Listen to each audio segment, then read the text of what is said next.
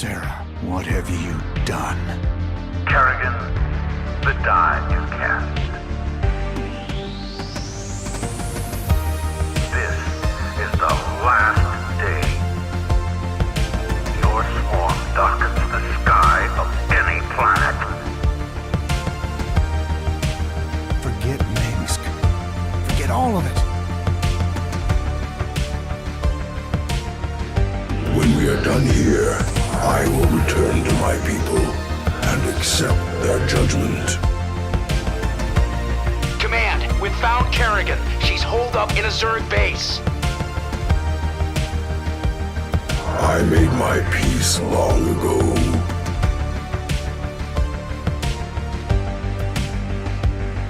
Consider it done. For ire. Indeed.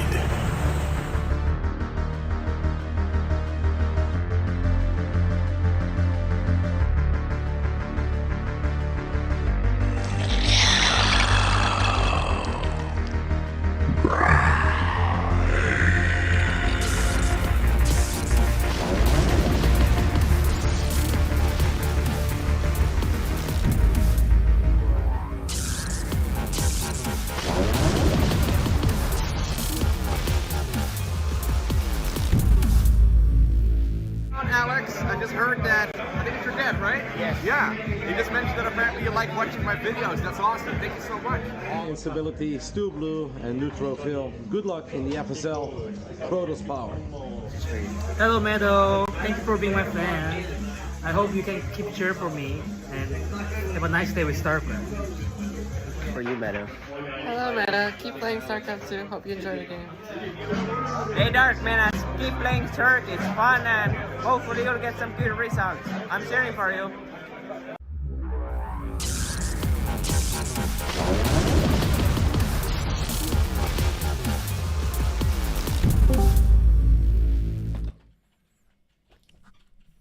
Let me get some water real quick. Hey guys, we're back, and War Bunny's gonna get some water. Today we're gonna have one of the most sad stories of StarCraft 2 esports. It's a story about greed and pursuit of large amount of money. Let me just load up you guys' cameras. There you go, I finally see you guys. How you guys doing? Hey, we're doing well. You know, we had a really great Barcraft event at the Mall of America. There's a new world champion, and we don't have time to talk about any of that, do we? Because we got a busy night ahead, don't we? We're gonna have to use that story during waiting for players. Inevitably, that's gonna happen eventually, right? Hey, sure. I'm sure everyone's got their opinions. Yep. So let's do this. Why don't you talk about? Well, let's load up let's show it on the screen what we got going on, because we have a full night, like you said, right? Yeah, we are trying to wrap up the season here and now. Some of these are going to be from replay. We have some people ready to go, but we want to move on to the playoffs, and there's only one way to do it. Great. A marathon. All right. And by the way, we do have a special guest hopping on that's going to talk about the games that's coming up. Right. Now let me load her up on the screen. And let's see. There she is. And she'll talk about the matchups, and I'll show that on the display too. So you guys probably can't hear her because she's on the other thing. Let me see if hopefully you can't actually see her either. Yeah, let's see. I see a name though. Hi, Ellie. I'm Ellie. I may or may not be one of the voice actors from Disney. Can you guess who I am? Anyway, I'd like to welcome you all to the final day of Season 6 of the regular season and Day 34 of the FSL. We have a full lineup for tonight. Hopefully we get through the full schedule of games. There you Most go. will be played live, but She's some talking will be now. via the replay feature of StarCraft. I can't Tonight hear her. we have these exciting matchups for 2 versus 2. Valhurt versus Tortoise I and can't hear Terror anything. from replay, Valhurt versus Polaris, and finally those 2 jokers versus Eclipse. For Code B, we have Cloak versus Mrs. Super XL from replay, and then Cloak versus Chien Pound. For Code A, we have Gray versus the Archaic. And the top division, Code S, we KJ, have can 2 you hear? matches, Sir Malignant versus Dark Menace. You can hear and it Sir if you Malignant go. versus Instability. Our Oh, to the casters stream? tonight are Hyper Turtle and War Bunnies, and your main host and organizer, KJ. Well, I guess that'll do it for now. You didn't really kind of go through, but that's okay. Anyway, what do you guys think? I know you didn't hear what she says, but which of the matchups tonight are you guys super interested in? the Sir Malagat matches on Code S, it means a lot for the two players seating wise in Code S. Sir Malagan's out, so I'm always a big fan of the Code B matches. I don't think it has much to do with the seating. Gray versus the Archaic has quite a bit of potential, but I think those two Jokers in Eclipse is going to be kind of the same as Tortoise and Hale versus Valhertz. I think there's a clear favorite in those. So I'd say Valhertz versus Polaris is probably Well, the match of the night. We have a lot of matches. Let's start with the replays, but not your replays. I got 2 other replays. The Cloak replays. You guys can start casting that. What do you guys say? Oh, yeah.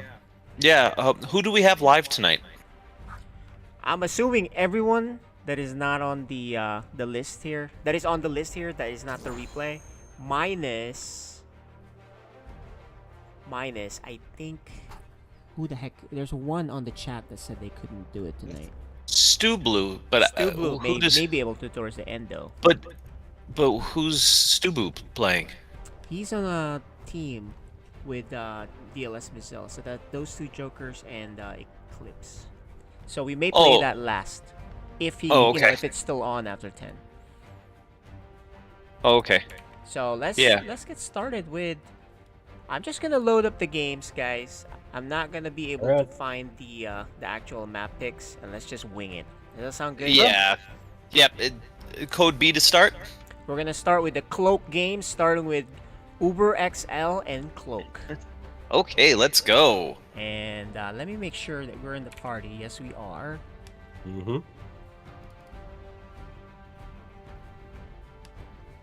I think the Code B matchups, they can be the most interesting. It's all loaded for you guys, did it? No. No, it didn't. Okay, I'll have to load it manually. Hang tight, guys. Okay. Well, talk about Cloak. Yeah, let's talk about. Yeah. Well, I mean, for one thing, Code B hasn't been nearly as crowded as the other leagues. So we've actually had quite a bit of time in between matches here and there. Cloak is wrapping up both of his now, or from replay, I believe. And it can be interesting, you know, sometimes you forget that this is a game where you got to start somewhere. And I think some of the most creative plays can come when you don't know any better. I like watching Cloak games in general. The Code B, I feel, is the spirit of FSL. It often is encapsulated in the Code B games where people are learning, and you can really see the growth the most from just playing the games, and as you learn, things that we all made mistakes when we were first starting out.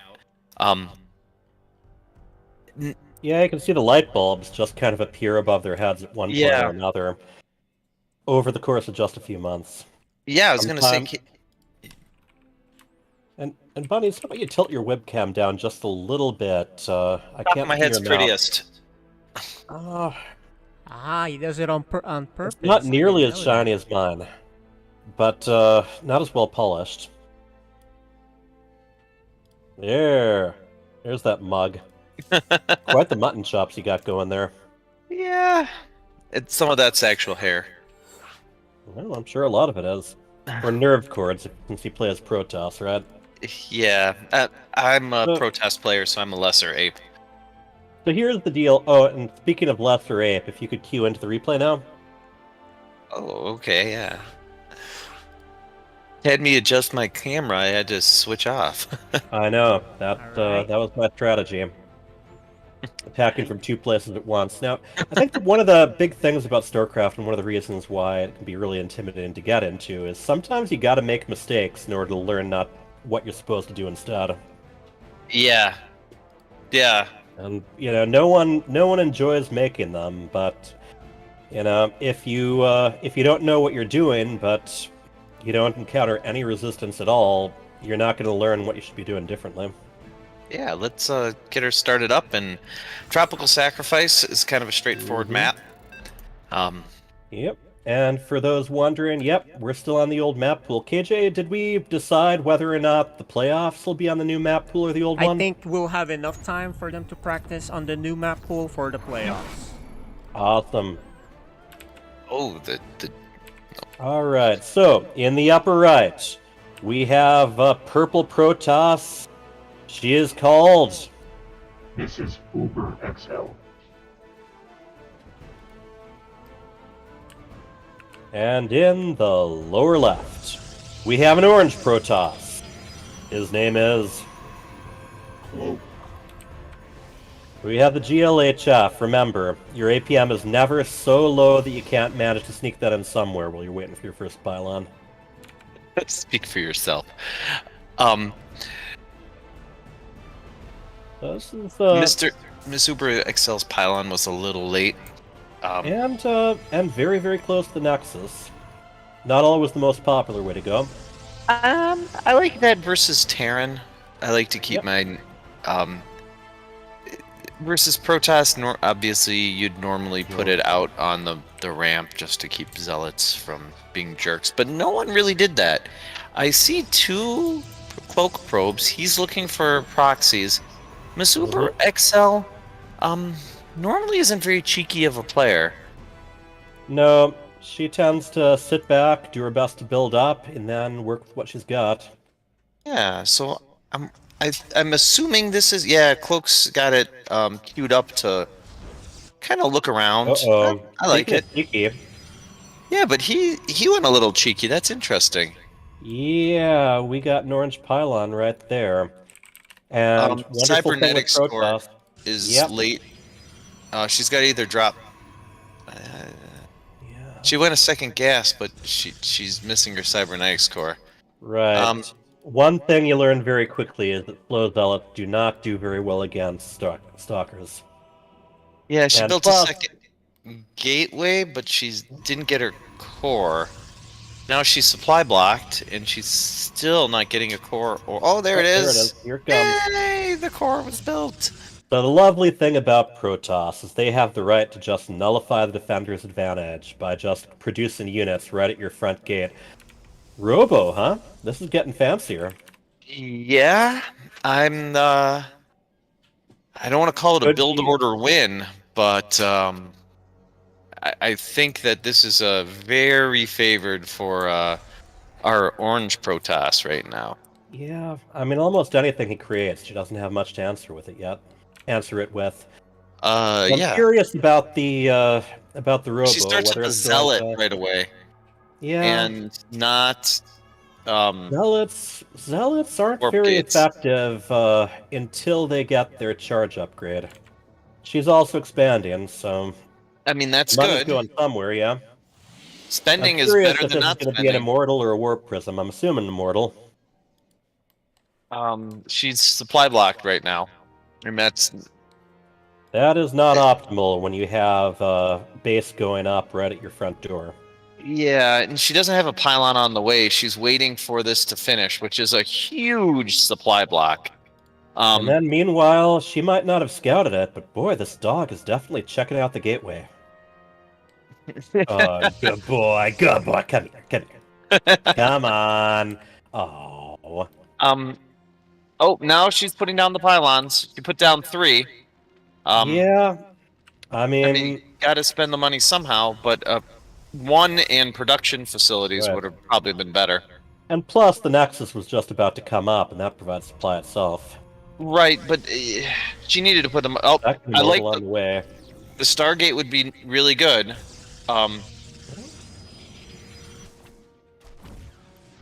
So he definitely has units, but he has units, and if she can hold this, she's going to be way ahead in economy with her expansion. But she needs something to hold it with. She doesn't even have a pylon down at the natural, much less a shield battery with it.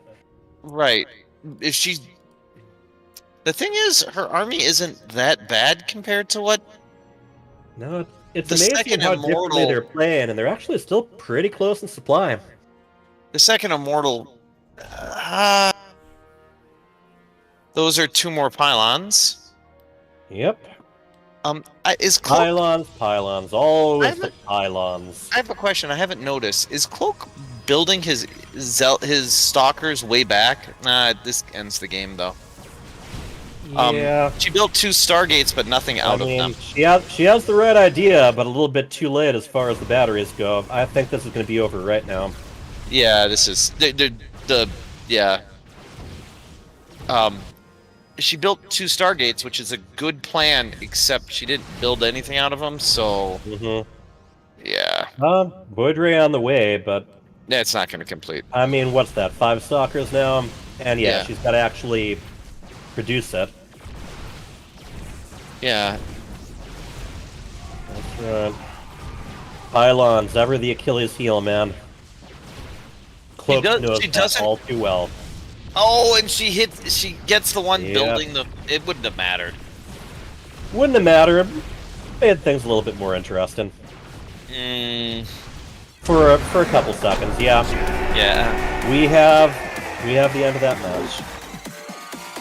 So yeah, what we had I liked Miss Uber XL's play, but Cloak was just a little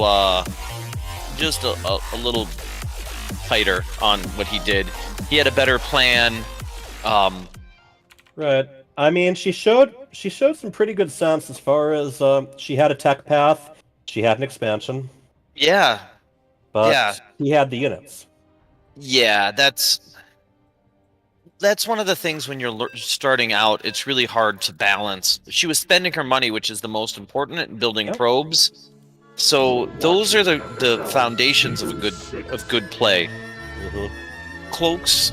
Oh, I'll let you. I will let me as well. In the upper left, the blue Protoss. Her name is Mrs. Uber XL. And her opponent. In the lower right, up 1 match, we have an orange Protoss who goes by the name of... Cloak.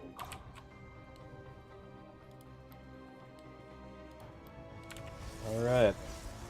Her pylon was on time this time. Mm-hmm. Her gateway's up in the correct order, so this is looking better for Miss Uber XL already. But the early game is always important because it affects the entire game. It's like breakfast.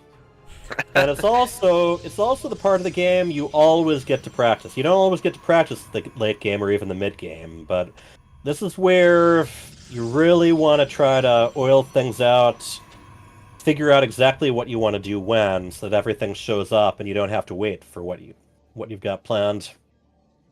Yeah, and as a Protoss player, I think it's the easiest to get a couple of the early mechanics down, because you almost always want a gate. It's always going to go pylon, gateway, cyber core.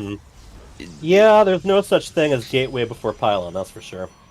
Right. Oh, look at that! Core was really well timed. I kind of would like. I wish. I wish she was on webcam, because Cyan is usually pretty proactive about stepping in between games and letting his family members know what to focus on a little bit. We have a very early forge, so nothing, no probe out there though. So I think he's just going, just defensive. Defensive. He has the pylon at the entrance to natural, so we should see a Nexus coming up very soon. She missed a pylon, which is always sad. But she got warp gate going quick. There's the pylon. Yep. Let's see. Put down the tech path now. I'm trying to will her mentally. And I'll do my best. You must construct additional pylons. Yeah, that's a supply block to the Shadow Realm, unfortunately. Avoid. Yeah. But now she's got to do something with that money. She's got pylon up. Nexus is the correct path. I like it. Yeah. And despite all the preparations that Cloak made, his Nexus still hasn't even started. Yeah. He's got the Stargate going. Yeah. Stargate. The money. Yeah, Stargate for Miss Uber. Extra pylon. Ooh, we could have a nice little air battle, couldn't we? Yeah. I like the pylon was on time. And she's cut probes. We talked about before. where sometimes, you keep preparing to put down a certain building, like your first Nexus, and if you don't have things ironed out enough, you keep finding yourself just a little bit short and having to wait, and then there's actually still time for you to get preoccupied with making one other thing, and then you have to wait even longer. Oracle, I do not think she's gonna be very prepared. I don't think she's gonna have a Void Ray or a Phoenix out in time. Maybe. It's possible. Oracle, so on the lower levels, I find myself even sometimes oracles can be great, but they can also slow you down as much as your opponent if they have any sort of defense. Especially against Zerg. Yeah, this Void Ray, I think will. Let's see where she's he's. Chrono Whip. Yeah, she's been actually pretty good with her chronos. I mean. Yeah, I think an F2 response will keep this from being devastating, and the worker count is even, but she's already mining from her extra base. Mm-hmm. Yeah, she's been lining things up a lot better. Void Rays, the record, Void Rays do bonus damage against oracles these days. It's been that way for a while now. And that oracle, the pylons around the base. I think that oracle was doing what we call lollygagging a little bit. Yeah, she's gonna get a couple probes. Let's see her reaction. F2, F2. There's the F2. Yeah, I think no pull, but yeah. Nope, you gotta keep clicking on it. Click on it. Probes down. Oh, so no, it hurt keep a little clicking on bit. it. And there's more to come too, I think. Yeah. Yep.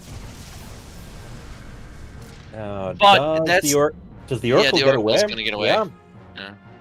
So I would call that a win from Cloak, although, boy, while he was harassing there, his money was really piling up, at least as far as minerals go, and he's not mining from his gases at the natural yet. Yeah, he's going double Void Ray. She only has but she only has the one production facility.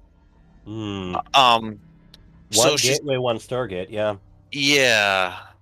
Now, she did go double Stargate last match, so she knows it's an option. She's a little behind in workers, but I think at this level that's perfectly okay. Cloak's just letting he's letting his minerals develop interest on that. Yes, indeed, and also letting the Oracle gradually get some more energy too. Yeah. I have not seen a lot of Chronos from him. This Nexus is almost maxed out for energy. He just chronoed as soon as you said that. Yep. Chronoed Even though this took place at an earlier time, my voice has a tendency to carry to earlier points in history. I actually once told George Washington to construct more pylons. And he ignored me. Second Stargate. Third Stargate. Uh-huh. Cloak remembered that the Oracle existed, and that is a useful thing. We'll see where it goes. Now, the wonderful thing about flying units at beginner's level, there's a lot less you have to worry about positioning. You don't have to worry about terrain. They can come in, they can leave, they can stack. So she's getting all the buildings. Yes, that's 4 Stargates. Now, Cloak, meanwhile, getting the upgrades, though. Yes, that's the case. And he's building charge, and he will be going up to 3 gateways. So they both decided that they need production. I don't know if you can produce off 4 Stargates with 2 base. I've never tried. You can, but it involves letting your minerals pile up a little bit first. Wait a minute, I gotta say, they've both got a decent amount of gas and minerals right now. I think. Oh, Miss Uber XL says, "Get wrecked, nerd! I'm killing you this time. Will he get away?" Did the Oracle see this coming, huh? Ooh, oh man. Ah. It goes down, but it took a probe with it. Yeah. She's up because of her chronos and her consistency. She's up in workers. Yep. She's down 1 Void Ray, but she's got a bunch of production facilities. A lot like last game, their supplies are very similar, but unlike last game, Cloak's army is not being brought in right at her doorstep. Right. Now, they've both taken the pocket bases, which have half the minerals and half the gas, but are a lot easier to defend. Yeah. Can you? I don't know if neither of them have any Don't hotkeys. know if neither of them have any. Either of them. Either Okay. of them have any hotkeys. No, that I don't know if that works in replays. It does. Cloak has his Stargate and all three Nexus saved to control groups. You just have to click on one of your units, and then it'll show the tip at the bottom. Miss Uber XL has no. Yeah, so what we have here is, I mean, there was the Oracle, but on the whole, this is sort of a no-rush game. They both really want some strong armies before they take the other on head-on. Yeah. And Void Rays are very much on the menu. Yeah? Let's see, what do we got for you? I think that Cloak's charge is going to play a big role, I think. Yes, indeed. Void Rays do not take Zealots down as quickly as you might think. And she's got a bunch of Stalkers to help with the Void Rays, but the charge lots really do well in that situation. And some of them got warped in a slow pylon. Yeah, Fluxman's coming in for Cloak. That is the Void Ray speed, so as long as he does keep him moving, he can really benefit from that. Yeah, I don't think Miss Uber XL has... She's got 4 gates, but she doesn't have a... the only upgrade she has is Warp Gate. I think now she's going to the point of the game where she's getting one of everything, which is a fine way to play. Sure. Sometimes you just want the sampler menu. Yeah. She's decided that shield batteries are now... Down in the lower right, we have 3 probes that are just kind of staring at the assimilator instead of mining from it. I do that sometimes. You'll hear me yell at them, "Get to work!" No, I didn't just say you stare at it. Yeah, I know. That's when your teammates tend to leave the game without saying anything else. It's like, no, I didn't mean... Oh. Do something, you lazy bums. Oh. Not you guys. You guys are carrying me. So we got a robo from Mrs. Uber XL. Observer could be nice taking a look around. Contrary to his name, and the only unit that has a cloak in the game, we don't see Cloak go Dark Templar very often, but we have a move out. Mrs. Uber XL has decided enough is enough, and she doesn't know it, but she's got a bit of supply lead here, even if Cloak has the upgrade and tech lead. Yeah, the charge lots are gonna be couple of cannons at the front, but I don't think either of... Yeah, she's got shield batteries, he doesn't. Yeah, but she can't blink, because she doesn't have... she does not have blink. It would have been cool if she did. Yeah, that would have been awesome, blinking up now let's see if they activate their prismatic alignments. I don't see... Okay, yeah, she did. Uber XL is... Cloak? Okay, now Cloak has, but a little bit late. Yeah. Still... This is pretty close. Pretty close. Little bit of an advantage, and keep in mind, Cloak very much has the defender's advantage. He can bring things. Yeah. Where's she going? Oh, her army is not leaving that, and hopefully she realizes. F2 back. F2 back. Yeah, turn those Void Rays around, lady. Oh boy. Oh. Yeah, that's a bad click there. Now she's building. I mean, she's got a lot of stuff in she's production. Got a lot of batteries, and she could warp in quite a few. Yeah, she's on it. Let's see how well she defends. Hopefully, she also does battery overcharge. Oh no! There go. Oh, don't get lured out alone. Oh man. Yeah, he's picking out the stock. He's able to pick off the stalkers one at a time, and I think that's the way it's going to go from here. As she warps things in, they're going to get picked off as they come out. Those pylons being redundant was very useful, but yeah. There's that, but you saw, like, the stalkers were getting picked off as they warped in, so... Yeah, I think this might be not only the end of the map, but of the series. Yeah, this is. Unfortunately, Miss Uber XL played very well, but Cloak... I think there was a very clear improvement as far as their macro went. Yeah. But had one bad fight. Yeah, and Cloak is our winner. Yeah, I have a lot of questions for both of them. That seemed like a really well played game. But yeah, Well, but they're guys, not here. yeah, that's gonna do it for that. But for now, let's get on Discord. The intro person, maybe you can hear it this time around. Go 1 second. Or I'll just mute one and turn the stream audio on. Hi, I'm Ellie. I may or may not be one of the voice actors from Disney. Can you guess who I am? Anyway, I'd like to welcome you all to the final day of Season 6 of the regular season and day 34 of the FSL. We have a full lineup for tonight. Hopefully we get through the full schedule of games. Most will be played live, but some will be via the replay feature of StarCraft. Tonight we have these exciting matchups for 2 versus 2. Valhurt vs Tortoise and Hare from replay, Valhurt vs Polaris, and finally those 2 jokers vs Eclipse. For Code B, we have Cloak vs Mrs. Super XL from replay, and then Cloak vs Qianpound. For Code A, we have Grey vs the Archaic. And the top division, Code S, we have 2 matches, Sir Maligant vs Dark Menace, and then Sir Maligant vs Instability. Our casters for tonight are Hyper Turtle and War Bunnies, and your main host and organizer, KJ. All right, thank you for that. All right, so at least we got that done. So Disney has that Ellie or is that Elsie or Elsa? I have no idea. I guess you watch a lot of Disney, don't you? Oh yes, I'm a big Amphibia fan myself, but yeah, Disney Plus gets a lot of mileage in our household. Honestly, I am not sure what I'd get if I cross-referenced StarCraft with the Disney movies. I know there's a lot of StarCraft voice actors who have done anime and quite a few other sci-fi shows and video games. But... Well, so what do we have up next? Yeah, we got this replay one done pretty fast, right? Yeah. Just because, it's pretty replay. straightforward. You just rolled it up, that's it.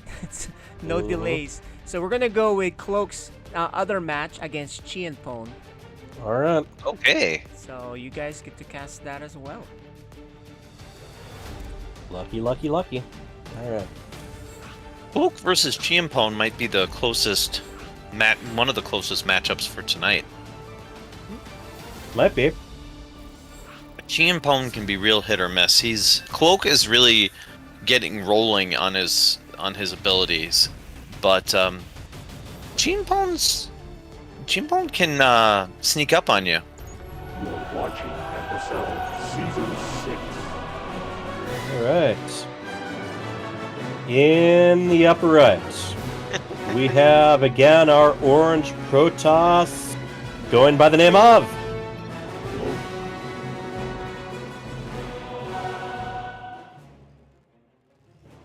and in the lower left, the blue Terran who indeed did want to play as Terran. His name is Qianpound. And yeah, Qianpound does switch off here and there. Let's be honest, no one wants to be Terran. No one picks that on purpose. Yeah, I mean, they never win world championships, so... Yeah. So... This is a 3-Rax. Or proxy 3-Rax, proxy 2-Rax? What do you think? I have... well, I'd say 2-Rax. You're gonna be scouted right away? Oh, yes. Will they ever? And that probe can actually seriously delay, if not stop that. Fight him! Fight him! Mm-hmm. Use your drills! Okay, get back to it. Yeah. Well, he knows what to do. Now, Cloak... all right, he's going with cannons, then. He wants to do the defense. Hopefully these are Reapers. Yeah, I'd expect, judging by the placement. I believe they can go up those steps there. Yeah. There's a Reaper hopping right behind the base there. And cannons are both really good against Reapers and really poor. Because it's not hard as to poor get... as they were in Wings of Liberty, no matter what. But, yeah, I mean, one of the things you learn very early on after taking on the computer for a while is that human beings sometimes will notice that they can go where your defenses aren't. Right. Definitely as Reapers. Mm-hmm. Yeah, so... But only one unit... What I'd like here, if he was gonna make them in the main, would be to have the cannon right at the spot they'd be jumping up at. That would be a spot. He also the second cannon will actually not 100%, but will pretty effectively cut off the.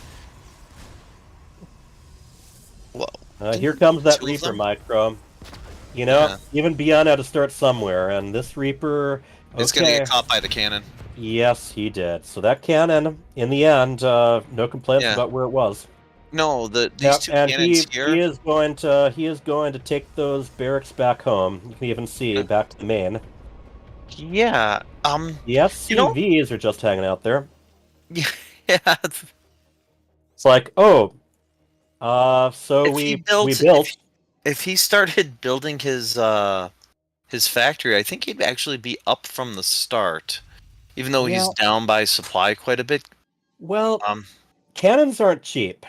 You got to do the forge, then you have both those cannons, and Chienpon definitely got the head start as far as expanding went. So also no counterattack here. So overall, I'd say that Reaper Rush paid off just because it got Cloak to react. Yeah, got his attention.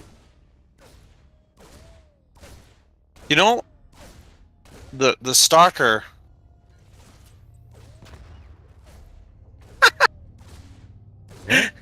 The Reaper decided to KDR charge itself just for fun. Sure. Oh, he's dead now. He's dead now. There aren't a lot of units that can bring their own trampoline with them. Yeah. So that's something they've got going for them. Ooh, we have a Stargate. It is all done. Chienpon, he's fallen into a trap that a lot of players do. He's forgotten to build units. Yep, and I mean, not a lot of defense, and yes, the one of the barracks, the add-on only just completed. He's at the we have three army army units versus 0. So honestly, not that much of a lead, but anything higher than 0 is intimidating against 0. Yeah, he's got stim and combat shields, but still 0 units in the production. Yep. And Cloak, I mean, obviously he was waiting to see if there was more aggression, but in the meantime, he's being pretty proactive. Got an Oracle coming, and exactly. So the Cyclone, will the Cyclone finish in time? Maybe, because he'll hang it out. Normally, this would be coming in and just devastating his workers. Absolutely. Now, we also see a little bit of oversaturation on the names. Some of those could be moved, but it's last game we saw him not doing much while the Oracle was doing his work. Yep. Okay, you got it. F2. No, where'd you send your Cyclone? F2. F2. Oh no! Here it comes, here it comes. There's a Cyclone in the forecast, man. Okay, not the proper response. You do not want to chase the Cyclone down with the Oracle. That got a lot of workers, though. And he was already up quite a bit of workers. Exactly. The Reaper killed 1 worker. The Oracle killed 7. Yeah. And it's not that it killed so many workers, is that Chienpon didn't build them. But Chienpon he's taken a break from building off the barracks, which probably not recommended.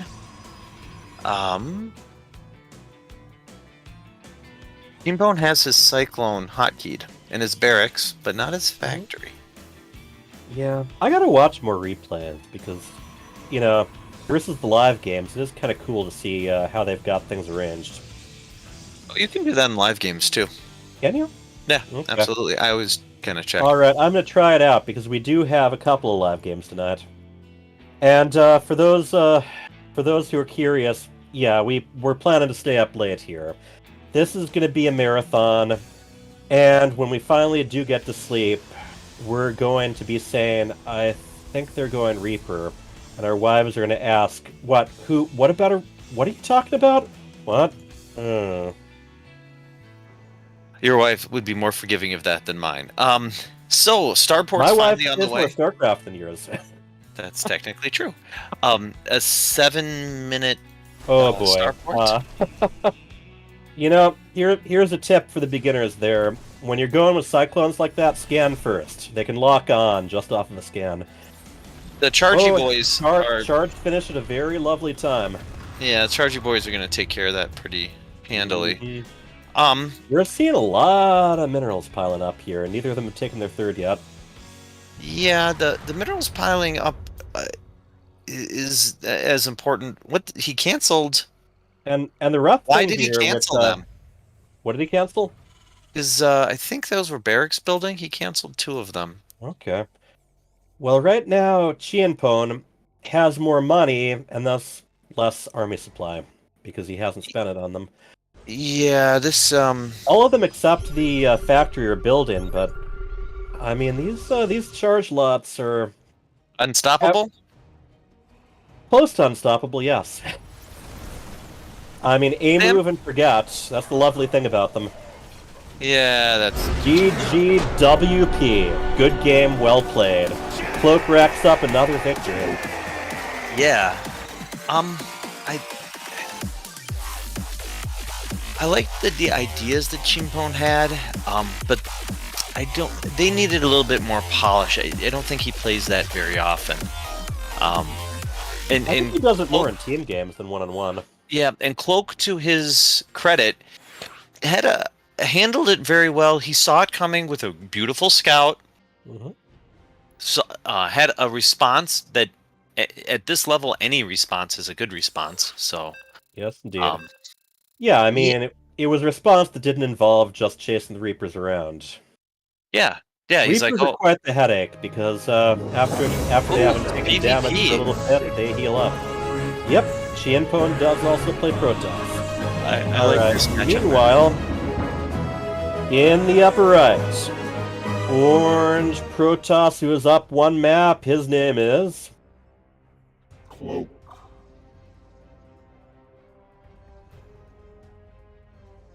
And his opponent, Dark Blue Protoss, but still with the Reaper portrait.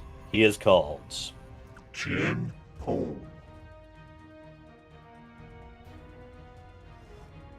So, now and it's yeah, time. right after pointing out that he was playing Protoss, I got confused whether that was his pylon or his opponent's, but I think I've got my bearings about me again.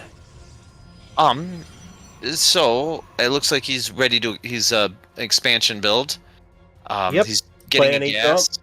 This is way smoother of a start than as Terran. The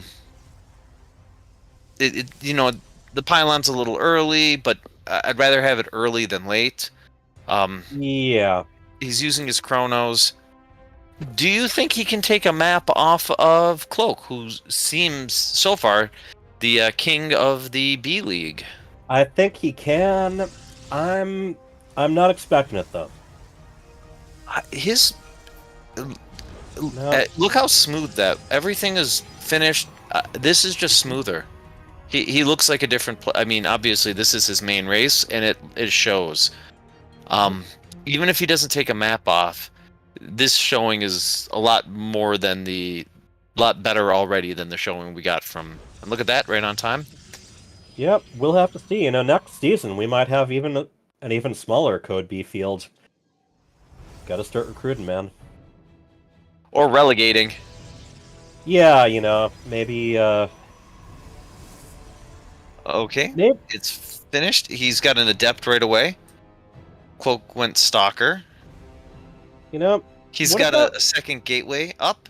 Look at how much just cleaner it looks right now. Third gateway. It's very different when you're playing as a race where your worker doesn't get used up or occupied while making buildings. You get too used to that, then it can throw you off playing as the others, that's for sure. He's going across the map. Taking a look anyway. A robo. No, that's going across. Cloak. Cloak was checking for proxies. Yeah. Which isn't a bad idea after last match. I'd like to see. He's got the gateways. I'd like to. Oh, finishing up. I'd like to see a tech building, but. So I'm curious on your thoughts. So here's the adapt. Shade, run away. Yep. I like that. There's nothing up there. Yeah, you think he's going to complete? Oh, he better. Is. Yeah. Start killing probes. Citizen's arrest. Adepts can do quite a bit of damage while there, but now If if he he'd microed shaded, it all, now if he started yeah. to shade out right away, that would have been even better. Not even shade, just walk around. True. Walk and shoot and walk and shoot. But it got it got 3. He's got a stalker in the wall. He's almost got his warp gate done.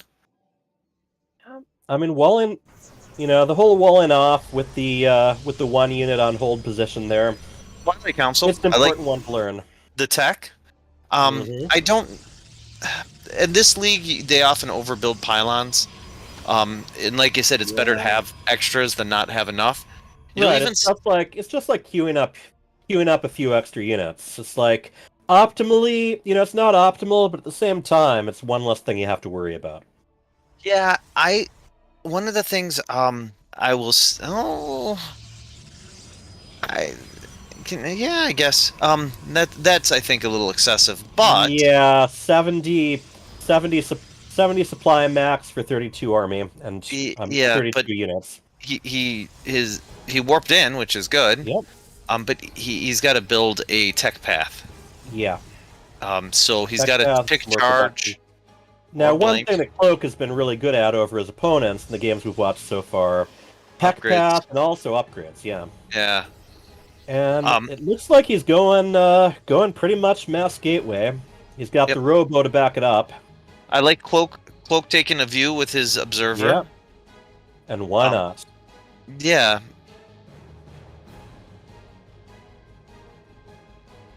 Cloak going Robo Bay. I like it. You think he might? Colossus? You think he might try his hand at Disruptor? Colossus is definitely a lot easier to use. There's also, it is nice to have the fast. He's gonna put the dark shine down right. He's gonna look at it. Right. Either way, he's got observers ready to send out. Now, neither of them take the third yet. Well. Oh wow, double robo. Yeah. Now I'm curious. Is he gonna study any upgrades for Colossus? Do you think he's observer? Do you think he saw it? I think he one saw of those things. Did he click on it? Did he click on it when he saw it? No. Okay. Yeah. No, I'm saying Chimpone saw the shimmer. He has a stalker right under that, and he's building a warp prism. I thought it was going to be nope, his observer's right there. Yep. Look at that. We might have an observer who is not long for this world. Get him! Whim! It's getting away! Whim! Oh, didn't make it. That was really at the lower levels spotting the shimmer. Yeah, that's really hard to do. Yeah, I mean, higher levels they have to resort to things like sometimes even changing camera angle just to look around for them. Yeah, some of our higher level players that we play with, I've noticed when I've watched them on the replay, they'll wiggle their camera at it. Yes, exactly. So you can kind of see the distortion. Yeah, I don't have the APM for camera wiggling. Is he going to do a Zealot drop? He is. With the Dark Shrine down. Well, I'm assuming following up with some warping and some Dark Templar afterwards. We'll have to see. He's got to choose a spot. There's no observer. Yeah, and also all of Cloak's units are at the natural entrance, so this could potentially hurt. Just if he warps in a single Dark Templar, I think it's GG. There's nothing that detects on this side. I'm curious about the Robo Bay because he hasn't created any Colossi or Disrupt. Okay, he's researching warp prism speed now. Yeah. All right, let's see. Is he gonna go DTs? Warping DTs? Those are Zealots, not DTs. Zealots. And he doesn't have charge done yet. He doesn't even. Yeah. It's not even a shimmer in his mother's eye. Those are doing less than nothing. And there's an observer now, so. You send the Zealots in, it turns out their shoelaces were tied together. Yeah, and he's going to lose the prism. Oh man, the warp prism isn't on whatever. Transportation mode? Huh? Transportation mode? Yeah, but on warping mode? Oh man. That's transportation mode. It's transportation mode and phase-in mode, I believe. Phase-in, there we go. Phase mode. Alright, well, once again, Cloak finds himself in a pretty good position after this. Meanwhile, although he is pylon blocked right now. Yeah, but the thing is, he's got a immortal army coming against a stalker army, and does have a couple of batteries. So we will see how this turns out. They're the DTs. And if they're at the front and not, one of the dangers here is the DT is not being able to get in front of the stalkers and immortals. With this so if he F2s and grabs his observer, he can snipe the observer and hold with just the DTs. I don't think he's gonna F2. Spence is building up. Fight! Yeah, you see the Dark Templar don't have room to come out. He did get the battery overcharge going, and I think Cloak is, he has the right idea, waiting this out a little bit. Oh, even warping home, okay. Yeah, he didn't F2, so his observer stayed in the main. Yeah, the dangers of not F2. He has an observer sitting there, though. Oh, I didn't even see that guy. He must have just finished. I'd really like to see charge out of our blue Protoss. I think that's a huge advantage that Cloak has. Looks like he wanted Shadow Stride instead. Sometimes it can be tricky to make use of. If you do keep it in mind, it can be very good. Sometimes when I get it, I forget I even got it. It's like Impone's building nicely. He's using his money. He's got his third on the way. And you got to admit, throughout all of this, Chienpone has not taken any damage. I mean, any damage back at home anyway. He did lose Warp Prism and a bunch of Zealots, but Cloak is building the most odd. Blocked. It is the most odd set of shield batteries and cannons that one could build. The cannons make a little sense. The shield batteries there, they're a little ways from what you'd actually want to protect. Now, both of them are expanding similar times, finally taking their thirds. Yeah. Cloak has built himself quite the supply lead. That he has. He shadows. Instead of moving out of the way, he just blinked down with his DT. Exactly. It's all about convenience, man. Yeah. Moving my guys. Being a Dark Templar with Shadow Stride means never having to say excuse me. Yeah. Yep, Phasian mode. I have now clicked on a Warp Prism and checked what the command card button is. Yeah. I'm telling you, this summer I'm going to try my best to memorize the names of all the abilities and the upgrades that actually give them to you. Well, you know what? I was taunting those cannons and batteries. Mostly the batteries, not the cannons. Maybe he just knows his opponent really well. Yeah. Granted, there's a lot of places that the cannons are not. Yeah, like right and this there. This is one of them. There's Colossi out. Yep. That's a bunch of do DT. pretty well against Dark Templar as long as they can see them. And there's that Shadow Stride for you. Ooh. Happy dead probes. Now, can he escape? I do not see a. I do not see an observer in the third. Yeah, here it comes. It's almost there, and down they go. Yeah. Huh? Not a bad amount of damage, but it would have been even better if they'd managed to. He got over half out again. He got over half his probes. Yeah, I mean, you got to say right now, Cloak is down to 18 workers. Right. Chienpone has 39. Right. However, yeah, the army part of this though. There's one observer, so if it's gonna get away. Yep. He doesn't have blink. Yep. No one has blink except the Dark Templar. No. No, he has blink. Oh yeah, you're right. Chienpone has blink. Chienpone has blink. Those cannons are still there. Now, let's see who blinks first. Yeah. Alright, so... These are gonna get some work done. Yeah, they head straight to the natural, so... Yeah. If Chienpone can hold Cloak's next attack off, he's pretty much got this in the bag. Yep. He's got money coming in. Cloak does not. Cloak is down to 7 probes. Alright, but... Alright, and he holds. There's a lot of immortals. Yeah, you might want to hang back near where the shield batteries are. Offensive blinking is 9. Oh boy. So that's Dark Shrine Blink. Yes, it is. It exists. And boy. But why is he running back? To the shield batteries. No. Oh, the DTs were scooting about. Oh, I see. Yeah, there's your F2, but okay. Yeah. I think Chienpone has this. Yeah. GG. So like I said, he could win, and he did. And he did. The little engine that GG'd. Engine that GG'd. Hey, it's the right color. You know, or got GG, you know, spoken to him. Yeah. I don't know. It would be a very long title for a children's book, but I'm working on it, and I've already got it copyrighted. Let's start the third match. Yes, indeed.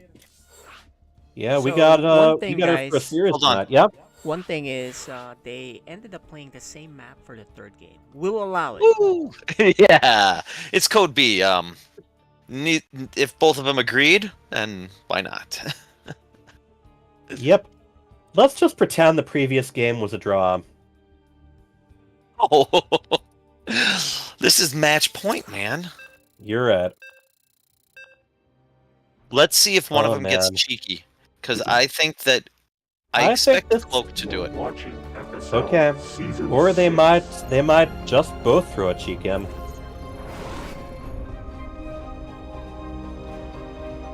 In the lower left, our orange Protoss, he is called Cloak.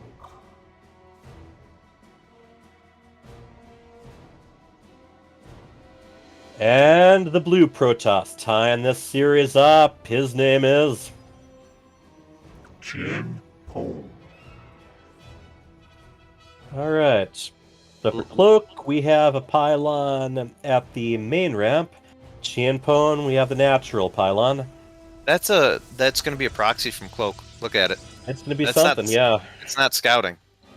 Nope, definitely not. And it's probably not cannon rushing either. Yeah, Especially if there was no forge. Yeah, that's you see, that's what you get when you get a caster who volunteers for free. You get these kinds of observations. Okay, so Oh wait, now what's he up to? Is he thinking, okay, just slightly different proxy spots? yeah, Now with Protoss, a little harder to detect a rush because you know your initial buildings you can still build in base. whoa, We'll see what kind of read we get. Wow, boy, those. Chienpone is like, Cloak's like, you are not cannon rushing me. Yeah. Yeah, I mean, that was maybe 8 more probes than is necessary. So he's got to go... You really got to go for a surround if you are going to do that. And even if you do, probes, at the high levels at least, can mineral walk right out of a surround. I don't know So what Cloak's doing, but I don't like it. Yeah, it might work, only because Chienpone might have spent a little bit too much attention, but he doesn't have any gas. I'll grant him one thing. He did not accidentally have all those probes follow their enemy probe all the way back to base. I've seen that happen sometimes. But yeah, this is interesting. Okay, now the cyber goes down. Usually, if it's a warp gate rush, you usually have the cyber core right after the first gateway. Yeah. Oh, and now once again, I mean, not quite as many probes going after this one, but similar idea. One probe chasing one probe is never enough. So, Oh. this might work even though Chimpone's in a better position because Chimbone has made the classic mistake of not building any units. It is interesting though. Usually with a warp gate rush, the person doing the rush researches warp gate first or at least at the same time. Yeah, I'm so curious on if this is going to work or not. It shouldn't work, but then maybe it's like, you know, those are like the worst. Sometimes you got that 3D chess going, you know. sometimes we're just not realizing the level they're playing at. But yeah, you know. Okay, now we have Warp Gate researching, so that shoots down my theory that that we're having only zealots. There's tiptoeing 4 the long way. zealots. Those 4 zealots are going to be versus 2 adepts. I think 4 zealots beat 2 adepts. It depends, and depends a lot about positioning. Well, we're about to find out. Oh yeah. Okay. Well, that cancels the shade. That's really good awareness there. Yeah. What he wants to do is he wants to put them somewhere where the zealots can't. You know, where only zealots. He's got to warp can hit him at in once. units that shoot. All right. Yes. Yep. Shooty units. Those are The good ones. defender has warp gate. I don't know what I'm watching, but I'm interested. Yep. Bonus damage against light, which zealots are. So those zealots, oh boy, yeah, they're gonna take a lot of damage while they're tearing down that spot. Yeah. Might want to back them up a little bit. Might even want to pull a few workers too. But I don't think so. Honestly, I don't know reason. Yeah, okay, those adepts, if he can make it over, they could do a lot of damage. We have I think that we have the he is orange going to zealots win. gathering up over here. I think he's going to win with these 4 adepts. Well, not a lot of damage back at home. Not a lot of defenses, I mean. Yeah, I think he wins this game right here. Man, I think these. It's funny because he cheesed, but he did it in kind of such an odd manner that. Yeah. Oh man, did you see that? Yep. Managed to stop the probe from actually putting the wall down. Yep. And here we go. The shades hovering around their prey.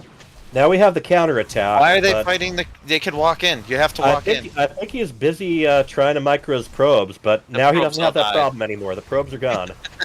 Now, if he, what would? Oh, we have the GG. So Tien Pone not only taking one map, but taking the other.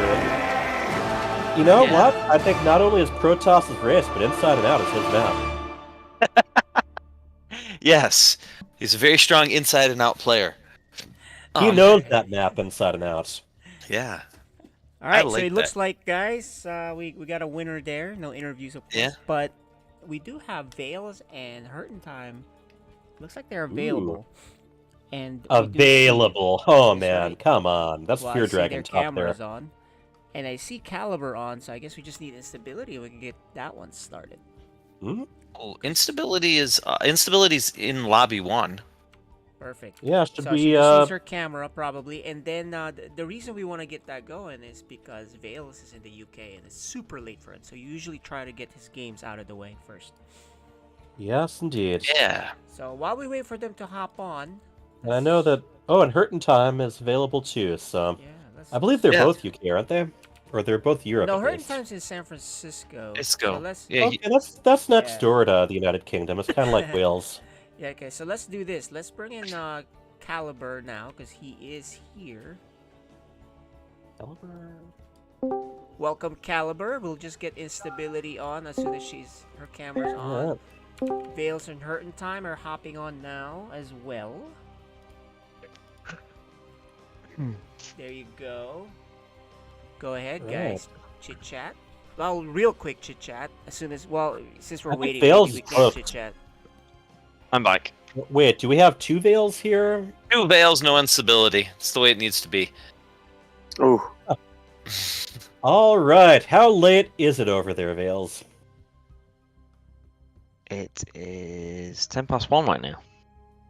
All right then. Let's see, do we have? We got 2 halves of the team. Normally that would make 1 whole team, but. So, Caliber, you planning to team up with Veils to defeat your non-existent enemies? I'd like to. That'd be a very interesting experience. Yeah, well, as usual, I think they're there. They're just cloaked. So, I know that Veils and Hurtin' Time put the thunder to us earlier in the week. You know, our audience hasn't seen that yet. Yeah, that's pretty predictable. Wow. So... Wow. Yeah. Do you guys think?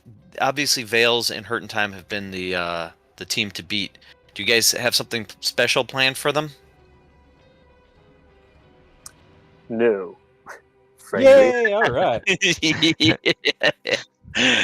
Well, that's an honest answer. Vales, did you and Hurt in Time get any time to play? Besides just the games first you earlier this week. Yeah. So, have you seen any of the games from Polaris? Yeah, I've seen a couple games. Yeah. Yeah. So, do you guys have a plan for them? Oh yeah, of course we do. Oh, well then, will preparation and skill overcome unpreparedness and skill? We will see. We'll see how many Marines and tanks die. All right. So is everyone? Let's see. Is everyone on BattleNet? Let's see. Yeah, I think we're just waiting on Fake Vales. Instability and Hurt in Time. Instability was here, but is suffering severe internet outages. Oh no! Yeah. So Instability is on my friends list, and she comes and goes offline quite a bit. So, one of the downsides of living in the boondocks, apparently. Who could again? Yeah. Yeah. Is Hurt here? Is Hurt in Time here? There he is. Someone's there. There he is. And apparently he's also called Vales. He's Vales number 2. Yeah, you put your name down as Vales on the camera. We'll fix it. I just clicked on a link that Vales sent. Ah, that'll be why. There's 2 of us. Yeah. There's 2 Vales versus 1 The dance, the 2 Vales, right? Yeah. So Reaper only. while we're waiting for... When we get her, we've really got to ask her whether she named herself Instability after her own internet. Hey, that's a good one. Ooh, Yeah. I got a lot of them because I'm going to be here all night. Actually, I did. Okay, there we go then. Yeah.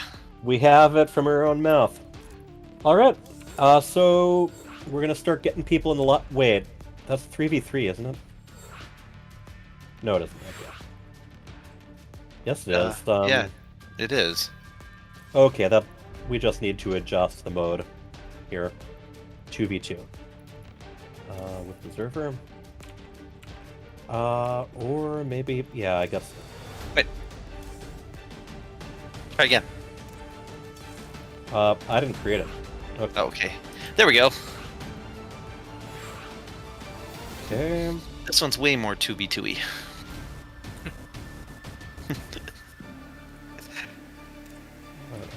So, Instability, can you hear us? Well, yeah, she was listening to me. Yeah, but sometimes it cuts out. So, have you been practicing lately? No. All right. Oh, no. All right. So, how do you feel your chances are against the juggernauts that you're about to take on? I wasn't aware they were juggernauts, to be honest. Well then. Yeah, Juggernauts were in Warcraft 2. I don't think they've brought those back in a single Blizzard game since then. Get with the times, man.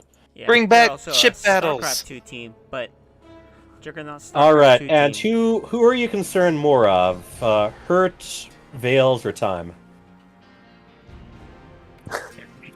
Enough of you. Well, I've heard Time is a pro player, so...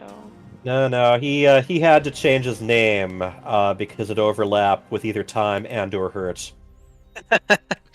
Yeah, he thought, man, I can't compete with Hurt in Time, so I'm going to change it to Oliveira and become a world champion. Just to avoid any litigation. All right, are we ready to go? I think we are. Well, we got 3 Terrans here, so I'm sure they're happy.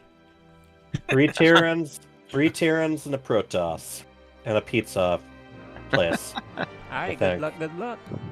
All right, let's move you to your individual, or you can move yourselves to your individual teams. Yay! All right, We got our privacy back.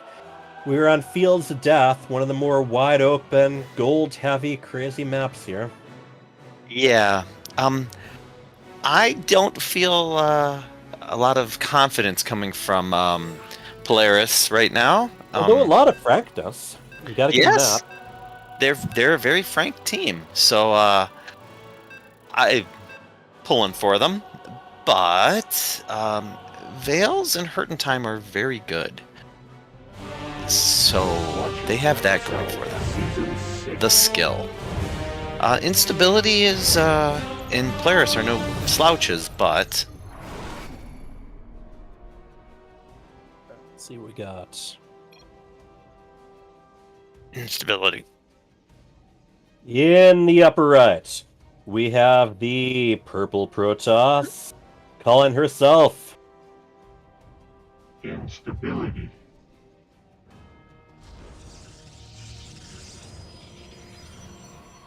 and her teammate.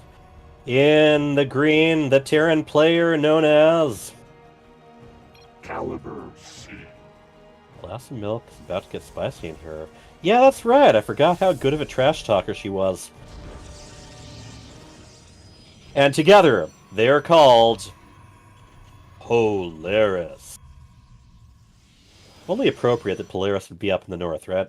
Anyway, at the bottom, we have the dark blue Terran calling himself Vales. And his teammates. He is called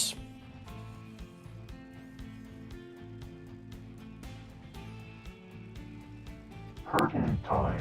Forgot to say that he's a red Terran, but regardless, together they are called Valhart.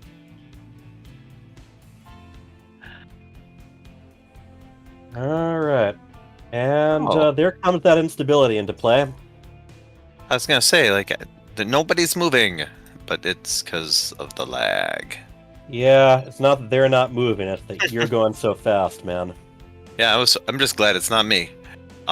That's right. You and Xfinity had a little bit of a dance for a while, but you're more or less through it. Don't need to lose if you DC. I think he's already predicting the rage quit. Yes, indeed. Now they're all taking their pockets around the same time. Nice try. Yeah. Like, do a good instability voice. I think I might No. need to work on it a bit. No. All right, we'll see Instability how you do is without the things. instability has missed her cybernetic score. There it goes. Yeah, I mean, here's the deal. When you're having that lag here and there, it throws off your timing. And then if you're also typing stuff, then get a wire, Maybe. mate. Get a wire, mate. That's my Vales voice. Okay, so knocking at the wall That there. sounded very Australian. Yeah, he's somewhere to the east of here. Anyway, I think Australia's west. I mean, I guess everything is east if you go far enough. Far enough, yes. That's the way globes work, you know. Vales won the that's Reaper battle. gonna throw off some time in there. No, I that's some bad news biscuits right there. Yeah, that is a very Caliber C different doesn't style of have Reaper than we anything saw in- last match. Caliber C doesn't have anything in production right now. Well, no production structures. He's got a Yeah. he's got a barracks. Yeah, okay. Alright. Adept to the Oof. rescue. There we go. Yeah, but unfortunately, he was building units the whole time doing that. Oh man. Blink in production already, huh? Yeah. A third base. I like it. Yeah. Vales has got his third CC, and Yep. Hertentime is just pounding along.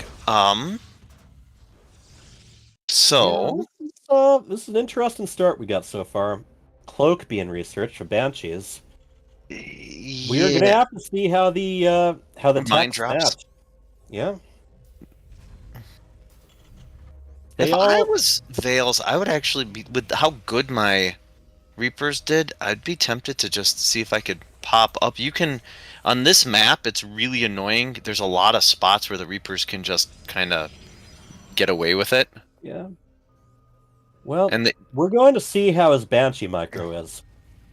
And we also, at the same time, have this. If this goes loaded up in its predicted path, mm-hmm. I don't know if instability didn't see it. So yeah, that's gonna get some work done. These Reapers are gonna harass the second. This is a really crisp harassment. Her observers are. Did now, her observers see? Nope. They do see the Banshee flying by. Yeah, so but just about to complete now. That Reaper did not fare as well as the previous one. No, but complete research. Now, complete. so are we gonna be seeing the mine drop and the Banshee at about the same time? Yep. And unlike their opponents, they've only got one player who can scan right now. Yeah. Mope. Hey, Rick, nerd. Alright, there you go.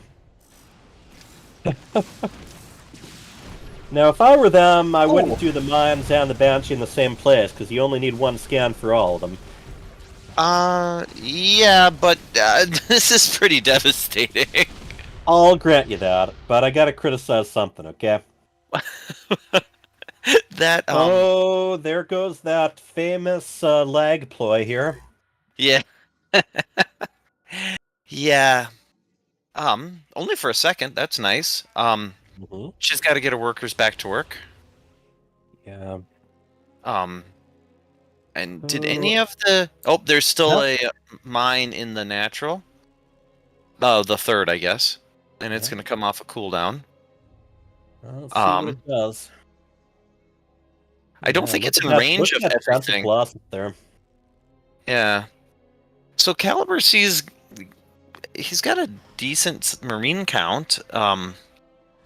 So that's nice.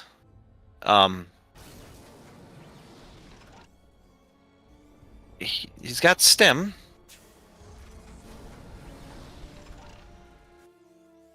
Ooh, shifting up tactics here. Are we gonna have a Hellion drop next? Maybe. Alright. Mine's gonna get cleaned up. Yeah.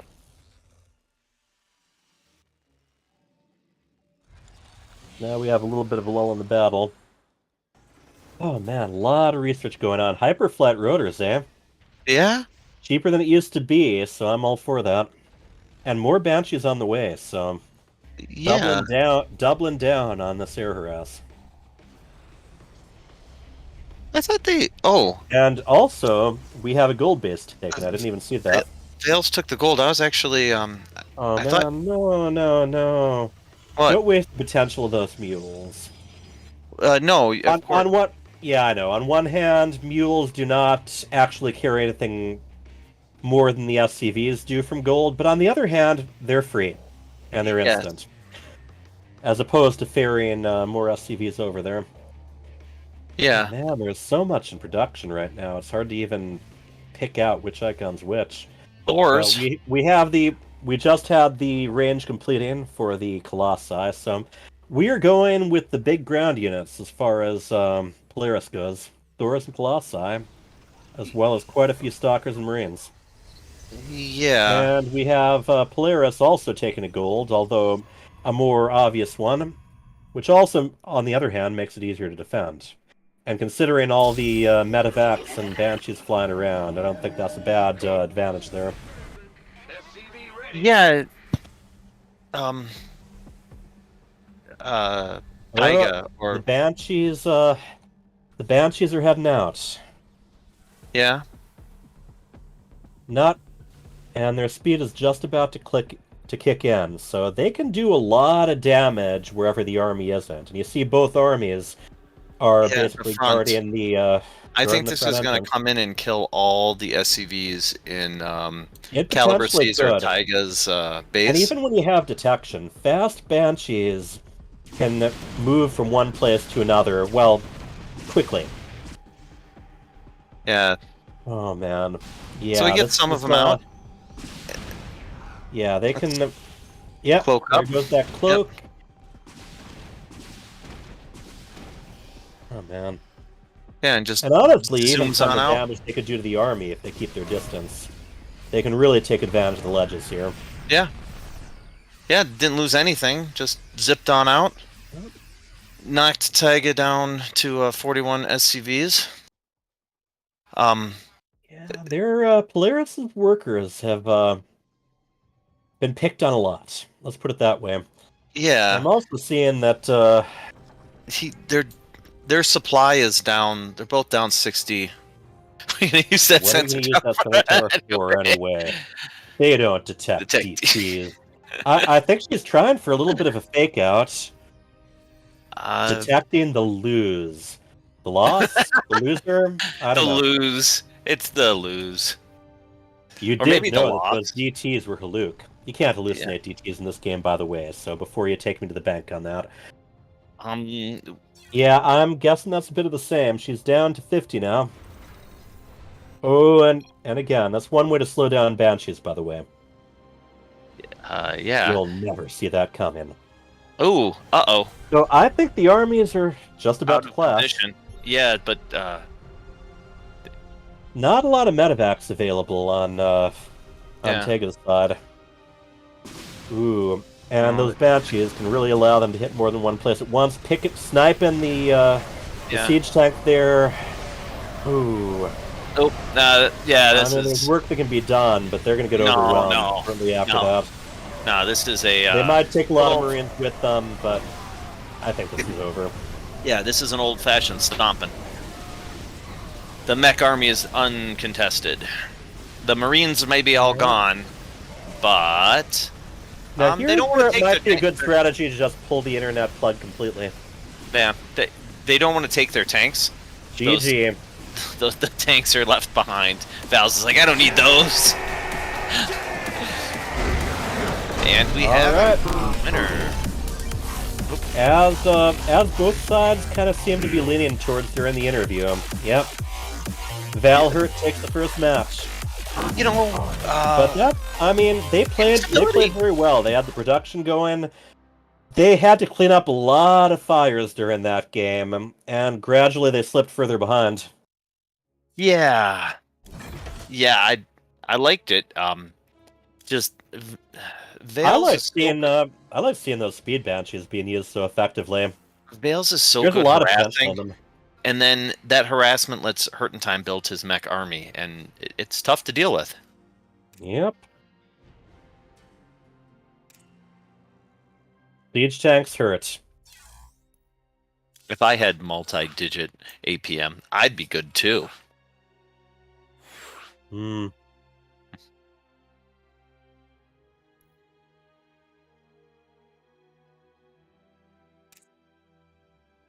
Divide this up.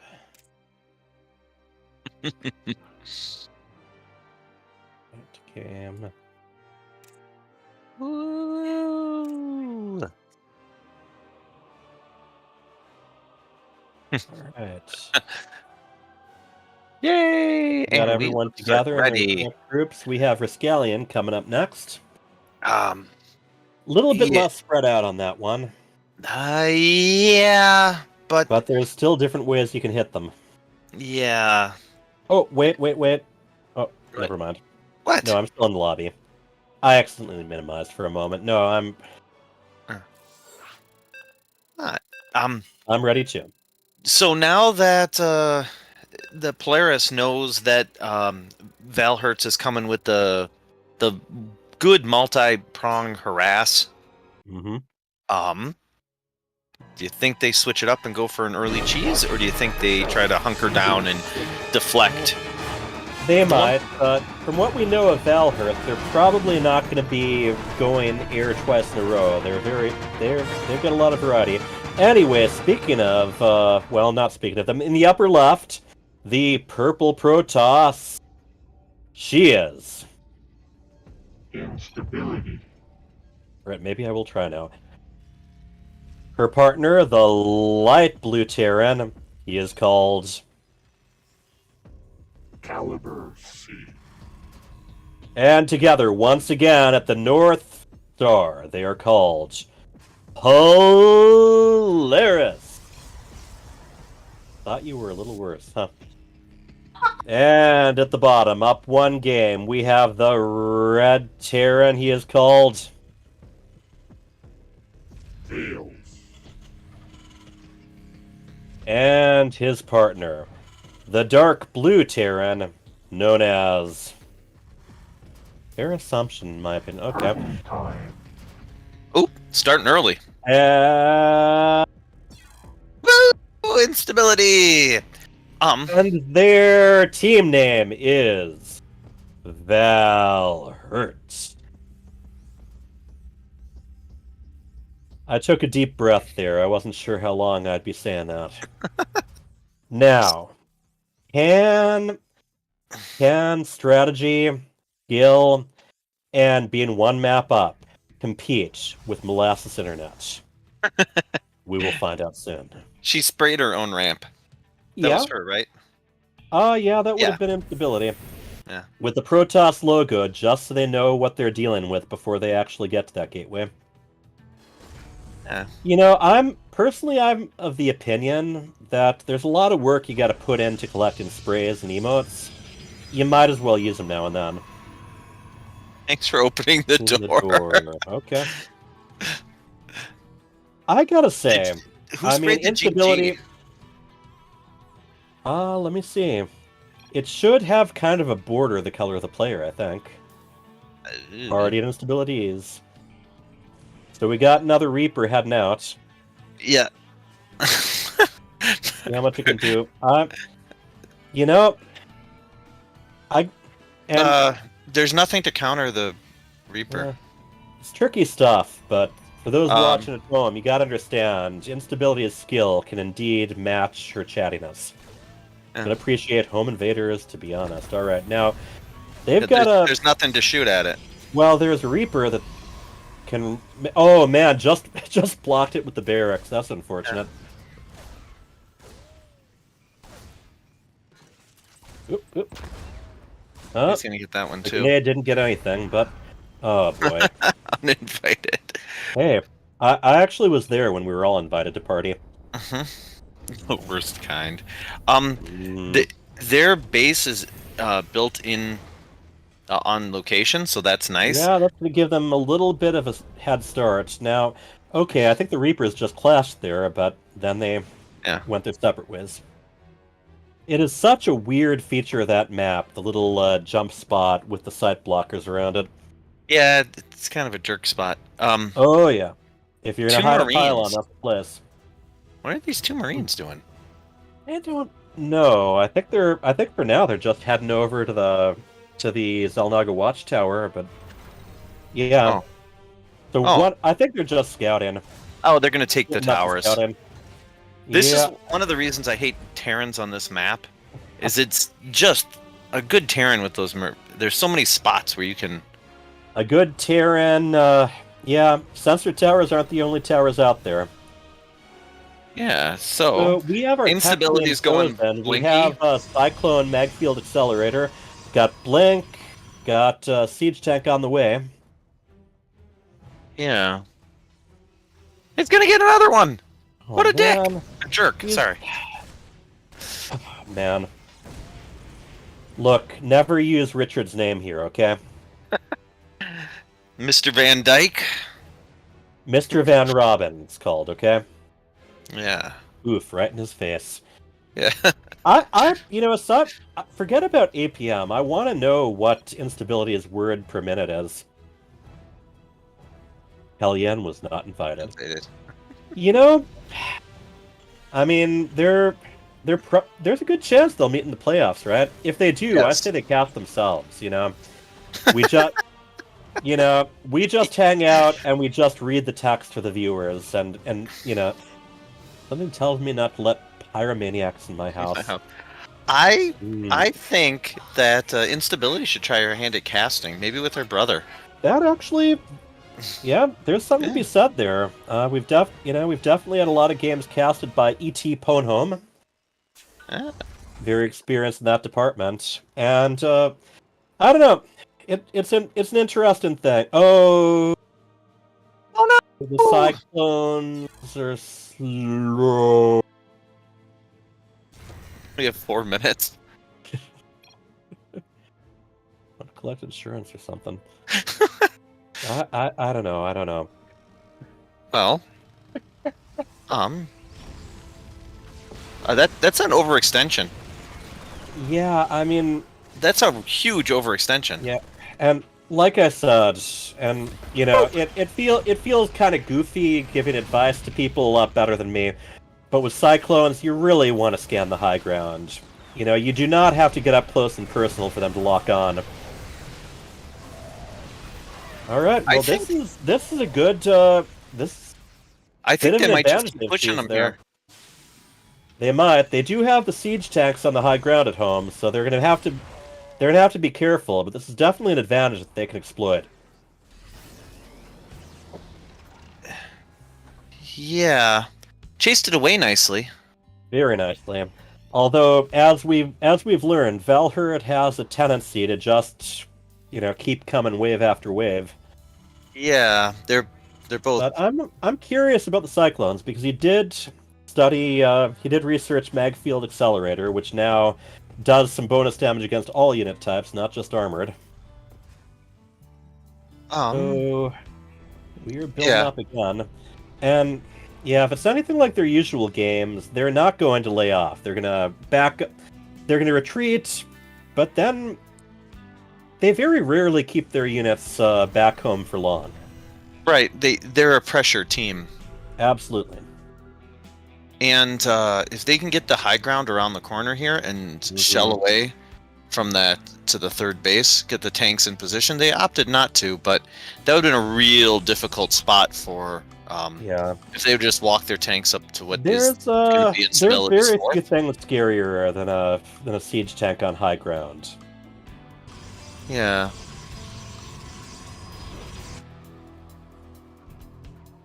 And wow, you know what impresses me so much? There's always many things in the production queue with both of these teams.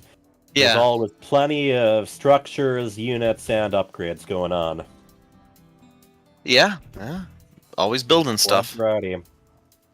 I like the charge. I like instability getting charge. I think against this,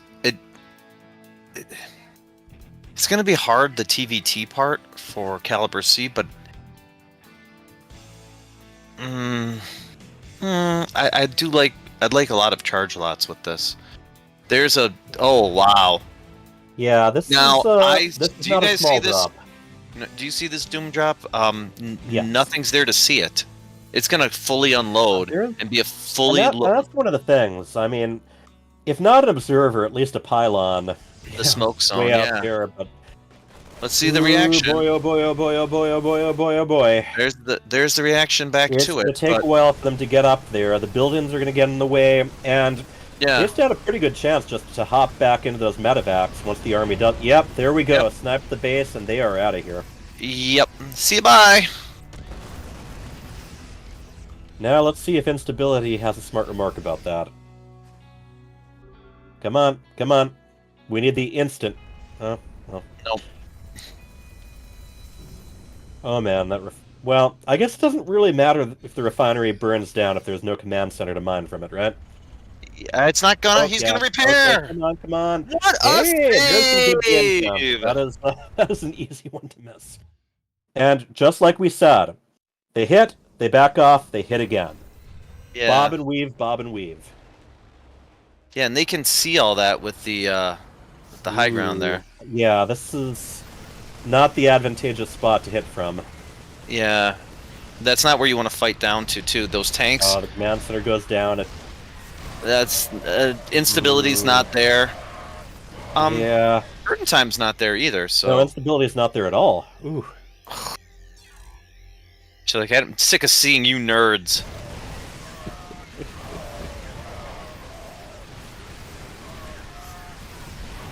So they clean up, but at a huge price, and yep. I mean, Tega especially now had 2 command centers sniped. He's on one command center, and well, one active one anyway. Yeah. Well, I guess that one's still. It's almost done. Yes. But yeah, once the command center. That is not the fight they want to take. Yeah, that's a little overzealous. Yeah, that's overzealous. And there are overzealous. those charge lots, and a little bit late to the party. Yeah. Yep. Run away! Yeah. Smart servos being researched. So, yeah. This game's running away with our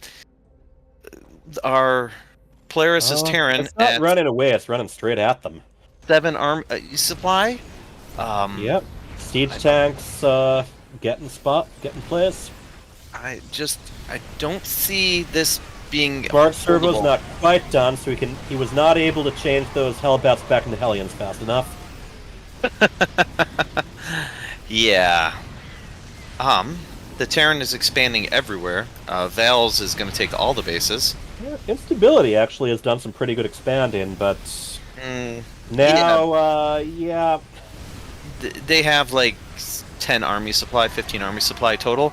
And look what else they've got down on the low ground. What? Tanks. Oh, I was going to say Zealots? The Zealots did well. The Zealots No, really the other did well. day. The other day. Oh. And we have a GG. GG. Valiant fight there. Yes. Well played by both, but yeah, they're the top team for a reason. Not too much different than everyone seemed to be anticipating. Bellhurt's a really good team.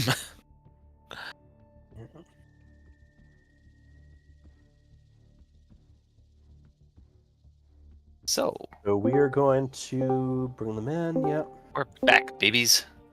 All right. We have our first live game of the night with Valhurt coming out on top. How did that compare to how you were expecting the match to go? Who are you asking? We'll start with you guys because you talked first.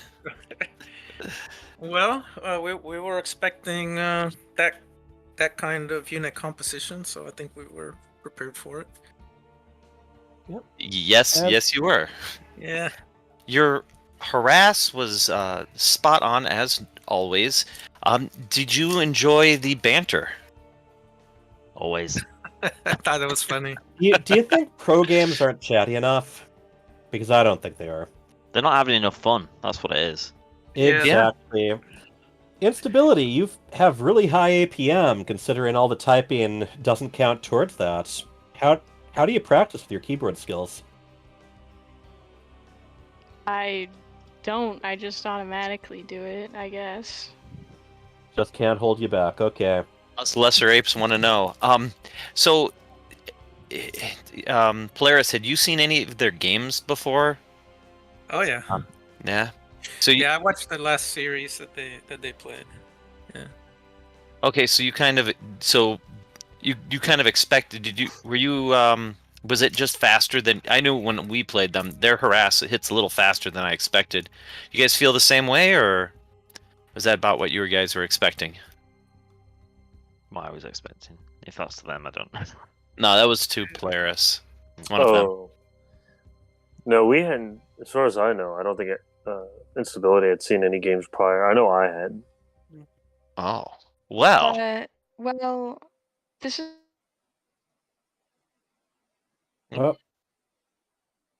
She lagged out of her own sentence. Every 4 minutes, and she'll be back in 2 seconds. Okay.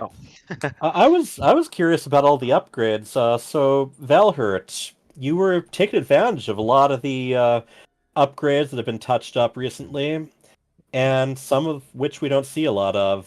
I know the Magfield Accelerator you didn't get to make as much use of, but the Banshee speed, how did that feel as far as... It was fun. Yeah? Those things can get out of there. Yeah. Hurting time. You've been you do that 4 Widowmine drop. Do you guys coordinate, or is that just separate? You guys have it timed out. Are you guys talking about that? Where it's dropping? We didn't talk about it. Vale said that he was going to do Banshees, and at first I made some mines defensively in case there's any oracles or what have you, and usually I use them to drop as soon as I can get a turret up. So yeah, I think that's pretty standard for me when I'm playing against Protoss. I'll usually do a mine drop. Okay. Okay. So we're gonna have to keep moving along. Did we have one last question, bunnies? No, I think we covered pretty much all of it. All right. So Vales can maybe go to bed now. Maybe, yeah. Maybe. Might stay up a little bit, no just chill sleep and then go to tonight. bed, yeah. Yeah. All GG's. right. Well, All right, good games, everybody. Yeah. GG. GG. So what do we got up next, KJ?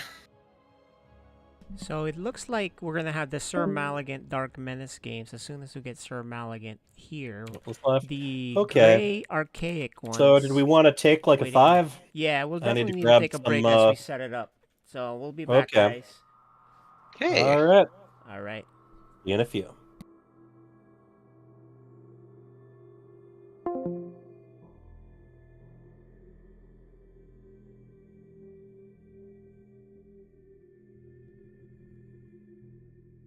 At Team ET.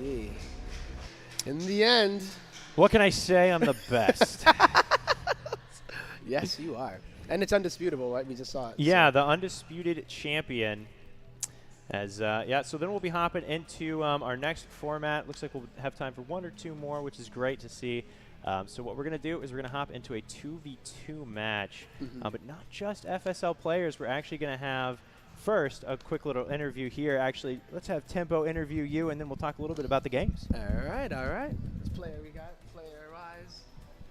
Who do we got? Team captain.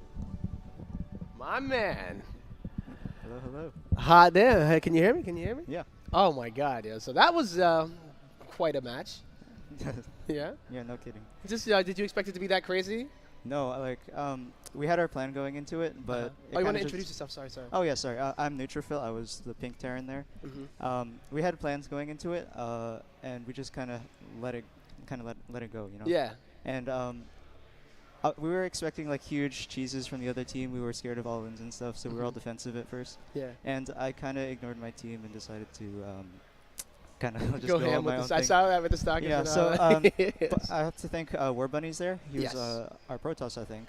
And he kind of just took charge there. He was shot calling. He was helping with the macro. Really? And yeah, he was just kind of leading the team, and I was just kind of tunnel visioning him, I think. But Wow. Well, that was actually quite the game. I mean, did you count how many nukes actually went off that game? Because I couldn't keep track after nuke like 6.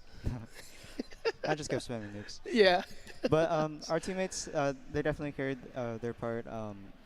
And we just kind of played a macro game there, I think. Yeah, it ended up being quite the game, right? And geez, just back and forth as far as like gutting economies, right? I remember it was the Mutas coming through from instability, right? Too, like as a surprise, and just absolute craziness. Like, how do you even focus on one thing at this point, right? So, what was the highlight of the game for you, though? I mean, besides the win. I think the first nuke was pretty crazy. But afterwards, I think it was just like our team synergy, because like everything was really like clicking, and especially towards the end, where we were all just like making our different armies, and we were having like different things to counter the things. So like when I had the ghosts in, we were scouting what they had, and we were just kind of talking about what we should do to counter like the BCs and just their armies. And I think the most satisfying part was just having everybody like really really mesh well together, right? And just synergize. It felt like you kind of hit your stride at some point, right? So, hot dang. We decided to nickname you Neutrophil after that. So, I was going to say, how have you been liking at least playing in the FSL so far? Yeah, FSL's been going really good.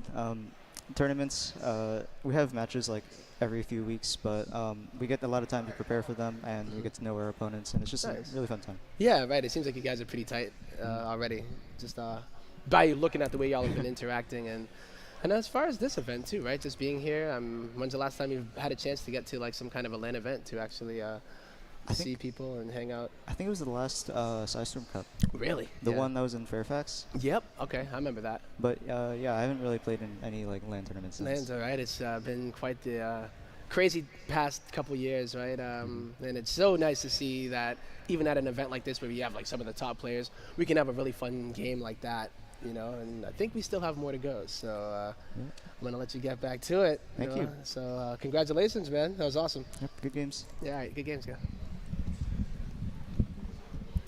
So I believe we'll cut to a little bit of a break before we end up going into. I think we're going to go straight in. All right, we got a little video to play, so a little bit of a cool story to this one. So we talked to some of the pros. They're going to play alongside a couple of the FSL players in a 2v2. We've got Detweiler from the group stage and Misery, a well-known member of the StarCraft community. They're going to be playing alongside the two youngest members of the FSL, 8 and 9 years old, respectively, I believe. It's going to be Chi and Pone and Little Reaper. So we got a little bit of an intro video to play just to kind of show you those players, and then we'll be able to hop into game.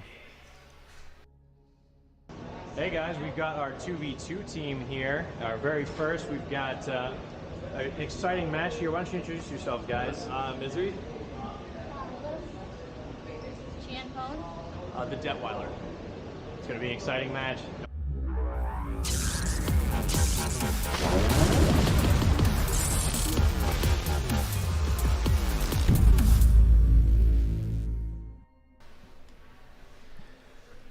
All right, welcome back. We're going to be jumping into this Pros and Joes 2v2. We got the Detweiler and Chi and Pone. You just saw them on the video versus TVP, who is actually Misery and Little Reaper.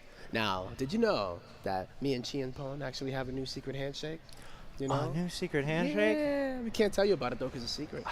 Dude, sorry. My own brother, and he can't even tell me a secret handshake. That's crazy. I taught him, man. I mean, just vibe, and he executed it perfectly as we were heading out last night. So. Oh, he's a smooth dude. He's a I'm smooth not shocked. dude. I'm not shocked. You know who else is smooth though? Little Reaper. You saw that? You know, he's rocking that fedora. Oh, we're talking about dude. there's only like one person that can rock a fedora like that, and it's Cyril. But I think a second person might be added to that list. Yeah, absolutely. And I mean, he's already platinum at 8 years old, so we could be seeing him at Cyril's level soon. Soon, definitely. Nonetheless, we're ready to hop into game here as we have in the upper left-hand side of the map, we've got our blue Terran player, the pro of the team. It is the Detweiler. And his ally, the yellow Terran player, the Joe. It is Chi and Pone. Yay.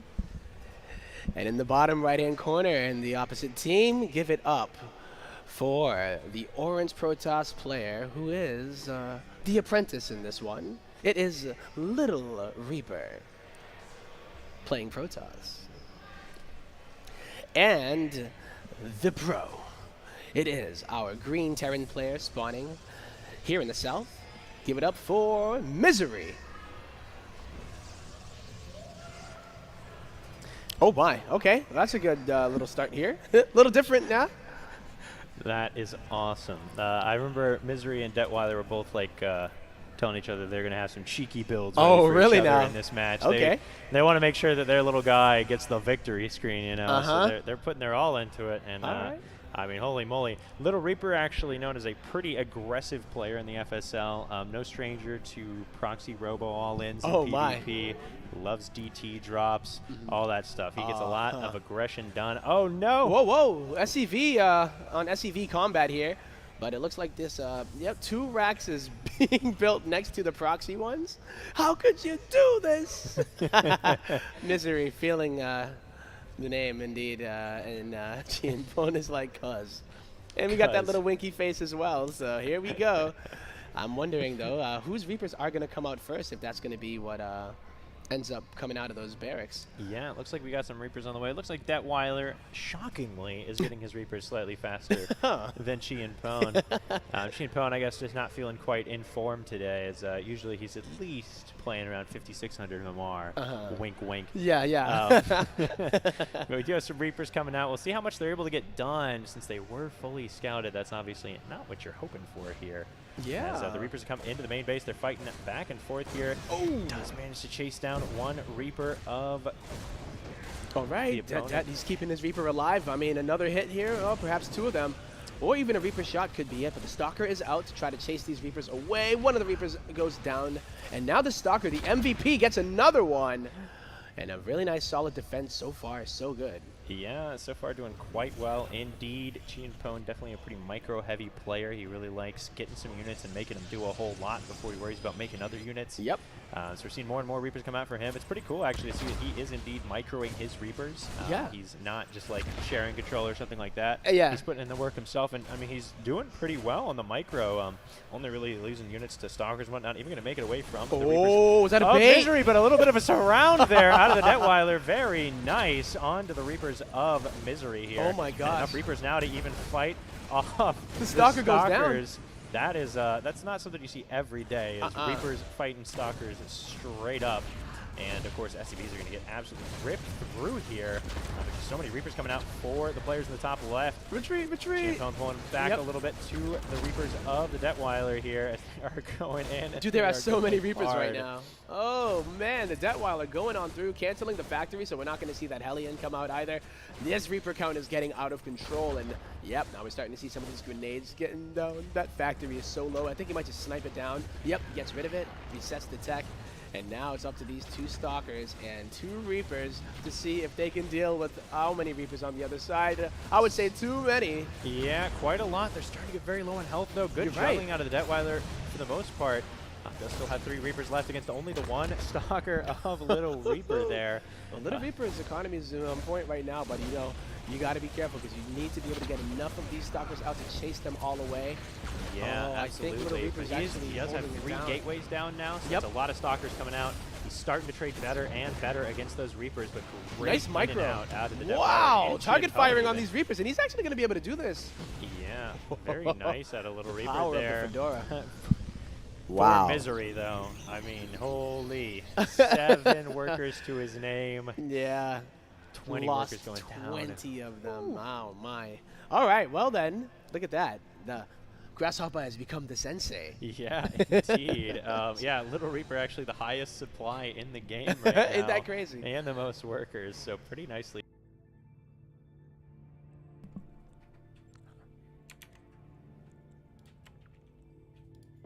All right, we're back, guys.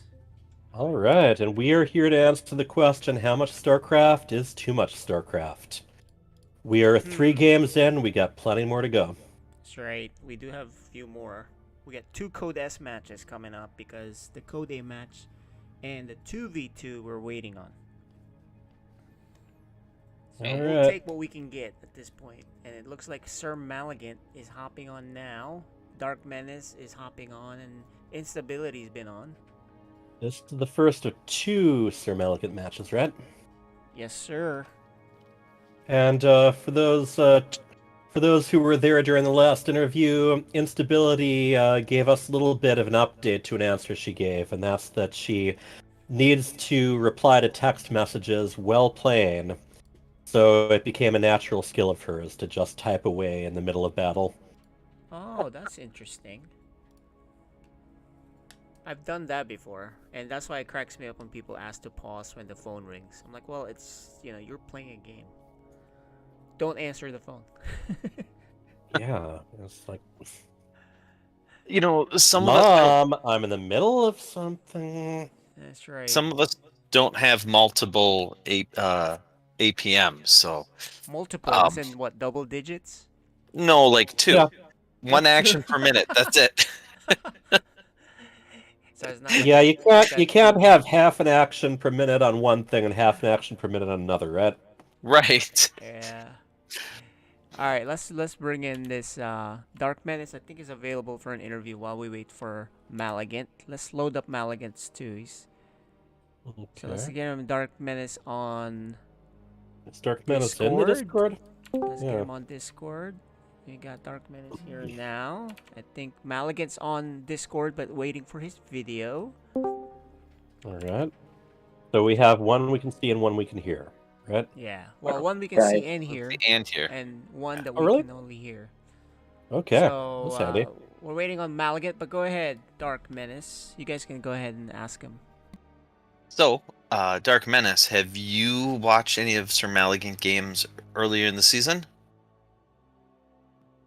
I don't. Well, I'm already familiar with him, but I don't think watching him really matters because he hasn't played any Zerg. Ah. Is that something you're gonna use to your advantage then?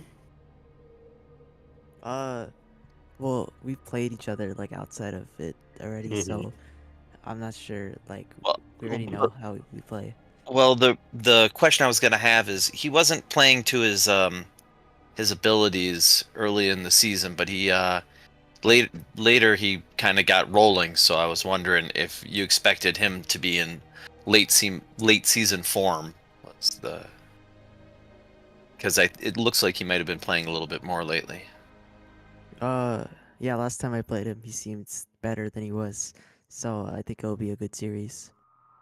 Yeah. Okay. I like good series. How about you, bunnies? You like the good ones? Yeah.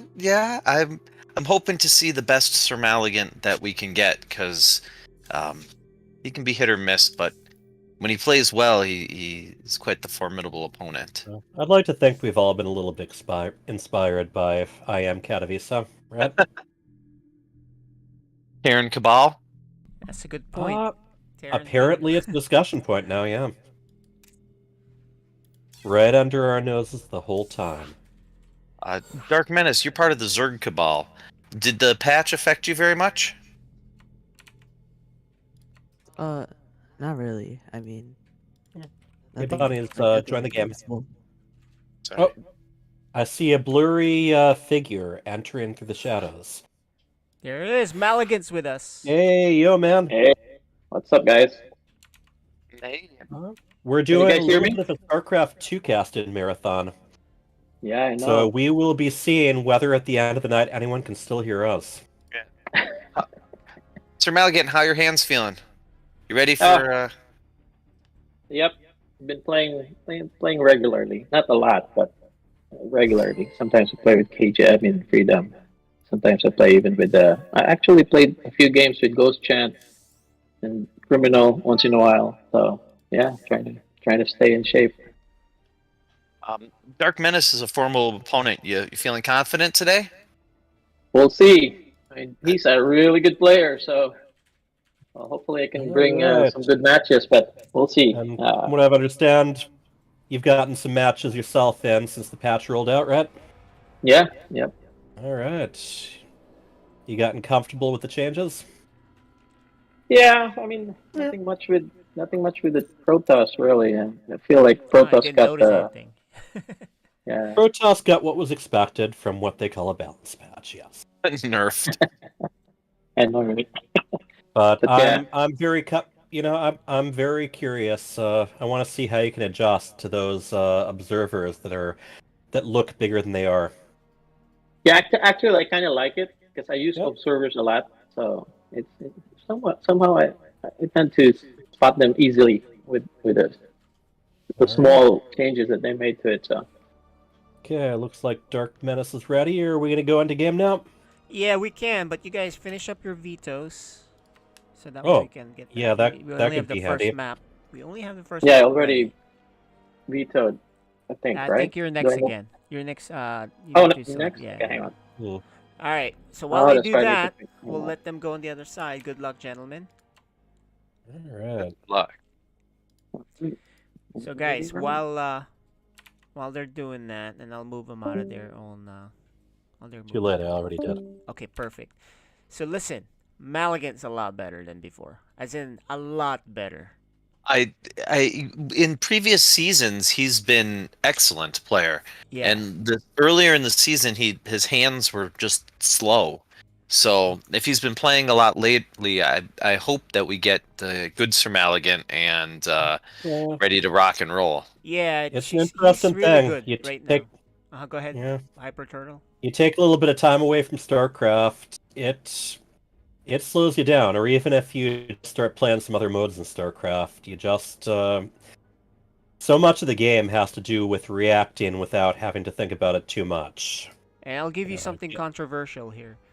Yeah. Too bad for him that he got hot late, because it doesn't matter, right? In the playoffs.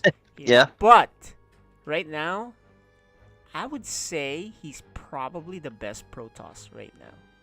Wow. Over Neutrophil and over Instability. We'll find out soon enough when he plays Instability. That's how good he is. And the reason I say that is I played him many times in the last week, and he's miles ahead. So this will be a good one with Dark Menace. All right, guys. I'm looking forward Take to it away. Yeah. Sir Malagant, is named after one of the Arthurian knights, and he has to live up to that knight's code. And So I have no idea what I'm trying to imply there anyway. I'm just filling a little bit of time. Dark Menace. I love that Zerg photo he has with the dots over the eyes. Oh yeah. That was the meme photo. It's a Hydralisk inside marine armor helmet with Protoss warpins for eyes. Yeah. All right. In the upper right, the pink Zerg. His name is Dark Menace. And in the lower left, the green Protoss. He calls himself Sir Malagant. But yeah, that portrait came out a little bit after that whole meme with the guy, the picture of the guy. Cheese me, bro. Yeah, don't cheese me. And there was already a pylon with 2 gateways starting to warp in. So those are the warping eyes there. It was a BlizzCon. Oh, he's gonna get it down. Yep, he got it down. No interruption there. Yeah, that was nicely Still done. having the probe there. It's good to see what you're up against. He is going to circle around, see if the spawning pool's down yet, which it isn't. Yep. I like playing against Zerg. They can't hide their buildings. Well, except for Greenpire and his proxy hatch builds. But yeah, you think they can't hide their buildings until there's a hatchery right at your third. Yes. Very smooth by both players. Exactly what you'd expect. Kind of the standard play. What we were saying is, apparently Sir Malagant's going to be showing us a bit more than we might have expected. So I'm very curious what tech path he's going. His last couple games, he played better. He kind of had a hiccup in the first, but yeah. It can go both ways. A lot of the time, I start the season strong and then start to slide further and further downward until I'm sitting at the bottom of a canyon, crying quietly to myself. Is this a third? People to just leave me alone. Yes. Third hatch is coming down. Well, and depends if the probe has something to say about it or not. Yep, he does not. It just does not. The 2 queens, kind of the most standard. No lings in production. Just droning. He's like, I see that nothing's coming across the map. Why not? Aside from Probe, who's kind of making himself well known. Robo. Yeah, neither of them are really doing anything particularly sneaky. It's just by the book, seeing who can take the other head on. I would say that Dark Menace is actually being quite greedy. And Dark Menace also is a little bit Overlord blocked right now. And okay, Overlord in production right now, and when that hatchery finishes, that'll help too. But he's gonna be that's supply black to the Shadow Realm. He'll have that was unfortunate. I think he got himself a little distracted there. Yeah, uncharacteristic. He's going speed, and it was a little bit late. But I really think he's got a read. This has to be a read on Sir Malagant, because if Sir Malagant showed up right now at the 330 mark with a handful of units, it would just be over. And so far, not even any harass units. He's got his got an immortal on the way. Third gateway.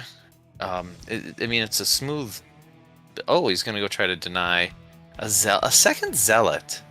What the heck is the second zealot doing? Looks like that Overlord is going to be sacrificed, so he's going to want to make sure to get another on the way. Wait, what type of build is this?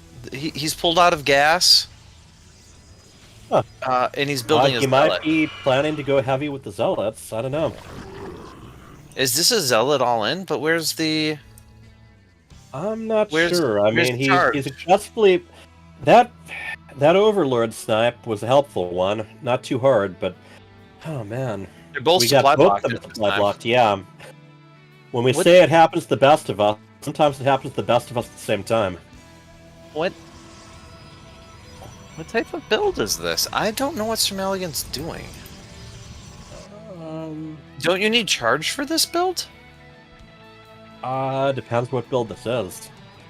I think it's an know. 8 charge lot build, but without charge. Well, he's got the warp prism almost out. I don't know if he's going to be bringing the immortal with or not, but okay, that's a lot of gateways though. You need the gas for adepts. Is he? This is a chargeless charge lot all in. Yeah, he doesn't even have a Twilight Council. No, we talked him up and he missed the Twilight Council. I don't know. I think. Although I gotta talk myself up here, I finally stopped calling the Citadel of Adun. Yay us. Those queens. There it is. Yeah, those queens are ready. Looks like they're gonna come up. Okay, they're gonna try to take the high ground advantage here. Yeah, lot of Zerglings, but they all went down. Yep. Zealots good unit? They can be. Just slow zealots. Even with their shoelaces tied together, like I said, but those roaches tend to do pretty well against them, as long as he gets enough of the mountain time.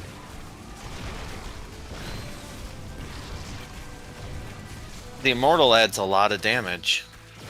That it does, especially against those roaches. Even pulling the drones briefly. He hasn't started charge. It's a charge lot all in. You gotta put charge. No, is this gonna work? It's a zealot all in. Right. No. Charge waste time. This is that next level. This is that next level gameplay we're talking about. The Immortal manages to carry the weight. Yeah, those Banelings are gonna. If you research charge, they get too far away from the Immortal. I mean, I like the stalker. I like the stalker warping. Yeah. You get the tech. No more roaches. No more roaches. Lings. I mean, if he warps in some adepts. Well, I don't know if this is busy, so we can't inject larva. Right. There goes down another one of them. I think it's already worked. It's still holdable, but yeah, still holdable. But boy, but I think you're right. I mean, look at there's only a few drones mining. Yeah, we have PG. The charge all in without charge. One thing you guys didn't pay attention. Little Reaper did this build quite a few times. This is a Haas build. It's a slow zealot all in. Okay. Oh, zealot all in, huh? Yeah. He's done this quite a few times. And the thing is, the mistake there by Dark Menace is he added Evo. He did layer upgrade. He knew there was no third coming, and he just kind of kept doing. Yeah, he was super greedy. Yeah, right. Well, at the beginning he was super greedy, which is okay. But as soon as the 5-minute comes and there's no base, he needs to just keep spamming Roach Ling. Right. Now, I have a question. I thought this slow, doesn't just having a handful of Banelings and Roaches normally just counter the slow charge lot the slow zealot all in? You may not have enough time to get effective number of, yeah, that's the thing, right? You may not get the Banelings, you'd have to kind of tech to it. Or you have to have a lot of roaches and you have to kite. And so that's a really tough build. But if you spot it, if you know it's coming, it's not hard to hold. And he didn't inject. His queens got lost. He didn't snipe the and he was a wall at the front. He made a bunch of mistakes that are uncharacteristic for Dark Menace. Yeah, he was too greedy. He hung behind a bit. I mean, he was Overlord blocked multiple times, so that figured in too. Yeah, yes, being supply block to the Shadow Realm definitely did not. The Shadow Realm is where Zealots move. Yeah, just for analysis' sake. I mean, the thing is, he needs to make sure he's not greedy against Malignant. Malignant is super aggressive. That's what I. Yeah, we know. Yeah, I. That is a fascinating build. I feel like if you get the roaches out and they're on, shouldn't they be able to kite for days? You have to watch, just watch Haas games. Haas did it Yeah. against Cham in the pro You can level, learn a lot and from you can Haas. see how Cham handles it and took care of it. Yeah. I mean, the wall at the natural, honestly, would have. Yeah, walling No. and then fighting and chokes with your roaches. Yeah. Is really the point there, and you have to keep. I do like. I mean, he had the Roach Warren right at the front, but he didn't have a couple of evolution chambers, to choke it out more. I don't But yeah, mind the they're lair either, because the lair, in case he has DTs and you can't spot it, at least you can make a. But you cannot do any other upgrades. That's the thing. You don't have time. Alright. Yeah. But yeah, obviously very practiced as far as Sir Maligan went. Yeah. You know, he knew what that build was. He knew what he was doing. The splits on the banelings for the zealots actually was really good. Okay, Sir Maligan's ready. Is Dark Menace?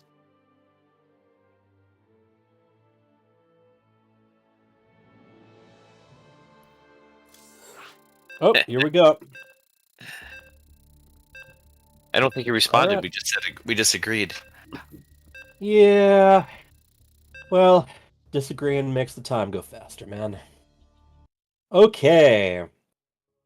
So here we go. Colossus versus Hydra Memer.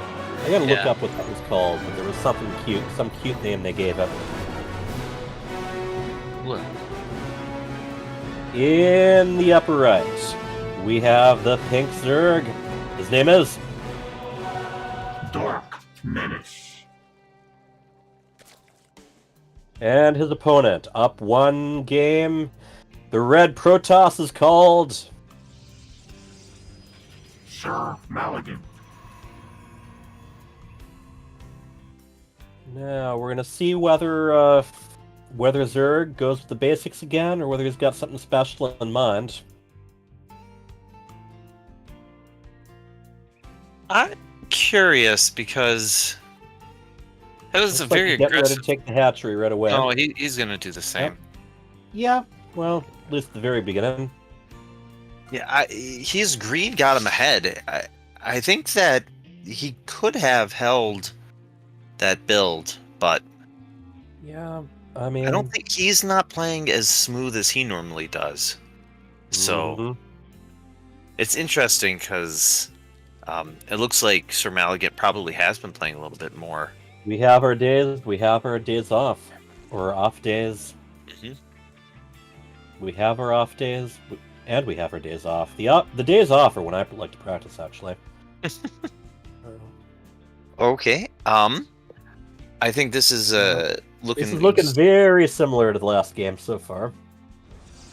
Yeah. Although I wouldn't be surprised if Sir Maligan takes things a little bit of a different direction now that he's had his big surprise build. Well, yeah, I don't think that build works twice in a row, but well, you didn't think it would work once in a row. I did not think it would work once in a row. Alright. Is he going out to take the base? He is. Maligan is blocking it though this time. Yep. He walked away. Well, yeah, and that was the same thing as when he was taking the third last time. So yeah. So far we are having a lot of deja vu. Yeah. But he didn't even right confirm that down it was to being very close to supply blocked. I hope he queues up an Overlord. It's going to be a while before that hatchery finishes. Yeah. Supply is... I mean, last game he missed some Overlords. There was an Overlord that overstayed his welcome in his opponent's main. Yeah, he's going to get supply blocked, isn't he? Yeah, well, I mean, at least briefly. Yeah. It started up in good enough time. I think it's fine. Yeah. Zerg is the one race where you can hold off for a second and make your... Long as I mean, if you're supply blocked, why not just make a few more buildings? And all is this of a sudden, DTs or Stargate? That's too far well, away he's from definitely Stargate. got the Twilight Council this time, so... It's DTs. Yeah. That's got to be down there for DTs, right? So should we be expecting a Robo pretty soon, too? Maybe, or you... I mean, that's a really tough spot for the Zerg to scout. I don't know. What does Haas usually Wait. do at this point? Man, look at that Overlord just kind of hanging out in the corner. Yep. Not seeing much at the moment, but at any time he can take a little peek. Yep. Oh boy. Yep, that would be a Dark Shrine, so that's the answer to your question. Oh yeah. That was not a. That wasn't a question, more than a statement.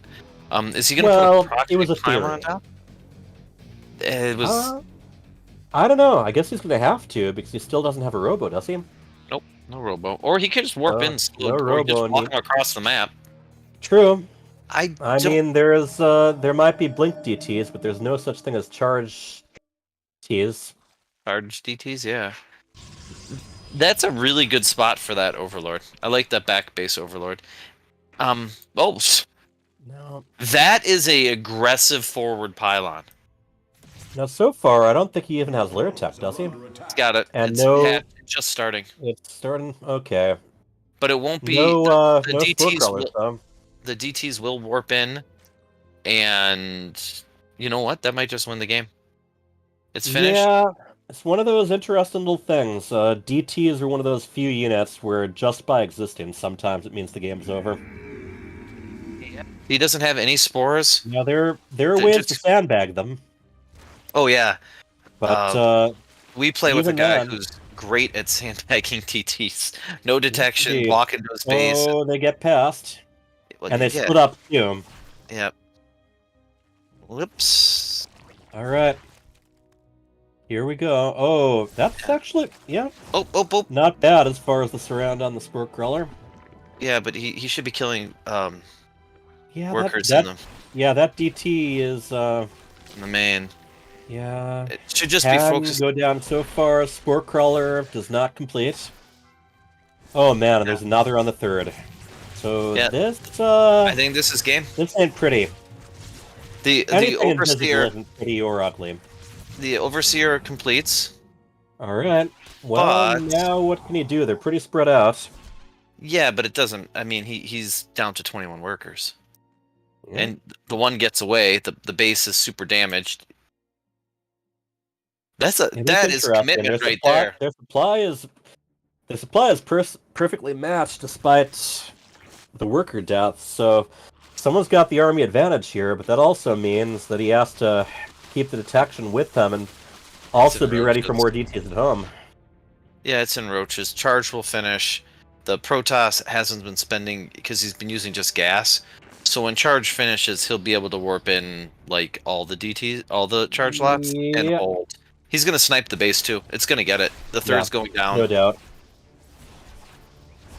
And then just run away. Again, so we actually have burn in. Yeah. Yeah. Indeed. Yeah.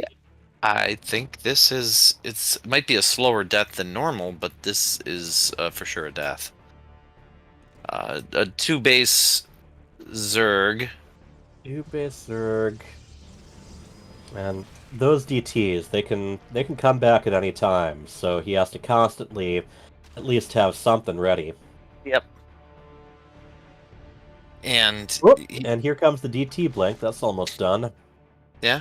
It's been a good night for that. I'd like to see him take it. Is he completely walled in his base? Yeah, he is. Yeah, he definitely is. Yep. That is a complete wall-in with cannons and batteries, because, well, it's one of those deals. Like, you know, how could I still lose? I mean, Dark Menace actually did have an army advantage, so he could have made the choice to counterattack. He caught those 2 DTs. That's nice. Yeah.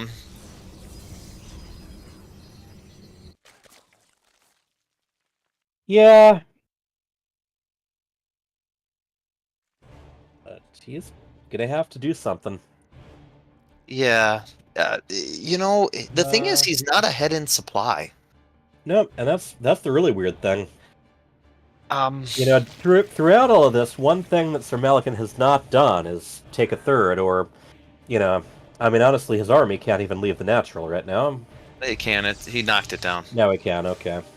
But he's got all. He could warp in a ton of zealots right now. Right, he's got the bank for it anyway.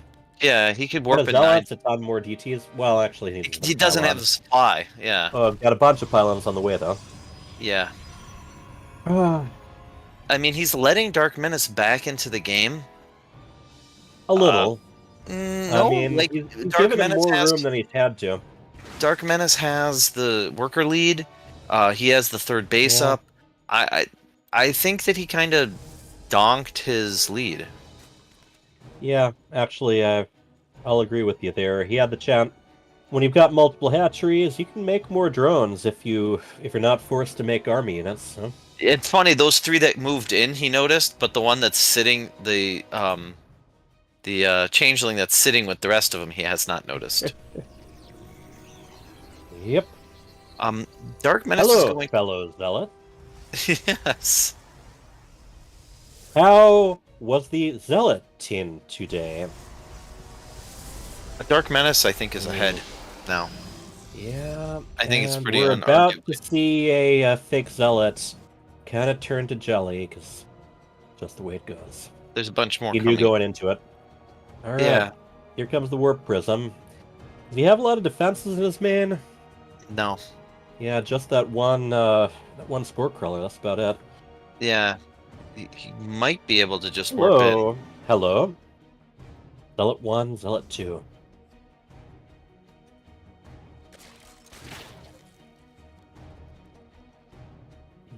He's got mutas out. True, mutas can make their way back pretty quickly. Also, you know, he doesn't have anything. The Protoss has nothing to defend against the mutas. Mm. Blink is just being built.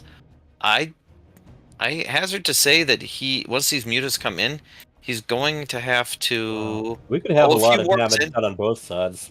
Yeah, if he warps in here. All right, what do we have there? Oh, well, Zerglings were ready. Yeah. And that,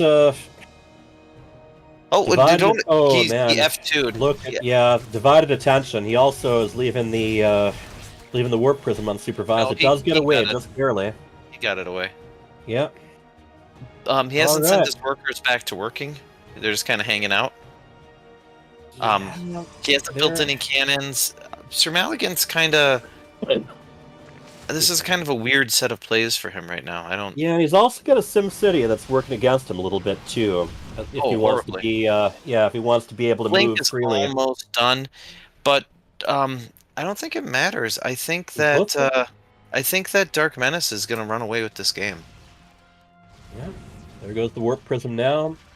Both of them have a little bit of money piling up, so they got to figure out how to invest them. Dark Menace just moving along with his upgrades now. Both of them are really. Yeah, those lings. I think he's going to turn those lings in the 4th into banelings and roll them in. That's a Dark Menace classic right there. Okay. Oldie but a goodie, huh? He's very good. He'll fly his mutas in up the top and then run the banelings, or maybe just slow fast Zerglings in. Yeah, I gotta look it up now that we know about the slow zealot builds. I need to know more about the slow ling builds. I mean that could be a thing. For all I know, yeah. See, that's his plan was to distract, but it yeah, got busted. Yeah. Stalker goes down for his troubles. Are they can get out of No, there? it doesn't. Looks like they are. Stalker did not go down. Nope, it blinked out. Yeah. Oh man. Nope. Dark Menace is taking more and more of the map. Yeah. Dark Menace, he had such a wonderful opening, and he kind of just let Dark Menace do what Dark Menace things. And Dark Menace is very good at doing Dark Menace things. Yep. These shift-click banelings gets a building or two. Well, he gets a cannon. Yeah. He's gonna get a stalker. Yeah, you see, that's what happens when they manage to separate one from the herd, right? Yeah. I think he's gonna get that pylon if he wants it. Nope, he's just gonna... Whoa! That is a bunch of Templar boys right there. Or Archon Archons? boys now, for most of them anyway. Does he have They do Storm? pretty well against Mutalisks if they can get close to them. Yeah. Still got that DT shrine alone in the lower left. Unless the Mutalisks find it and... Yeah, I know. That's what I'm curious about. I mean, they might find it right now on their way back. Nope, nope. Nah, they like to cut the corners. They don't like taking the long way home. Yeah. Game's slowed down quite a bit, but... quite a bit. A lot of tumors around the map now. Dark Menace is maxed out and building a bank, and... Yep. And getting to Lurker Tech, too. Yeah. Well, the way this started, I thought it was going to be a quick 2-0 for... yeah, build order win. Yeah, and it looked like it did, but... He kind of let him just build back in, slowly but surely. Oh, nice blink. Gets 2. Mm-hmm. Nope, yeah, only 1. More than ready for that 2-pronged attack, actually. Yeah. They've played enough that they know. Lasers? Yeah, Lasers? The lasers? Curious, but yes, those were slow roaches. Are slow roaches. They got well, nothing for their trouble. I was looking at. I'm not burning, looking at them anymore. Yeah, exactly. He's burning off his supply. But also, that is a lot of lings. He has Lurker Tech, but does he have any Hydras?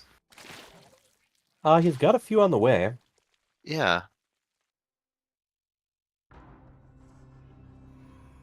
I'd like to see an air, at least the ability to build air units. The point where he wants to just sacrifice those, sacrifice something, whether it's the lings or the mutas. The mutas have a bit more value right now because they can slip in at any time. He's also taking his half of the map. Yes. And his bases are getting pretty stretched out because of it. The 4-base Protoss, I mean, he's got a big army, and they're both maxed out, kind of, and... Well, I'd say Dark Menace definitely has the much more mobile army.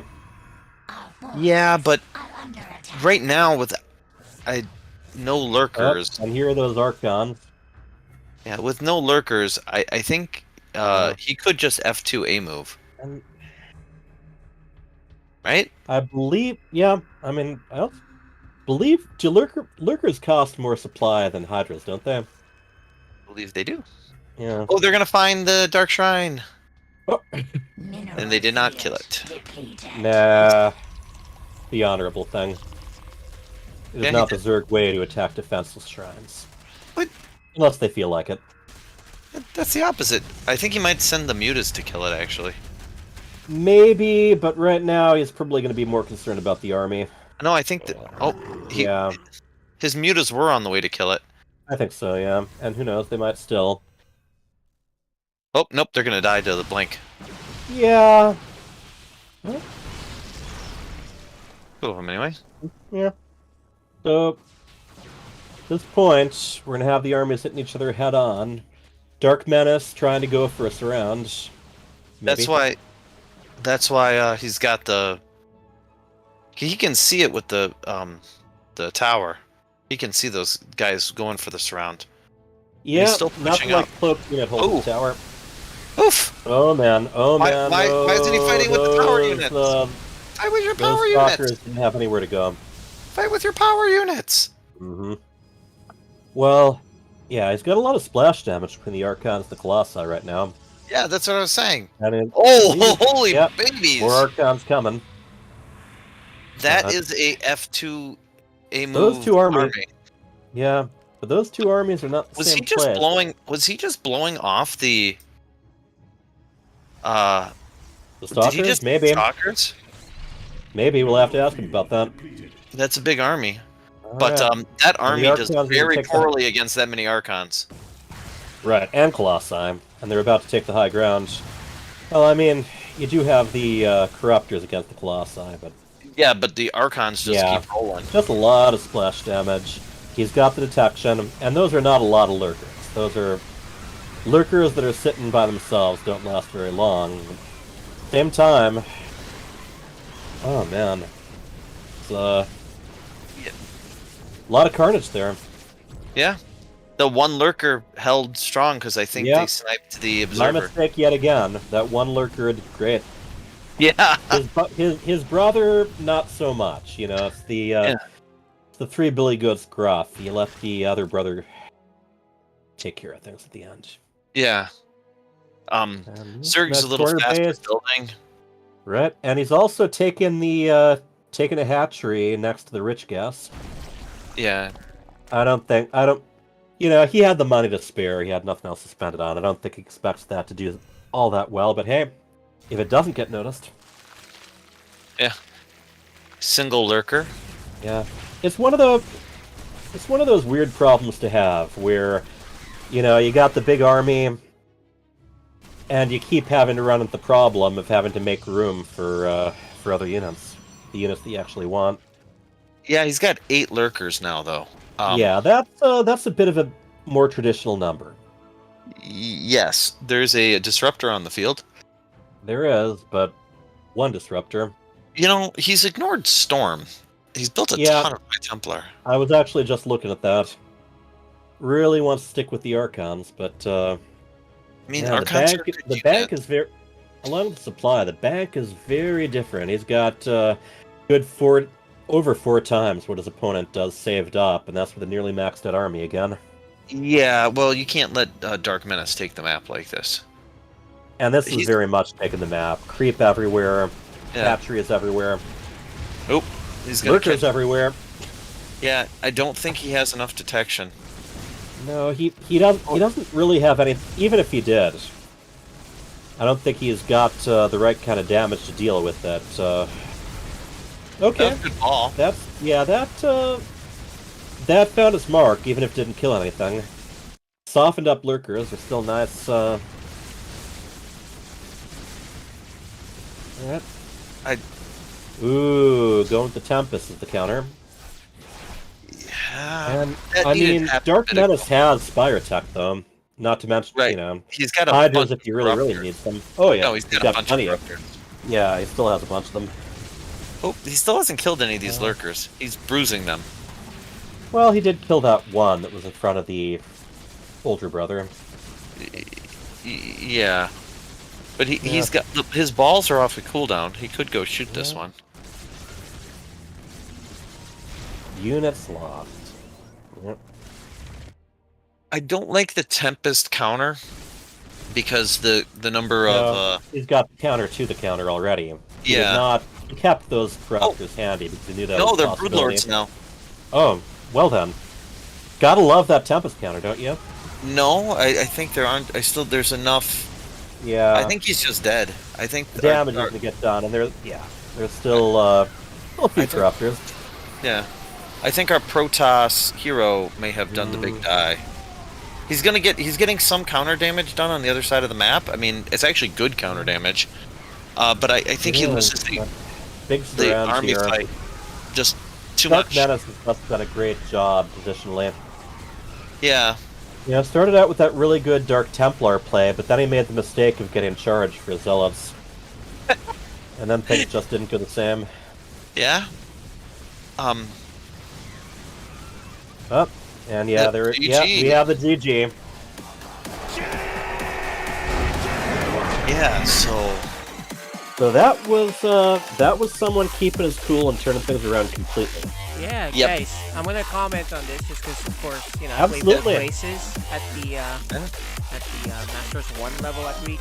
But there's some subtle things in there I'd like you guys to know. One, yes, you're right, Dark Menace was really dead, but the mistake by Sir Malignant was not expanding fast enough, as you correctly pointed out.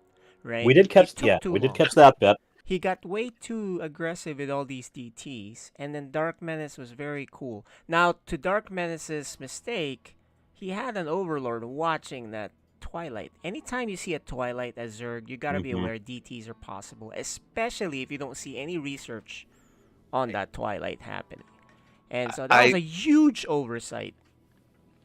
Yeah, and as Sir Malignant, once he got out of the early game, he was slow. The transition, his air timing was just way slow. he kind of stuck on this composition that wasn't going to beat what Dark Menace had.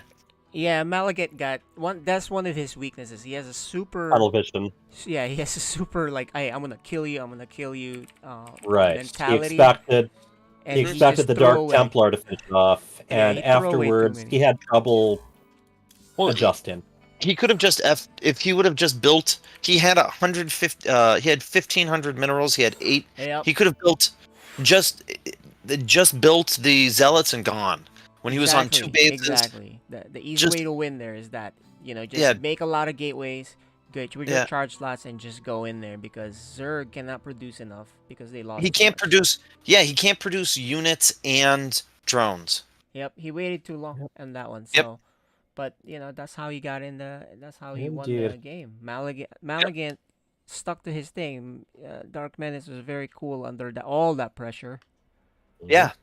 He'd obviously been in that position before. He knew what to do. Well, that's what Malagan's famous for, by the way, which is Dark Templar. It's his favorite unit, if you probably ask him. Yeah. We will ask him. But now that he's brought in 2 of his tricks, he almost won both games. What do you think the third game's going to be? It's going to be another... I'm sure he knows the third trick. We'll see what it is. He does a little Reaper build. A blink, 4-minute blink build. One thing I just reminded me of, Hyper Turtle, Little Reaper did that Haas build on you. You just forgot about it. He did it about last year. Little Reaper's done a lot of builds on me, but Reaper dunks on Hyper I believe the last time I took him on, I actually did a charge lot build against him. Yep. After he blocked my natural nexus. So. All right, guys. What's your prediction here, right? Because he's brought in the charge, the I'm thinking build. We think Cannon. Who knows? I'm bleeding. I think he hasn't gone air yet. Oh, I think. Okay. No, it's the Blinky boys. All right. Take it away, boy. Yeah. Oh. Oh, and during all that chatting, I did look up the name of the portrait. So this thing here is called the Chimera Marine. Or Chimera, whatever. By the way, I want to change my, while you were talking, I want to change my, what do you think about 6-gate Adept All-In? I think in the upper left, the pink Zerg, tying it up, his name is... Dark Menace. And in the lower right, with the probe already out the door, the green Protoss is called... Sir Malagan. Alright, not that far out. Yeah, no, he does keep moving. Yeah, this is what he always does.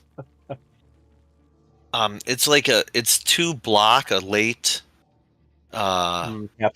hatchery. Yeah. But Dark Menace has beaten him to the punch every time.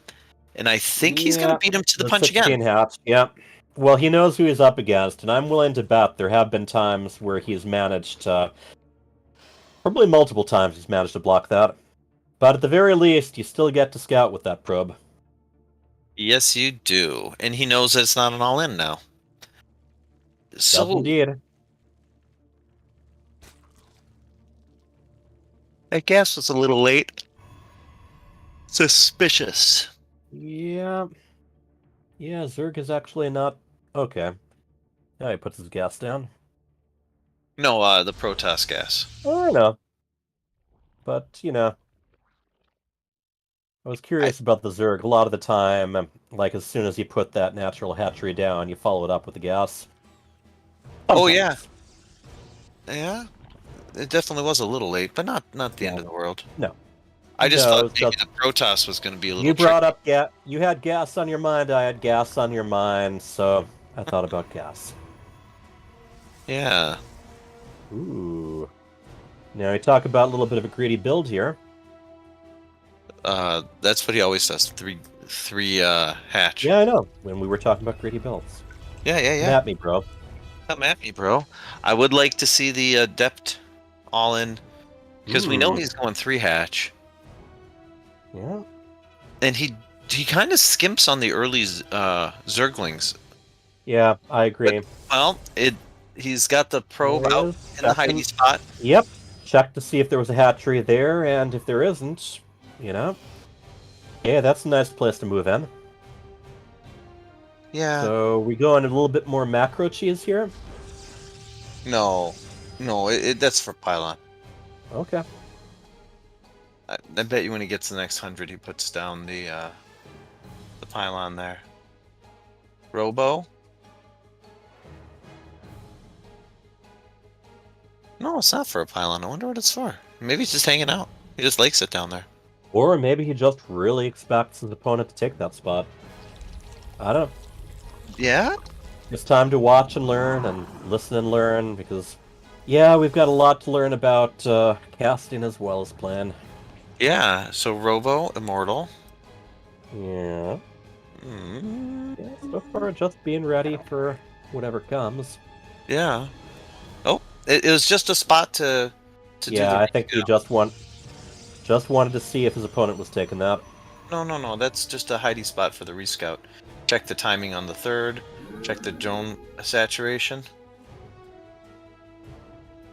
You know, just wait. Pretty soon, everything that all those clever things you know about this map won't mean anything. Fortunately, the 2v2 maps have still not changed. Quiet you can break We man's still know heart in everything so many about ways.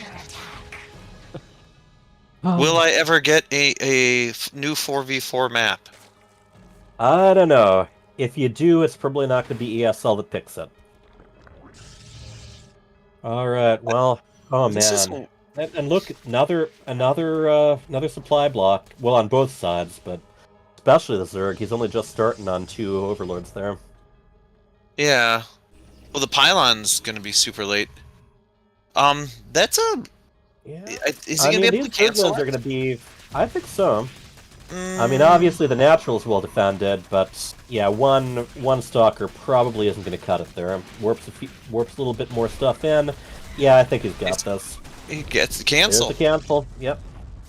That's well done. Those slow zealots, those glorious beautifuls. This isn't the slow zealot build though. This is no. He just had he was warping them in because that's what he had available. Right, but he's going across the map. Yeah, that he is. I think he might get something done with this if he's actually, tricky. yeah. I'm starting to agree with you, but that's a lot of Zergland got. Lucky pulled the he's like, guys, something's up. I'm pulling up. Yeah. I think he might have learned something or other from the first match. Yeah. No Twilight. Multiple spine crawlers down. No Twilight. This is Galen now just about to finish. Yeah, he has to take this and go home. He can't. He can't fight anymore. This one, he's ready now. This is what I expected the last time. Yeah, he's not going to get into natural with these guys, but nothing wrong with having denied him that base though. Yeah, he could go That's back. That's a 2-bit Zerg right now. Yeah. Yeah, he should recall us. You know, there's actually a StarCraft novel called Twilight. Part of the Dark Templar saga, not a vampire or a werewolf in sight in there. It's very weird.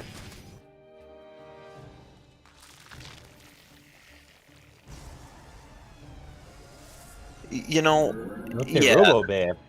The Twilight, he's taking the gold as his third. I mean, he didn't accomplish everything he probably wanted to, but Zerg... Yeah, there goes that gold hatchery. So saying, yeah. He's going to take that as his third. Oh, maybe technically fourth, but... Yeah, that's a lot going to finish a couple seconds after. That's a lot of zealots are going to be research and burrow. Yeah, why not? Well, probably to heal the roaches is needed. Or maybe just to be sneaky. We will see. Honestly, I would like to see burrow be a more commonly researched item. It's one of those things, especially as the game moves along, where you can just these mutas are going to go uncontested again. And I think Sir Maligan's going to do the same thing, where he got himself a really good position, and then lets his opponent recover from it. Although he did expand this time, so He did, but he doesn't have anything that shoots up. Let's see. He closes the wall? I don't know if I like that. 2 stalkers. That's what he has as far as anti-air goes.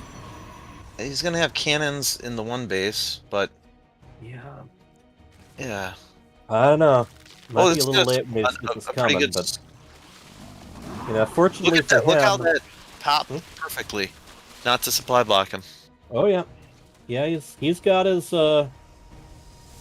he's got the pace down now. Why do you think he has 2 probes with the at the watchtower? One with gas, one with minerals, just in case. One for flavor, one for nutrition. Yeah. That's how you make a recipe here. Didn't invest too heavily in the mutas. He was spending some of his gas on the Banelands, some on the upgrades and roaches. That's gonna stop extended lance. Yeah, that's very Artosis-y as far as pylons go. But he's on the offensive now. Let's see what he's gonna do. Yeah. And that's a pretty big Zerg Hard army finish, there.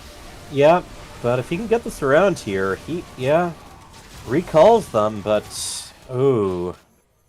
that's gonna be a setback here. Yeah. Keep those mutas moving. And he's stuck in his base. Where are you going? Oh no! Oh. Oh man, that's one of the gateways and that robo with the Colossus built in still isn't powered. Oh yeah. And Dark That Mass immortal's defending the line against the. Oh, absolutely. Immortals might not be able to shoot up, but you see they can point their guns up. Yeah. So they can scare things off. They do it. Yeah. They can also attack while dancing. That's one of the things I never learned in performing arts school. And complete wall off again. Yeah, I don't like. I mean, it leaves his good against the ground army, but his third free to be taken. Leaves that vulnerable, and it also means that anything outside of that wall can't. Yeah. He can't get down. He doesn't have blink. Mm-hmm. Yeah, he's stuck. Oh, and the mutas come in, and then the stalkers are just kind of wandering, looking angrily. They're not defending. They're letting that full wall. That full wall defends the attacker as much as it does his workers. Yeah. Okay, that muta goes down. Yeah. So the Colossus in this game swung back. It's only 42 workers for the Protoss, so the Protoss has to get something done. He doesn't have any tricks. And not only does Zerg have more workers, some of those workers are at a gold base. Yeah. I think it's now or never for the Protoss, and it looks like never. Yeah, he's supply blocked. He can't even warp in. He can't. He's going to supply this in, but he can't warp anything in. Yeah. And the pylons just started. He can see it. What are you doing? 3 pylons, yeah. The warp prism and the and then the battle Overlord are staring at each other. Just staring at each other. Yeah. He's got the Overlord. Yeah, I think his attention's maybe a little bit divided. I don't think it's going to make that much of a difference in the long run, but this is damage that he could have prevented. Yeah. No, this army looks pretty good for the Protoss now. Yeah, and about to take out the spawn-in pool. Oh, he recalled. Recall again, losing more units in the process. You could. Interestingly enough, Protoss, well, oh boy. He got a bunch of work done. Yep, and he's still got a decent. And he still hasn't killed the. He didn't kill the warp prism. Nah. He just let it go. The warp prism's just too cute, man. Yeah, High Templar. Those got to be for Archons because he does not have Storm. Yeah, I mean he's going to handle things a little bit similarly to last game. Storm. Oh, it's just building energy. Yeah, he's got the splash, but it's gonna. We're gonna have to see how well he uses it. We already have a split here. Focusing on sniping the Colossus, but no luck there. No, I think he sniped the observer. Yeah. Okay, that makes more sense. Hmm. I wonder why Dark Menace is going home. He could bop that. It just doesn't feel like it.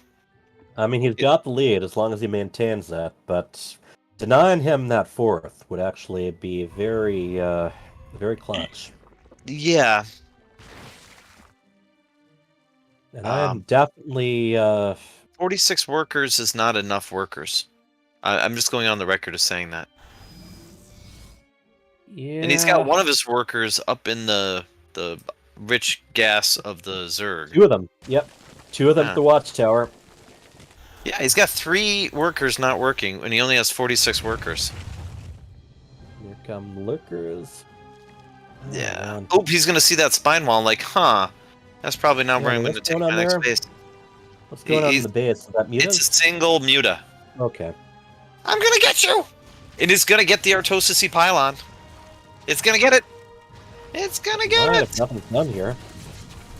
Zealots in the... Zealots get warped in. We're getting pretty close to Protoss being at half his opponent's supply. Yeah. Okay, how's the muta doing? It died. It's gonna die before it kills it. Okay, yeah. And... So... F's in the chat. That's... good upgrades. That's 3-3 he's gonna finish. You know, I gotta say, this game has not been a good one to be an air unit that's hanging around by itself. Oh! He's gonna kill the 2 double workers, the friends! He killed them! Yeah. What a murderer! The Mario Brothers go down. Yes! They had one of each resource. Now, obviously, the Zerg's gonna crush the Protoss here. Even if he was even in supply, he doesn't really have the best tech to counter this stuff. No. This game's what we call the lurker is fine and nice, hole in the ground. Yeah, he killed the gold base as a consolation for losing his 3rd and 4th. Yep. And he might be able to kill the 4th base. Yeah. I mean, he's still got a bank, but that's only gonna last so long. Yeah. Ooh. Really good control on the stalkers there. Oh, he didn't end up killing the... He's got to put his workers back to work on the 4th base. Yeah. I mean, once again, Dark Menace suffering some damage that he doesn't necessarily have to, but since the game is more or less over... Yeah. Well, there goes another one of those late recalls. Does it get... Oh, it gets away! Yep. And it squeezes right through that one spot thanks to the patch. And there's no observer and don't come back. Here. Yeah. And can he overcome being down half the supply? Well, I'm like gonna say double maybe. the army supply, and the higher tech army supply for the Zerg. He's gonna catch these lurkers, but it doesn't matter. The work count is fairly even. They both killed a lot of them, but we have the GG, and Dark Menace wins. Yes, he does. So I'm definitely getting tired out. Do you remember the questions we were going to ask? If I know I pointed out a couple. Guys, that was nuts. I expected a 2-1, and this was the score I had in my head, and a possible 2-1 the other way, but I expected Dark Menace to win 2-1. But here you go. Let's bring him in. Go ahead and answer tough questions. All right, welcome. We had a 2-1. All 3 games pretty competitive. Yeah, back and forth both ways. So we were going to ask Sir Maligan if Dark Templar are his favorite unit. Used to be. I guess it's just something I like to do once in a while. We had a lot of discussion about the slow Zealot push. Is that build you've practiced a lot? Oh, you mean for the first game? Yep. Yep. Yeah, there was a... Actually, I saw that it was a Haas build. Okay, that was just what KJ said. Yeah. He Yeah, watches no, the same TV you do. it was one gas all in with Robo. Yeah, that was really good. That definitely served its purpose. The second game, you got way ahead with the DTs, and then you kind of just let him win. Yeah, come back. That was my mistake. When I saw the Muta, I should have pushed right away actually, because I knew he had no ground, probably just a few ground units. But I stayed for too long, and then the lurkers came, and yeah, that changed the game. You didn't expand behind it, so Dark Menace kind of got rolling, and actually the same thing kind of happened in the third game, where you pinned him back, you knocked out a base, you put him back on a 2-base Zerg, and then 2 minutes later it's like, uh-oh, Dark Menace is everywhere, and the ball's rolling down the hill. Yeah. Yep. Yeah. That was the mistake. Same. And speaking of which, Dark Menace, you had 3 games. Each time you had to react from the back foot. What were your thoughts going through each of those? Both the one you lost and the 2 that you were able to turn around. I mean, the first one kind of caught me off guard because I was waiting for I was just waiting for 5-minute expansion, but he started going across the map before that, so it kind of threw me off. And then I also didn't fully commit to making units, so he was able to get me. And then the other 2 games, I felt like he was just stuck on 3 bases the entire game, so I was able to build up. Definitely did a great job keeping your cool. Are you pretty well practiced when it comes to holding off zealots until you get detection? I mean, You not mean the zealots, DTs? Dark Templar. Yeah, Dark Templars. Is this the 4th or 5th game we've cast bunnies? 5. Oh boy. Pray for me. What was the question? What was the question to Dark Menace again? All right. Are you pretty well practiced as far as holding off DTs long enough to get the detection ready? What's the trick to that? I mean, usually just if you don't have a layer, you just make spores and cover it with drones. That's what I tried to do, but I missed Micro, but luckily he didn't kill it, so. Yeah. And did you know that you had an open chance to get ahead? Were there any clues that the aggression had kind of died down?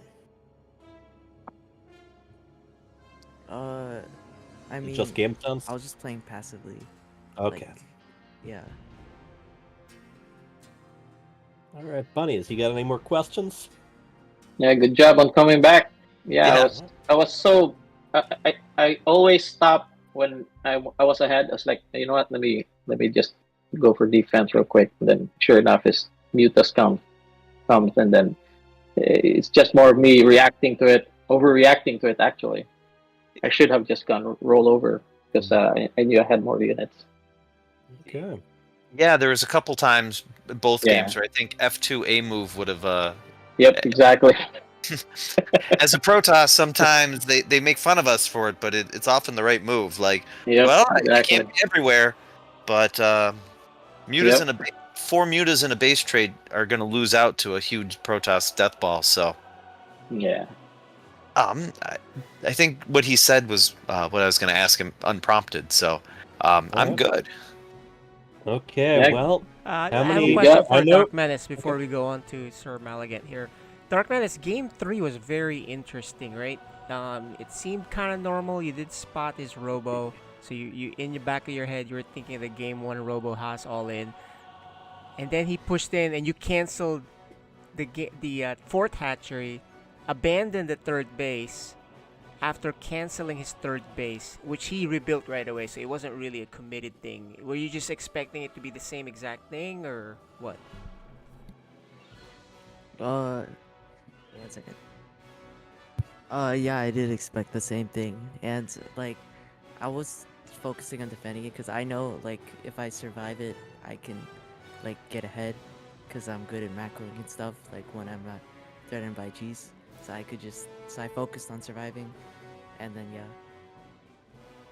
Yeah, I stopped there because I saw your overlord. It's like, oh, dang it, he spotted the what you call this, the Yeah. immortals. Yeah, you know what? Yeah. Let me Yeah. just pretend I'm gonna go, then Yeah, just that was a expand good move. behind it. That was a very good move because actually this time, Darkman is Yep. overreacted, and you could have actually just ran away with the game. And I was like, oh no, because he had way more workers. You had a third. Mhm. He lost his third. He canceled his fourth. He was down on 2. But then, Yeah. like you said, you let him build up. But anyway, go ahead. Maligant questions now. Questions. I think that. Oh, go ahead. Sorry. Well, I've just got the one last one. You're going to be playing PvP next. What time is Yeah. it? What time is it where you are? Same with KJ. Freedom 10. Oh, so it's not that late for you. Yeah. Yeah, yes, your Oh, next game is Instability. She's on standby. Oh boy, that's my Alright. weakest. That's my weakest match actually, PvP. So we'll see how it goes. Alright. Okay, well, should we Yeah. get rolling Alright, on I guys. think we have to. Otherwise, I don't know if we It's can gonna take last. too long. All right, congrats, Dark Menace. See you later. See you in a GG, few, well played. Maligant. All right. GG's. GG's. All right, guys, this instability one's gonna be nuts. Let's bring her in. Alright. Here we go. She may not have her camera on, but instability is on now. Let's see if she is available. Yeah, first of all, Sir Maligant, have you been practicing your snappy chat comebacks? Yeah. I expect to, yeah. What do you mean? Oh, no, man. When I play, I barely chat. Oh, you're all businessmen? Yeah. Okay. Even when I'm playing BattleNet and all this, all these Mhm. people that keep chatting. I say, oh, okay. Do your vetoes, Sometimes they're Maligant, fine. while you do that, by the way. Oh, yeah. Oh shoot, please. that's right. All right, hang on. Let me do it. Okay. We're showing the vetoes on And the screen. instability is going to be vetoing too. Is instability in chat? She's on Discord right now. Oh, she's muted. Yeah, sorry about that. Yeah. Alright, so no Cosmic Sapphire, no Waterfall. So instability. No drop and sacrifice. You got your chat hands ready to go, ready to trash talk some nerds. Well, I was specifically asked to for the last one, and I put all my effort into that, so I think I might be, out of energy. Oh wow. My brain is Yeah, tired. no more words left, huh? Yeah. Yeah, it's okay. Let's get the vetoes going, guys. Yeah, there's one more veto to go. Yep, waiting for instability. All right, let's see. No pressure. No pressure instability.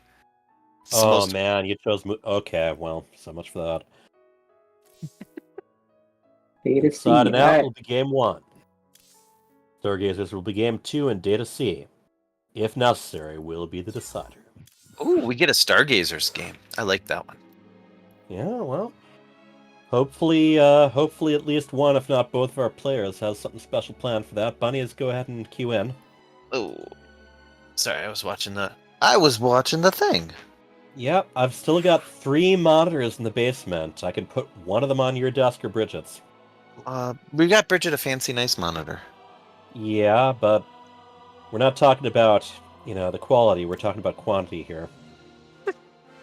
No one uses one monitor these days. I remote into people, at my IT support job, and they're like, "Oh, I should tell you, I have 2 monitors." I'm like, "Well, yeah." Because you're not my plumber pal from across the alley. I was gonna say I worked on sewage ejection pumps today. Yeah, well, I guess 2 monitors wouldn't have helped you there. No. Instability in lobby. Alright, so I guess we'll expect every 4 minutes the game pauses for 2 seconds and then she'll be back. Yeah, on. So luckily, Old it doesn't Faithful. really affect the games too much, in my opinion. What do you guys think? Is that like a real thing where it's every 4 minutes, like regular? We'll have to ask her in the closing interview. Get these nerds. Let's go. Yeah. It's Old Faithful internet.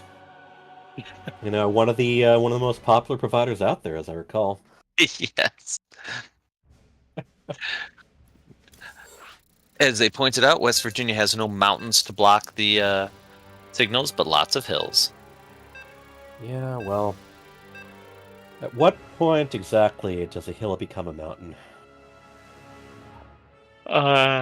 There's a answer for that. I looked it up for There Josh is. once. I can't Yeah, I remember. know. There was a whole movie based on it. The Englishman who went up a hill but came down a mountain. Yes. You know? I can't. Yeah. That's one of those things you have to look up for your 5-year-old boy, and then you can quickly forget. That's what Let me Google's tell you, for. one of these days, I can't wait for him to co-cast with you. In the upper right, we have the green Protoss. His name is Sir Maligan. And in the lower right, the red Protoss. Her internet is Instability. All right. We got ourselves another Code S game. Yes, we do. So, do you expect Sir Maligan to be ultra aggressive? Because I do. I expect him to be ultra aggressive. I was going to say I expected a spray from Instability, but she beat me to it. Yeah, she already threw that down. Yep. Still impressed by your ability to lose to me last season. You know, I figured she was bluffing when she said she didn't have those words left. What does NGL stand for anyway? Not gonna lie. Not gonna lie, okay. Come on. You use the typey machine. You should know all these lingo hip chats. Yeah. You know, I used the can't help typing machine back when the original StarCraft was new, so don't expect me to be trendy. Alright, so I look at the pretty keyboard similar when I so type. far. Oh, that you do. Like I said, I'm a I look proud at the Western keyboard when you type. trying to figure out how It's like, well, yeah, it's like I'm trying to picture you. I'm trying to point to the keys that you're pointing at. Yeah, you know. So, what's that probe doing outside? She's really slow on her core. Yeah, that is way behind. That's weird. Like I was expecting to be probe proxied. is taking another peek around, but yeah. Yeah, of course, because the thing was so late. You expect something to be somewhere. And he only saw the one also pylon. setting up for a pylon block too. You know, I kind of wonder whether I'm going to be paying closer attention to my supply next time I play. You should. I should, yes. But will I? No, you will not. It's amazing. You know, they say that Protoss has the get out of jail free card with the recall. Terran is the one that get out of supply block card. That is way nicer. I've often thought, man, if I could trade my my energy on my Nexus to chrono boost If you the could put a building. little hat on top of the pylon, right? No, just chrono boost the building pylon. Oh yeah, that would be interesting. I've always wanted that. This adept is yeah, it's not gonna get as much done as it could because it kind of stopped and waited. It's gonna damage too. And they still kind of got. Killed one. Yeah. Killed another one. They do quite a bit of damage against probes. Third was not allowed. It's gonna get away. It can't get away. Counted down, huh? Over on Sir Maligan's side. Oracle's almost complete. And we have over in the lower right. Are those two probes against each other? Yeah.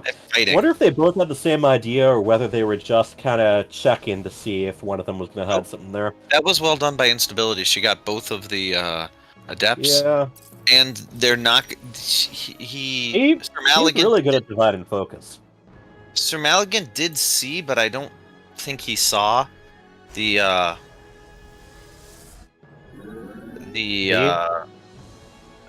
Oracle? Stargate.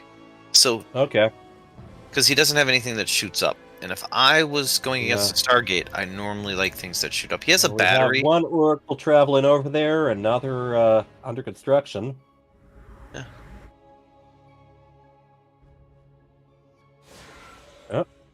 And there we go. Old Faithful strikes again. Not at 4 minutes exactly, but 4 minutes 20. Ooh.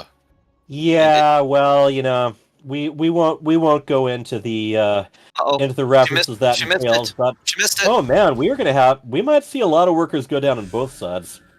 No, there's there's a battery, so we're going with. Yeah. Oh, and only one gets frozen. Yeah, that was well done. The probes racing away to the comfort of the Stargate, but yeah, He still got a bunch. 6. Yeah, that's not 7. bad. Citizens arrest. Mm-hmm. Yeah. So Right, Blink. just about to complete from Elegant. Yeah. He's up. They've both got good probes. bags. Neither of them expanding quite yet. Oh, there we go. I think we got a next going down. Yep. Yeah. And there go the stasis traps. Yeah. But yeah, Elegant's third. Good job for him. He was prepared for the Oracle. At least, took had the shield battery, and did damage of his own, as far as the work count goes. Yeah. Very similar supplies here. Yeah. He's way up in the worker count. Some of those are in the Oracles, which are quite a ways away now. Oh, 2 of them down. Ooh, that was a good stasis. But the Oracles could just fly in and burr down all the probes. But I think you're coming back home. Yeah. Right, gonna pick them off. Or That's not? 5 for 5. Yeah. Oh, and Blink is done, so they all get away. For that ended up being that he just killed the ball. I'm drawing a blank on the ball's name. The ball's name. Sentry. Thank you. Okay, yeah. He killed the sentry and got away with no damage. There's a lot of very round things with Protoss, and that's by design. They're all ballular. Well, actually it is. The idea was their circle, square, triangle. The Zerg have all the pointy stuff, the Terran have all the practical right angles, and the Protoss have the elegant curves. That was an interesting little bit of trivia Sam Didier shared before Lights of the Void came out. Interesting. Yeah. Stupid. He's bringing the observer to check for those stasis traps this time. Very wise. And he's also coming from a different direction this time around. Plenty of stalkers there on the third. He has less, though. Oh, is he going to see it? Is he going to see it? Oh, he does. He sees us. Yeah, so he just has less. That big stasis cloud in the sky. Ooh, he's going to even eye up the worker count right here. Coming up again. So he's got to be careful. Yeah, they have Blink. Yeah, they do. And I mean, looked like they were cornered, but you can always take the elevator up. Yeah. Alright. Can't quite do the surround because the other stalkers were already making their way up the ramp. You should kill the pylons. pylons. This is pretty effective here. Yeah. Unfortunately, it's like instability of stalkers have been divided up a little. Yeah. Is he going to catch the oracles napping there just by accident? Oh, nope. He turns back. No, those oracles are too slippery. Yeah. And Sir Maligan, after all of that, still up the 9 probes, so that's pretty nice. Yeah. He's pulling a slight lead in the supply, but... And look, that little observer between the main and the third. Keeping a close eye on things. Yeah. Yeah. So it's double upgrades versus single upgrades. And we also got the other kind of balls coming up, the disruptor balls. Is that 4 minutes right there? Yeah, right about 4 minutes 20 seconds. Yeah, it's like 4 minutes 20 seconds. I think her internet provider has a weird sense of humor. Gosh darn. So I don't know. It's like he might. No, that's too many stalkers. He's got a Templar Archives on the way, probably for Archons. Yeah. Nice little concave, too. He's got to back away though. Yeah. He had his fun. Now he's got to blinky boy Right. away. But he's also keeping instability on the defensive. Yeah.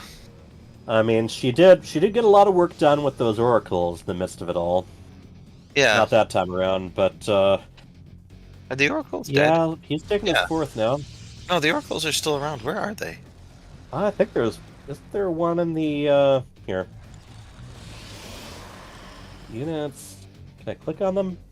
Yeah, they're back over the main. I think they might have been recalled. Oh, that makes sense. Sir Maligan's got his fourth up significantly before. She's had this probe here, but she hasn't built it. Yeah, and she hasn't got the money for it, and she's also pretty much supply blocked again too. Yeah, I think, and that's the thing. All this pressure, even when it doesn't do as much damage as you might hope, it keeps your opponent busy, and as long as they're dealing with that and trying to anticipate your next move, that takes their attention away from some pretty basic stuff that would usually be clockwork. He's attacking the pylon instead of going in and killing the probes, but well, that's an interesting little thing. Whatever it is, the old, you remember what Bruce Lee used to say, pylons do not hit back. He didn't say that during the early part of Legacy of the Void, when there was the Mothership Core around still, but... I was gonna say pylons used to hit back. That was awesome. Yeah, I loved the, there was actually like a Carbot version of the Legacy of the Void opening with Legacy of the Boys.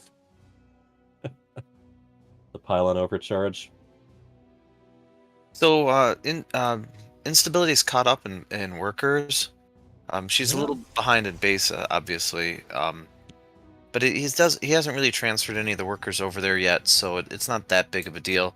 Extended Thermal Lance to Stargates. I like that transition for him. I think she's got the Templar Archives building, so I like his tech switch. I think that's a really good plan. I think he'll be able to cancel this fourth. Those two, we're gonna see how the disruptor hits go here. Oh, and the stasis ward hits. Oh boy! Balls! Almost blinked in time. Yeah, the stasis ward was money there, though. Yeah. They've really helped. It's working as a force field, actually. Indeed. Yeah. All right. Well, instability came on top. Well, yep, came up on top in this exchange. Yeah, she's almost way up. 50 supply ahead. Now we are almost to that special time of the night, though. What? We are almost another 4 minutes and 20 seconds from the last time it froze up. Yeah, I think she might win the game before that, though. I mean, she'd have to race to it a little bit, but we'll see. I mean, he's got a battery overcharge, or not. I guess he can do whatever he wants. Yeah. Yeah, but I think this game's end. There's that battery overcharge, but yeah, too little, too late there. Why is he go double Oracle now? I guess it doesn't matter. Forward, try to pay her back. I don't know. Yeah, and he does the worst Protoss feeling when you die with all your money in the bank. If he had 21 zealots, he would be fine.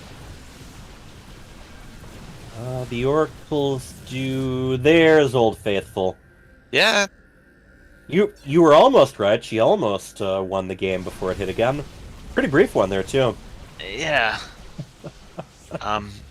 Yeah. This. I mean, it's a ambitious yeah. decision 4 to try to. carriers on the way. I mean. It would work. 4 carriers and the rest. Yes, I mean, she doesn't have the best answer for it, but by the time they finally get out, and keep in mind, they do not come out with all their interceptors. No. The damage may have been done. Oh, yeah. While I'm sniping anyone? Get wrecked, nerd. He's still like, no, I can win. I can win. It's just a little con. Where there's a carrier, there's a way. Oh, and not a single carrier gets out. Oh. Yeah. I guess we never see Fantasy. how long it takes to build the interceptors. Fantasy GG timing? There's your GG. Right there. Hey. Sir Maligan had him on the back foot, had her on the back foot quite a bit. But I think that's again the same thing that he should try out for the NFL because he's been throwing a lot this night. Oh. Yeah, Ouch. guys, that was he had a big lead. Like you said, he has so much money, but he needs to focus on macroing. He does, and he takes those fights, which he's got like the best offense. If he was one of those IEM cards, his offense would be like 90 or 100, right? But then macro and exactly. He never let up, but his macro and defense would not be that high rated. The carrier's transition happens at the 10-minute mark. I think he does fine, but when it's trying to come in at the 12-minute mark, I think he's already dead. Yeah. Let's get another game going and see. Yeah, I want to see where this goes. Yeah. I think that he would. It's funny because all 4 games he's played today, he's been ahead in the early game. He's had a winning position almost, and just not been able to steal the deal. Alright, I don't see her on. I just suggested her to party. Okay, good. Yeah, she's See. to reconnect. Okay. Yep, she's coming in. There he is. All right. Alright, guys. I was gonna guess 2-1 for the game for the match here, but it looks like it could be a 2-0 still. So we'll see. Possible. I'm hoping for a 2-1. But we will see. You know, the thing is, he's had the ability to win every game. So. Yep. Here and there, he might push the rest of the way. And once again, I'm curious if either of them has anything, Stargazer-y planned for this Stargazer map. Stargazers is a fun map to play with. So yeah. Got potential anyway. There's gold bases, there's mineral barriers, and there's pretty straight line between bases by air. Yeah. He doesn't go many air units, but I think her Oracle, she's pretty good with those. I think they'll be just fine. Yeah, those could get a lot of work done. In the upper left, we have the green Protoss. His name is Sir Maligan. And in the upper right, up 1 game, the dark blue Protoss is known as Instability. Alright. Once again, we have the... Oh, wow. That was way before 4 minutes and 20 seconds. Yeah, but it might have been 4 minutes and 20 seconds last time. I know. The internet probably doesn't time it based on when she starts her game, but... Okay. Alright. Pylon at the main ramp for her. Pylon at the natural for him.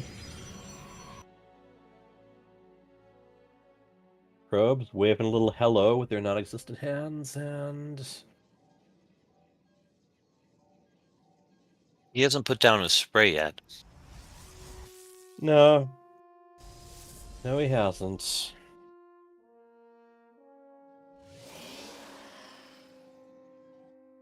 Oh! He had her probe squashed for a second. Yeah.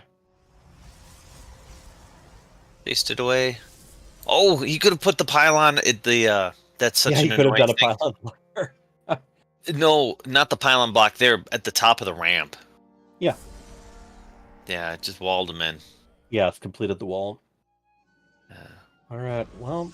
he went 4 first. This is aggressive something. Yeah, we both have the cyber cores pretty close together, with Maligant a little bit of the lead there. No, Maligan's it doesn't have a nexus. Oh, no, it was instability. That is a weird build. I don't. Yeah. Maybe it was weird builds worked all right for him in the past. He just needs to make sure to follow up on them. I think it's just objectively worse. Okay. But he got some work. He got a bunch of work done with the Adepts last time, so we'll see if he, how he does with that. He's got the second gate up way before she has her second gate up. Yeah, no tech path chosen quite yet.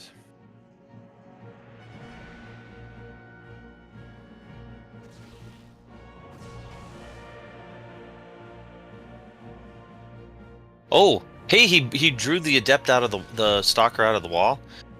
He might be able to just kill workers in the natural because of that. Maybe, although it's on its way back right now. Yeah, but... Alright, once again, Adept versus Stalker. Just cancel it. Just cancel the Shade. Yeah, look at that. He's gonna get to 2. Yeah. Damn. Yeah, and then cancel, and then walk away. Yeah. Just like that. And... and some lost mod in time for the remaining ones, too. And it works out to be just about... He gets a little advantage. Okay. Oh, nope. Yeah. Gotta focus the probes. Gotta focus the probes if you're gonna do that. And it's trickier against the ones in the assimilator. Oh, he might get 2 here. Oh, that's nice. I think that's worth it. Okay. Oh. I think that was worth it. And another Adept goes down.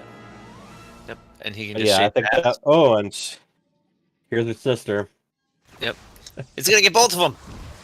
Oh man, Stalker's not quite in position here. If he runs away, he'll be up in the... Oh, he is! He's gonna get up that... What a beautiful Shade. This has He cancels and runs away. Mm-hmm. Look at that. That was well done. That was really well done. I like that. Meanwhile, Dermaligance got the Dark Shrine. Yeah. Constructing. Although, Instability does have a Robo on the way, so she might, depending on what she builds, she might already have an Observer ready to go. Yep. Here's the thing. He built himself this crushing 10 probe lead. And I'd say, man, that is exactly what you want. 10 probe lead, the tech path, and just being a nuisance and a general pest. Right. The more they're forced to think about you, the less they're forced to think about what it is you're going to do, the less they can think about what they're going to do. Now, the Observer is being built, and yes, it is. I don't think these DTs... And there's Old Faithful. Okay, yeah, it's like, oh, it is. It's perfect. Yeah, I never. I don't know what would cause that. I know quite a bit about network technology, and it's got to be. I don't know. Seems like it. Seems like it'd do something with the router more than the. Yeah, there it is, ready to go. Yeah, but not before he loses. Oh, it's rallied across the map. She needs to F2 it back. There you go. Grab it back. Yep. Mm-hmm. It's a lot of probes, though. It's a lot of probes. Oh man, yeah. He's gonna once be up again. He splits them up. He's gonna be double the probes by the time this is done. Yeah, exactly. That's one Observer trying to keep track of more than one Dark Templar. One of them's down. 15 down, and that's on top of the ones that were already lost from the Adepts. Yeah, she has to go. This is you can't cut. There's no macroing back from this one. Yeah, 32 supply to 49. Yeah, the armies are even. She's up army by a lot. She has double the army supply. So he's already put down a couple of shield batteries. He knows that this is kind of what she's gonna have to do. She can just walk in the back. This is Stargazer. She should just walk in the back. She's not going to. Well, but she has blink. She can walk in the back. Oh yeah, you're right. I was thinking she might have to use the warp prism, but yep. Oh, he thinks that she's doing it. It's a double fake. He fakes her out. Let's see how quickly she can use this. Might be better just to walk them right past the wall or to focus on the pylons. Focus on the pylons now. More going down. Yeah, but it's not all his production. Right. So he should just let that go. He knows he's winning. He could just give up the base even.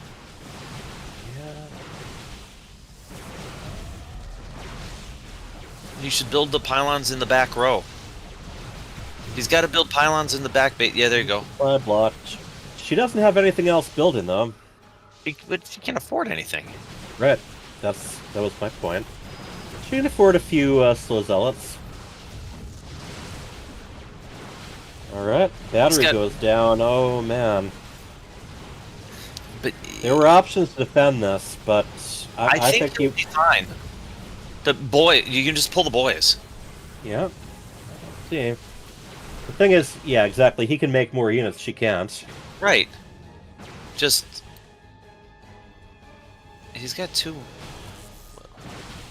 But dude, you gotta do something. That whatever you're doing this isn't the right move.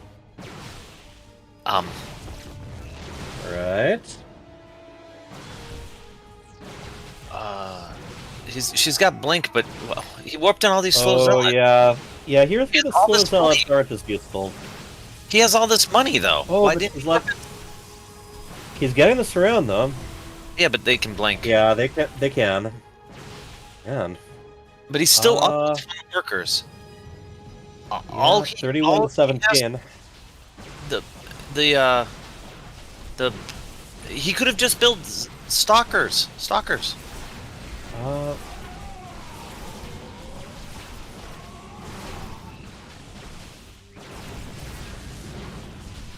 This is He can still build stuff. He could still fight with the probes and build a bunch of stalkers. He can just get that base. If he eliminates her army, then that's it. Yeah. But no, it's not, because she's got 19 workers again. She's caught up. Yeah. And that seems like the story of the night. You know, the macro He graphically wins and catching up again. loses. He wins then loses. She's getting into his production now. Okay, she probably wants to back off until that's done. Yep, good call. He could chrono boost. He has energy for days. He's got 200, 200. He could chrono his gateways and outproduce her. But I think she's got it. Lag. Oh, was it me? It was her and you, and it's still you. Can you hear me? I can hear you. Can you hear me? Okay. I can hear you, but it's counting you down. I know, that's weird. When in Rome, right? Yeah. I don't understand that. It says I'm online. It says I'm not. Yeah, I know. I can hear you just fine. It's something with you in Guys. BattleNet. I don't know. Yeah, Bunny's about to drop. But while we're waiting for Bunnies to drop, you know, the point there was 39 to 9 workers. Huge. Yeah. Mm-hmm. Yes, I was about to say, I was like, you know what, even Sir Malikan won't blow this lead. And now, oh Good thing no. you weren't the one casting. I don't understand how he's he's the master of throw.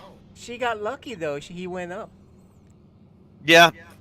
Yes, and he could have he didn't use his energy, his chrono energy. He could have chronoed his gates. Or like you said, give up that bottom base. Don't fight until you have enough units, because she can't produce as much as you. Right. Right. Just give up the base, come back. Yeah, I'm gonna. This is the biggest throw in. Yeah, FSL you just watch Twitch, okay? And then Well, you know close out what's of funny is StarCraft. it says I'm fine in StarCraft. Alright, I time could to drop play it. a game. I don't know. You're sitting at 0. No, I Zero just time left. I hit disconnect. Okay, here we go. All right. Alright, you know what? He can't cast his live without. No, I can see. Oh, you can see. Yeah. Good. I can see off. A little bit of a delay. But it's fine, and especially this game. This game's over. He had it and he threw it away. Okay, here come the boys. He can still do it. Mine. No, and recharge. Well, he can hold this attack, but she's caught up in workers. He's only up 5 workers now. Yeah. And he's gonna. Well, he plays better when it's close, not when he's way ahead. She backs up now. We'll see what the next move is. Yeah. I see one Dark Templar on the way. Ooh. Wow, he stabilized from there. He's stabilized. We're gonna have to see how instability follows up. Oh, you don't want Very, this, very man. close This is not what supply. you want. You don't want Malagant when it's like close. You want him when he's way ahead. Oh, yeah. Apparently. The scales of fate must be balanced. Warcraft 3 quote there. Yeah. All right. A little bit of a supply block there on instability side. So they It's both gonna got be plenty. it's gonna They be a both got, 20-minute macro game. yeah, they both got plenty of stalkers. I'm really curious what the next piece of tech's going to be. Ooh, yeah, we do have a probe from Sir Maligan's side that has a size on that gold. I don't think he's gonna take the gold. Might not. He might just be keeping an eye on it. Either way, that stalker is going to take it harder. Oh. Maybe he is. He's not because I guess that's the right click, not a. Okay, there we go. Man, gold fever there. Yeah, I think he was just making sure that she And didn't take it. meanwhile, instability is clearing out the pocket minerals there, so she can put a nexus down. That's very smart. He's going to take his third. Interesting. Yeah, I mean, we're at almost 12 minutes. They're both about to take their third, so yeah, they got their licks in. Oh man, if she denies that again. Oh no, pre-up. One stalker against more stalkers. Yeah, and she didn't blink away, and there we go. Yeah, like clockwork yet again. Sir Maligan, it freezes. Right. This wasn't me this time. Let's see what these do damage. What kind of damage these do? It was interesting because when you started lagging the same time she did, it's just her internet snapped out of it. Yours didn't. It's weird. Is my internet for anything else? It didn't. It was just BattleNet that dropped me. I think her internet is a bad influence on yours. That's what I think. It is. All right. 15 probes down, so things are tipping towards Maligan's side again. I'd say, well, this was awesome damage, but like he's already done it once. Well, so nice he did it twice, right? Yeah. He could. You know what's funny is he could have just warped in. He saw that extra base. I'm trying to click to see the. Oh, Twitch. But he could have just right-clicked down. He could warp in 2 more DTs, 3 more DTs, right-click down the third, and be way, way, way ahead. And still, the workers still aren't returning to Instability's main. Yeah. Well, I mean, haven't been replaced yet. You're at the 16 of them died, so. Yeah. And here they come again. This trick never works. This time, for sure. If he just nuked down the pylon. Yeah, that. Yeah, that pylon right there. Big trouble. Yeah. Hey, Rocky, watch me pull a Dark Templar out of this warp prism. The response is again. Yeah. He just hid them too. Yeah. Good cleanup job. Damage is done. Here's the thing. He's not spending his money.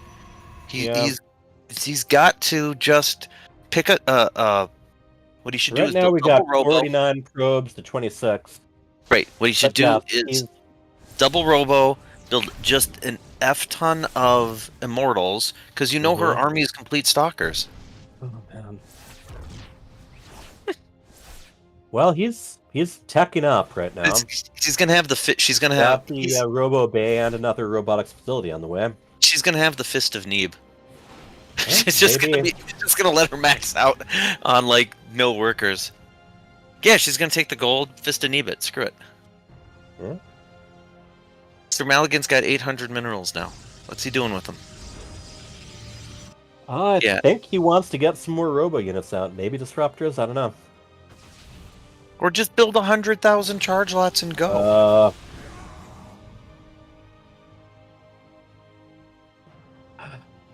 Hide and go seek with Dark Templar. Yeah. All was rough. He's got an immortal now, but her army supply is so much up. It's funny. He's up 20 supply and it's all workers. He's down 6 army supply.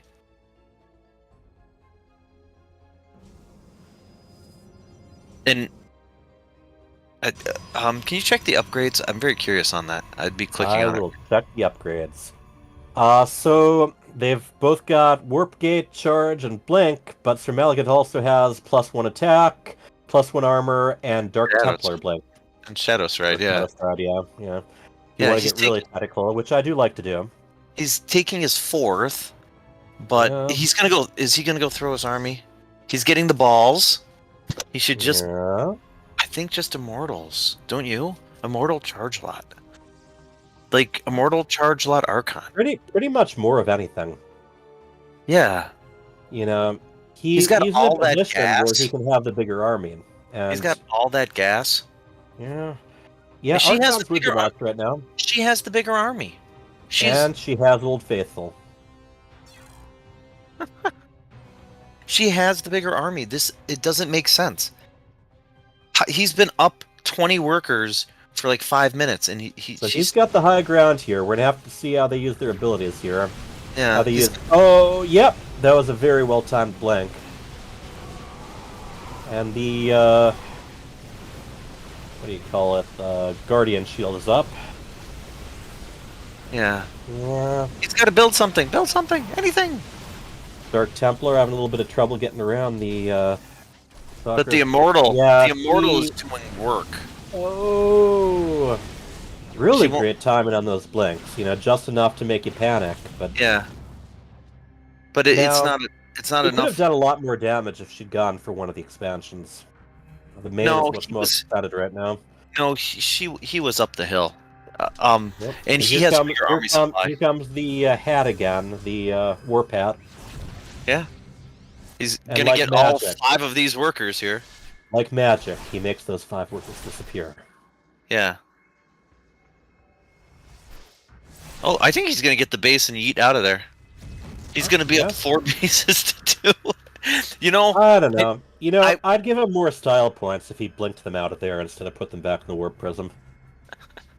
I am rooting for instability so hard right now. I don't know why, because it would be heartbreaking if I was the Protoss to lose from this position. They're both the Protoss. Yes, but I'm just saying when you're up twice the workers, army supply, and somehow still lose. But One of those times where you just can't bring yourself to watch. Oh wow. Okay, he won. Yay! What? Oh, she just didn't want to deal with that. Yeah, she's just I saw the warp prism was already out of range and was like, just got sick of it. Yeah, just like that game is done. Your body is you're back in the game now? Yeah, I was back in game instantaneously. Alright, here. I'll invite ya. Yay! Or suggest your invitation. Alright. PJ Freedom. Well, that was a game. It was definitely a game. And hopefully this will be a game 2. Or This game will 3, be a I game mean. 3, yes. Yeah, I beat you to that pun. You All right. did. Oof. I'm hoping to do some activities that have me this exhausted around the 25th anniversary.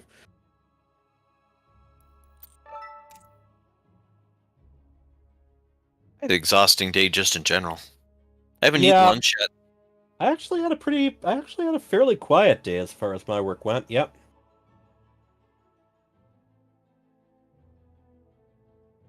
Ooh. But also I have a daughter who's reminded me she is hungry. And dog number 2 actually got in the office too. I didn't even notice she was here. The door opens up.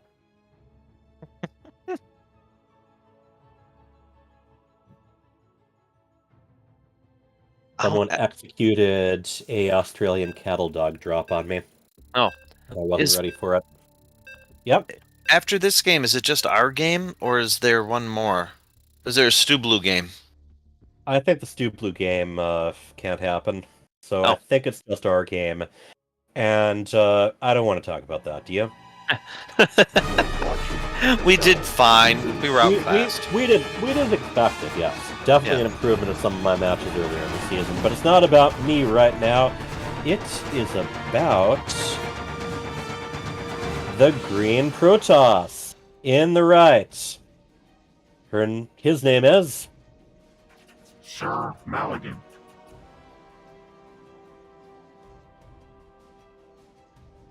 And pause for lag.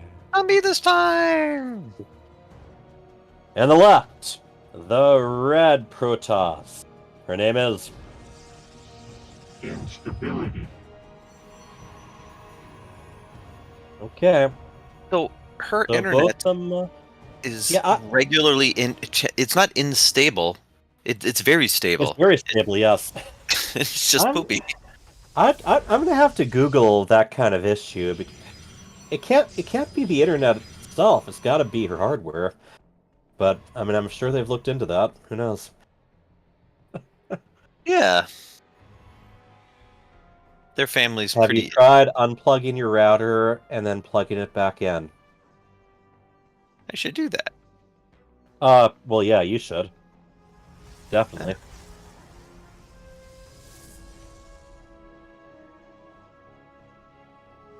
Oh, Probius! Probe on probe violence! When will it end? Don't you see? We're both tools of the proletariat. Yeah. She's going core before expansion. Yeah, and we got that cute little green probe just patrolling where she wants to put her nexus down. I think he's just ahead again. Yeah, as expected.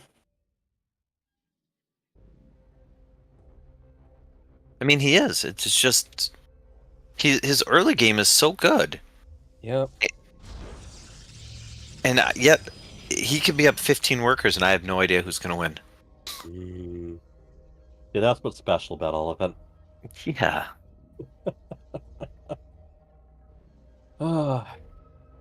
Oh, she's going adept this time.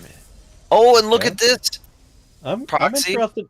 I'm interested to see how her adept control is. I mean, her blink stalker control was fantastic. Yeah. I think he knows something's up. He's looking for it. He knows. Well, his brain's gone off. He's like, wait, there's nothing here. here. The only thing attacking that blocker pylon is a probe. Okay, I mean, here's one adept. She does have stalkers on the way, so it's not going to be all adepts anyway. It's a... But he... Gateway. He fully walls. Oh, and here's that... Yeah, the robo is at the proxy. Yeah. No, he knows something's up. So let's see how he handles it. Yes, indeed. So how do you handle it? Ooh, with the Stargates. Yeah. I mean, that is a... It's an option. He knows he's going to go try to find it. He doesn't see any tech there. It doesn't see the nexus at the natural. Yeah, he should start putting down... batteries. Units. Yeah, units are nice too, so the batteries have something to heal. Yeah. There's that batteries. Just kind of scoping around. No, he got caught, but there's a battery. He knows that there's something all incoming. He does like going with these full wall offs here. Yeah, I mean it makes sense. He knows it's a I mean, it works perfectly well if you don't have a third to defend as well. And there's the Oracle. Oh man, How much of a punch is this going to hit? I still think this is going to be too much. I think she's just going to pop him in the face. Got the pylons there for instant reinforcement. Got an immortal behind it all. And is no longer a full wall. Yep. Yeah. Mind That's if I game. squeeze in? Game. Oop. Lag. Yeah, it's 440. You think maybe she is the lag hacker they were talking about in Europe last year? Yeah, game's over.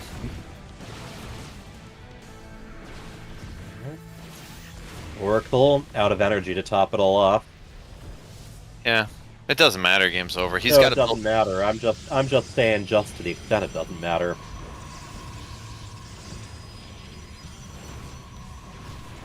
Yeah, yeah. He has no shot. You could swap Hero out for Sir Maligan and me out for Instability. I think I'd win. I think you should at least put a spray down. You know, not enough people use the GG spray to actually surrender. Yeah. You ever notice that? Yeah. Alright, there goes another full wall. He's supply blocked, though. Yeah, he is. Instability is still without a natural nexus, but once again, that doesn't need one. Yeah, well, it's an all-in. Doesn't matter. Yep. And another unit dies, another unit dies. To already pull his boys. Yeah, well, he wants to see if he can hold out until the next internet lag. Yeah. Oh, nope. GGWP. Good game, well played. We are sucked. That was a 2-1 victory on Instability's side. Yeah, well done by her. Just check it out before they come in.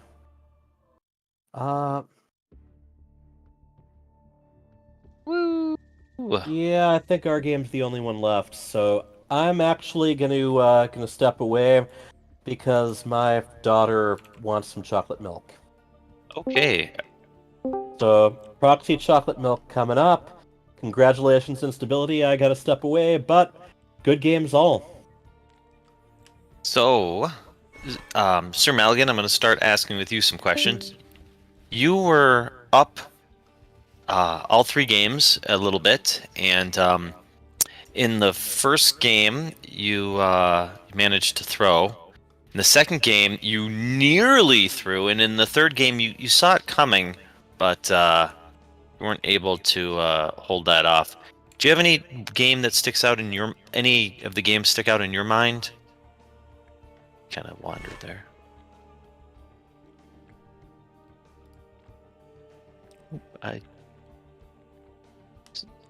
Sir Maligan, can you hear me? Is he muted? I think he's muted, right? I am. Maligan. Yes, he is muted. Instability and Maligan are both muted. Can they hear me? Yeah, they're not deafened. They should be able to hear us. Testing 1, 2, 3. Maligan. Oh, he's trying to figure it out. Now you can see him on the camera. Mike could ask Instability. Can you hear us? Well, yes. There you go. They unmuted finally, both of them. Okay, so I guess I'll switch to Instability. Instability, on that second game, you were really down and out, and you nearly made a game of it. And then you kind of just saw it and like, I'm over this game. We're going to go to game 3. What were you, when you made that heroic comeback in the middle, did you think you were going to push through? Of game? I have I had no thoughts at all, I don't think. I was just sort of playing the game, you know? Yeah, you were down to 9 workers, and you almost pulled it out, which is quite impressive. Sir Maligan was going to gift you all 3 games, but he didn't. Sir Maligan, can you hear me now?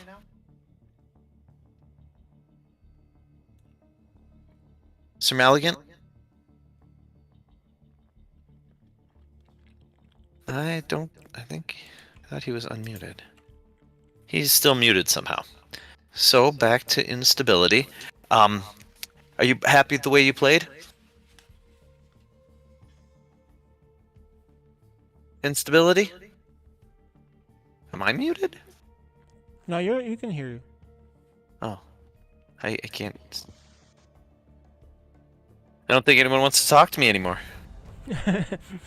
Well, it sounds like technical difficulties is stopping both of them from revealing to us what a crazy game and their mindset was. Right. Yeah. Game 2 was crazy. Game 2 was crazy. Game 1 was crazy. I don't even remember what game 1 was. Sir Malignant had that big army. He had the lead, and he kind of smashed it into instability. She took such a good fight that he just kind of rolled through. She just rolled them through. But he was winning up until he took that bad. The Adepts killed a bunch of workers to begin with, and he looked like he was on his way. And then instability kind of did kind of yeoman's work with the oracles.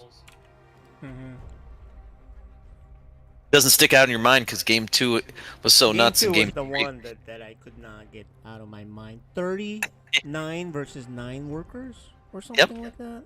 Yeah, and she almost pulled it out. With the DT and the tech lead? Yeah. That was quite impressive. And then instability? Sir Malignant's back. Now let's see if well, you know what? If we can't get him to reveal this stuff. Okay, there you go. Malignant. Yeah. Jeez, what the heck is stupid Discord? So, we're eagerly awaiting your thoughts on game 2 because that was the craziest. Oh, game 2, man! I was about to GG actually. I was like, let me see if I can still take it on. A good thing if instability killed my Nexus, that'll be it. But I think my Nexus survived, so that's why I was able to come back. But yeah, I was about to GG there. I was like, oh dang it, that was a good counter. 39-9 worker lead. Yeah, that was a good counter there by instability. Yeah, you know, she bluffed us both. We both thought she was going to go into the back base, but she didn't. And you went to the back base to defend, and she just kind of walked into the front. It caught you out of position. Yep. I was expecting Prism there. So... Yeah, we both expected the exact same thing, and she's just like, nope, gonna go smash him right in the face, and it worked. So yeah, yep. Yeah, that was a good move. Yeah, the third game went a little quick. You saw it coming, right? Actually, I did not. I was not paying attention probably with my adept. That's why. It's like you know what? You were making defense though, like you know. Yeah, you walled off fully, and you were making defense, but you missed a time. You didn't build one round, and that's what kind of did you. Yep. That was yes, I was expecting something, but I didn't expect like an all-in with Immortals. I was like, oh, GG. Yeah. That was good. So instability, I have just one last question. When you went to game 3, was your mind just to get it done quickly, or were you always planning to do an all-in at one point? I didn't have the plan to do an all-in until I scouted the low ground wall. I had no game plan at all. It was just on the fly. Reactionary. Yeah. That's how good instability is. Instinct. Yeah, it worked out. Man. You know what? Yeah, I just reacts. I said this before your match, Malignant. I said that right now, the way you're playing, you're probably the best Protoss. But I'm gonna take it back because even though you're so good and you're so on fire right now, it just shows that even though instability doesn't play enough, she's still good because of her macro and her instincts. So, her instinct is good. Yeah. Her counter is good. She knows when to counter. She knows when to to attack. So that's really a good instinct. Killer instinct. Yeah. But well played, instability. Malignant, you showed like you're really good too. You almost had a 2-0 against Dark Menace. You probably should have had a 2-0 against Dark Menace if you had the killer instinct. And then with instability, you should have won the first 2 games. Yeah. Yeah, so it really improved from the beginning to the season to the end. The results don't show it, but if you would have played those 2 games against most of the league, you would have won. I think that You just kind of got unlucky playing two of the better players today. Yep. These guys are good. Yeah. Well, that'll do it. Thanks for hopping on and playing Instability. Nice job, Maligan. Yep. Looking Good good. job. We'll see you Thanks guys. for hosting, guys. Yeah. Playoff Or time, casting, guys, sorry. in a couple weeks. So get the practicing. Yeah. And I'll cast this last match with Hyper Turtle, War Bunnies, Turtles and Hair 2v2. Maligan, I need your help co-casting this because these two cannot. So let's do it real quick. Okay. All right, we're gonna Yep. be casting their replays. War Ready, Bunnies, ready. thanks for casting, man. Yep. Thank you. Good night. Good night. Do we have one more match? Yeah, we're gonna cast the. We are going to cast the 2v2. Oh, this is a replay? Yeah, so it'll be really easy. Alright. Because yeah, it looks like good old reliable Mizel is not around for his game, and the other matches, the Archaic and Gray didn't confirm, so they'll just have to be played some other time. Okay. So let us do this. Let's load it up now. Alright, let's get you on. Yeah, I think you're on. You're already on. Let me move bunnies and add you in. The final match likely tonight because it don't look like we have the other players ready to go. I guess we'll have to play it sometime, then you'll cast it on replay again. Yeah, I think we'll just catch up. I mean, look, I don't think those last games will affect the playoffs. Maybe I don't think so, but maybe they'll just have to play and then we'll cast it right before the playoffs. But anyway, this will be Turtles and Hair against Valhurt. Really tough one. Ooh, yeah. That's a tough one. Is Valhurst have they lost the game? I mean, lost I the don't series? think they've lost a series, but they've lost a game. Okay. So yeah, it's they're tough, man. I favor them to win the whole thing, right? So let's load up the games. Here we go. So I favor him to win 2-0, but you. Oh yeah, prediction for sure. 2-1. Probably 2-1. We'll see. Yeah, 2-1. I mean. Alright, man. Let's do this. War Bunnies and Hyper Turtle, if they get to go with air, they're likely to win. Yeah. So we'll see. Alright, do the intros for me on the bottom right side. Alright, on the bottom right, it is our purple Protoss. He is.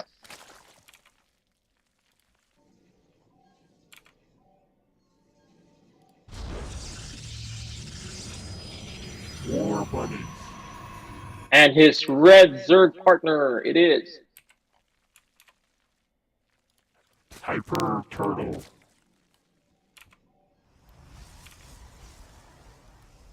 Turtles and Hair. Wait. Oh. Okay, so right. top left. Left. Are you gonna go ahead? Alright, top left. Blue. Terran. It is. Hurting time. And his heel partner, also a Terran. It is. Tails. And the team is Valhurst. Yeah, this is Alright, the this is gonna- favorite this season. The favorite. This is gonna be. season, man. Yeah, this is gonna be tricky because who am I following here? I think you. Okay, I'll circle my mouse around. Press 5 or 6. I may be that guy. Does it follow? Nope. 5 and 6 doesn't follow anybody. So 4. let's Okay, see. never mind. Then I guess we'll just. Have Where are you looking at right now? You're looking at. I'm looking at Fails? the Terran base hurting time right now. Hurting time. Okay, hang on. Stay on Hurting time. The choke point. All right, got it. You found me? All right. Yep. What number is Follow that? you. 6, 7. Number 3. There's 3 on my end for some reason. That's weird. Yeah. Okay, so I'm looking Wait. now at the bottom right. Bales is scouting SCV. You looking at that? Hang on, stand by there. Yep, there you go. And now I'm gonna look at one of the golds, the bottom gold. You can see the gold. Bottom gold. No. What the Oh, okay. heck? All right. Well, I guess that's okay. Just cast it, and Yeah. I'll try to follow you. All right. Let's see. You, What are we you looking and at I here? will be casting anyway. And All right, I'm looking at the Reaper right now. So the Reaper is heading to yeah, the Vales' base Reaper. He for does a lot, scouting. man. He Wait. micros us really well. I think he always makes a Reaper in every matchup. Yeah, which is always good. Reapers are great for scouting. I love Even Reapers. for 2v2 1-on-1, he makes it every time. Yeah. And yeah, and he loves bio. Right. So that's a playoff scouting report. Oh, good control there by Vales. Let's see if he can deny this expansion. Ooh, Oh, just gets out. So War Bunnies gets the Stargate as expected.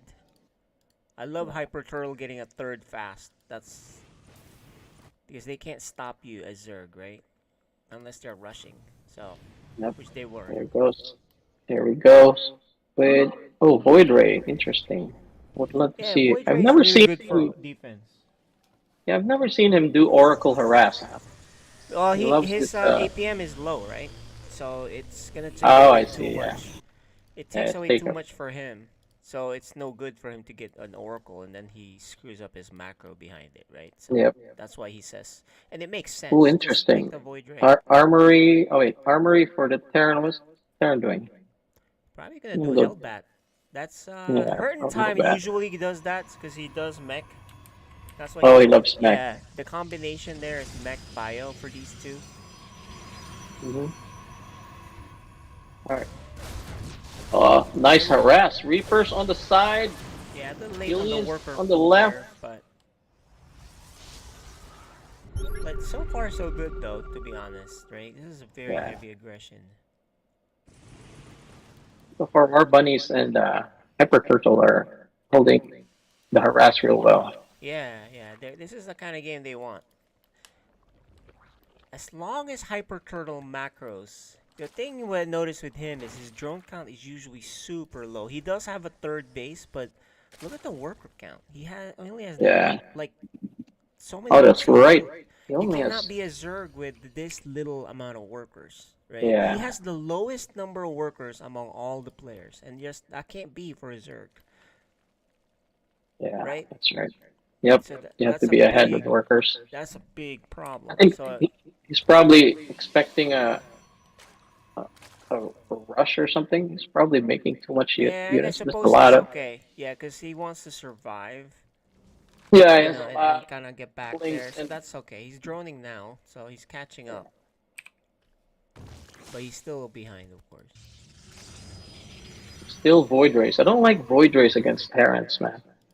I don't know. Yeah, Is it good? Yeah, it's not good against Terrans except for dropship, but I think he's doing it because he doesn't want to make oracles and he wants to build something from his Stargate, and it's good versus small number of army, but especially if it's Hellbats.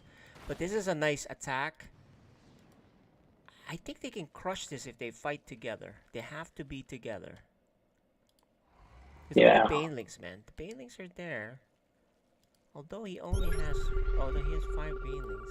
They just need to be together. Let's see how fast... Okay, War Bunny's joining Here we the go. fight. You gotta join the Here's fight. the fight. Yeah, you Okay, can't. it's all about the Baneling hits here. Nice dude. That was cool. Yeah, this Void Ray is gonna go kaput. Oh, nobody's shooting at it. Alright, nice. No, the Void Rays are good, consistent damage, because look, the others are shooting because of that. Yeah. And look how far it's ranging it. Oh, Hurt just lost that. Yeah, no, it's Cyclone, good. Voiders are good for in reason. against low number of units, which is Yeah. the early attack here. and he's still doing it because he wants to eventually get to Stargate carriers. So, right, he doesn't want to make Yeah. Phoenix. He's not gonna make Phoenix or Oracle. So of course he's gonna make a Void Nest. Hyper Turtle is Nice. gonna be sending these lings, but he still has a Yeah, super it's low probably worker gonna. count, man. Yeah. He only has 36 drones. Yeah, Oh so man. low. You can't survive with this low. Although he has Yeah. 4 hatcheries, which I love. Ooh, there's no expansion there. Nice. Yeah, I they're like in good that spot he's here. very active They're in a with good this lane. spot. If they can macro Yeah, they're in a good properly spot. here, Look at that. and look, he's getting lurkers. This is really good spot for them. This might be one of the better games I've seen them play all season. If they can Yeah. somehow survive this and win, right? The problem, Yeah. man, the Hyper worker Turtle count. needs to make workers. Look at that. Still 38 at 8 minutes Yeah, with everyone's 4 passing bases. him a lot. Everyone is way ahead in this, and you can't. You know how it is with Zerg, right? You've played against Zerg many Yeah. times. A Zerg with low worker count is like the most harmless creature. It's like a puppy dog. Yeah. Hopefully, this is a good thing they're not being attacked. Let's see how. Yeah, and he doesn't. Do they know that that's? Yeah, they know that that's there. War bunnies should always be close to his teammate though. Cause Yeah, they need in to a be blink together. of an eye, Oh, look, he no. uses half his workers unit. I love to pull away, but We'll they're fight still it. not together. Wait. There you go. This is all Yeah. about banelings too. The banelings died early. Oh man, you know if they had the banelings, the lurkers are late. If they had the Yeah. banelings and the lurkers set up, this would be a Yeah. cleanup. And they would This is they the would good. cruise. They would cruise to a Yeah. win, actually, because you know he likes to go carriers, right? Yep. Banelings and yeah, oh man. And if you think about These it, are Hyper upgraded Turtle has a Marines. lot of Oh no! War Bunnies Yeah. doesn't have any. yeah, What is? nothing. He can't expect to have too much because there are no more banelings, no more roaches. I mean hydras. They're all died. So it just snowballs here. But wow, this is actually closer than I thought it would be. It's just that they did not Ooh, have enough carriers units. up. Yeah. He needs to put some shield batteries.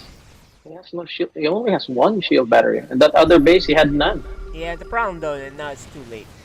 Yeah. I think really what they need to do in game 2, not that they can hear this coaching for game 2, it's too late. This is already in the past.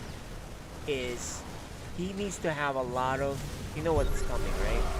Yeah. Bio. Oh, You need to no. have a lot of banelings and make sure you get a good hit, because this Terran army is really all about their bio. If they had, look, even now, if they had the bio Watch. rolling in there, boom, and they save their army. So at least they know how to beat Valherd in the playoffs. They really need to make sure if Hypergirl is gonna make be Zerg, he needs to make sure he has a lot of banelings. Drones. Yeah. We keep droning too. And well, you gotta Stop. have drones, number 1. Then make a lot of Yeah. banelings. Because they were definitely in position to win this Yeah. game. So yeah. Alright, Hertz mech is Yeah, upgraded this is as well. This is almost not possible to win at this point unless they throw, right? Because mech won't die, the bio won't really die, and they can trade as well as they want, and without even a cancel. They can't Yeah, they afford that. Although War Bunny has they need a to lot fight of together. cash. He has a lot of cash, but they can't spend all that cash. Yeah. We really needed to fight together. Oh, the base!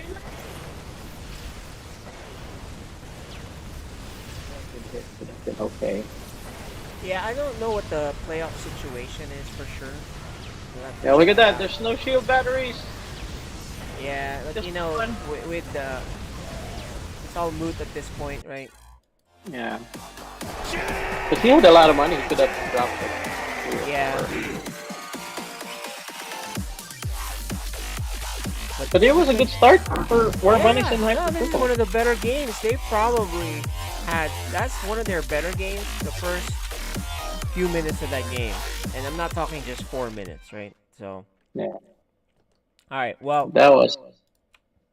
Yeah, that was pretty good. I actually was surprised seeing it to be that way. We're gonna go Yeah, to game 2.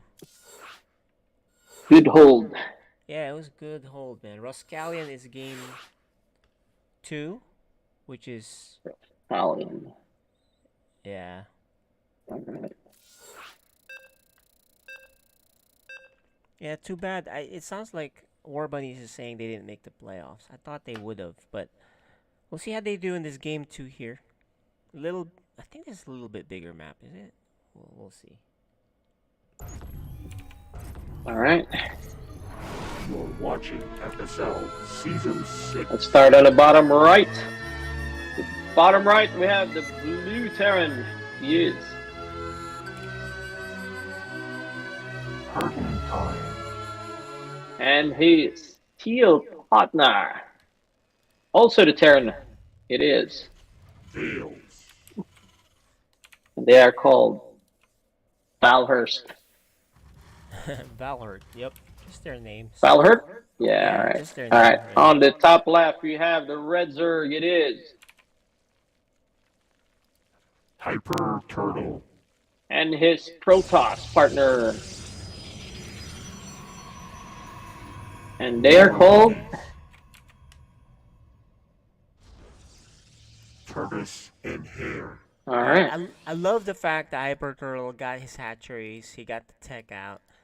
Gotta make more drones. Let's see what his build is. Let's pay attention to his build, because there's something fundamentally missing if he's that many workers behind. Yeah, I think he was probably concentrating on building a lot of units. Probably why he forgot to make drones. We've seen him in other games. I remember watching every time he's Zerg. I just noticed that he has very few drones, and it still has not changed. So let's see what's going on with this. I mean, I get it. You gotta be defensive a little bit too, but it's almost as if he's 12 pooling. That's how little drones he has, right? Because if he 12 pool, that means he had 12 workers, right? Multiply that over 3 bases, that's 36. He had 4 bases in that game, man, and the whole game. Think about it. So there's no way. That's right. There's no way you should have that little amount of drones, right? Even when you 12 pool, think about it. Yep. All right. Let's see. Hopefully, you can adjust his build. Well, I don't know next if he time knows. Though. I don't know if he knows that he, if War Bunnies and them were talking. I don't know if War Bunny said, "Hey, dude, make more drones." So, of course, he'll know if he watches this video, and I expect a big change his next match, if they do have a next match in the playoffs. I'm not sure. Well, he has. If not, he has the whole off season. Yeah. What is hurting time up to? He's going for the tech lab in the factory. Yeah, he's probably gonna get a tank or a cyclone first. Yeah, just to harass. I don't think he's gonna harass. He is very low APM also, so I think he just makes one for defense. If it's a cyclone, is for like a Oracle defense or something, which will never come. Not for War Bunnies, right? So it's Then look, it is a tank. So yeah, it's predictably he's playing safe. Defense, defensive. It's crazy how you can kind of predict these guys, what they're gonna do, right off the bat. Just if your opponent, you feel like they don't have a whole lot of APM, they're gonna do something that's safe and they can easily control, which makes sense, right? Why are you gonna make an Oracle and then you end up losing the Oracle only to kill 2 workers or 1, right? Then lose the Oracle. Yeah, and then or a Cyclone, you gotta move it around to use any value unless So I guess they decided not to harass them with Reapers and stuff because they know they could defend easily. Yeah, that's probably why. They didn't do Reapers this time. They're gonna hit an earlier time. Well, no, you know what? Vales made this CC on the high ground, even though he scouted like a normal build. So they're expecting an all-in. I guess. Look how defensive they are. You're right. Right? Yeah. Look, both of them built their CC on the high ground. They're like, you know what? We're up 1-0. Let's be safe. Let's be safe and just finish the job. If they all in us, it's a free win for us. Yeah. So this may be even a better start for Hyper Troll and War Bunnies. Yep. Because they have a big lead now. And there's no excuse not to make drones this time. Yep. Let's, Establish let's their expansions early. Oh, yeah, let's see their drone count. Look, his drone count. still low. He's still the lowest. What is he making? Yeah, he's He's not. He making all stopped these making lings. drones. Yeah, he's making all these lings. What's he- They have the wrong read here. Because Yeah. Yeah, I mean, he really needs to make drones. yeah, make If he drones stopped, before anything. You'd rather die with a lot of drones in the early games than die every other way because you just had low drones. yeah, I think he's expecting a push or something because he's making a lot of banes. Yeah, and it's not happening. Oh man, Oh, the mine mine drop. Oh, great pull for war bunnies, right? Yeah. Oh, nice shot on the mines, but it does not kill. Oh, what? Yeah, great pull for war. Oh, Hyper that's too. a lot of kills. And Where's the queen kills the dropship because it was so super low on the hit point. Oh, so low. Yeah, nice. So how many workers were killed there? Looks like about 18 total workers and lings killed. But he lost his dropship.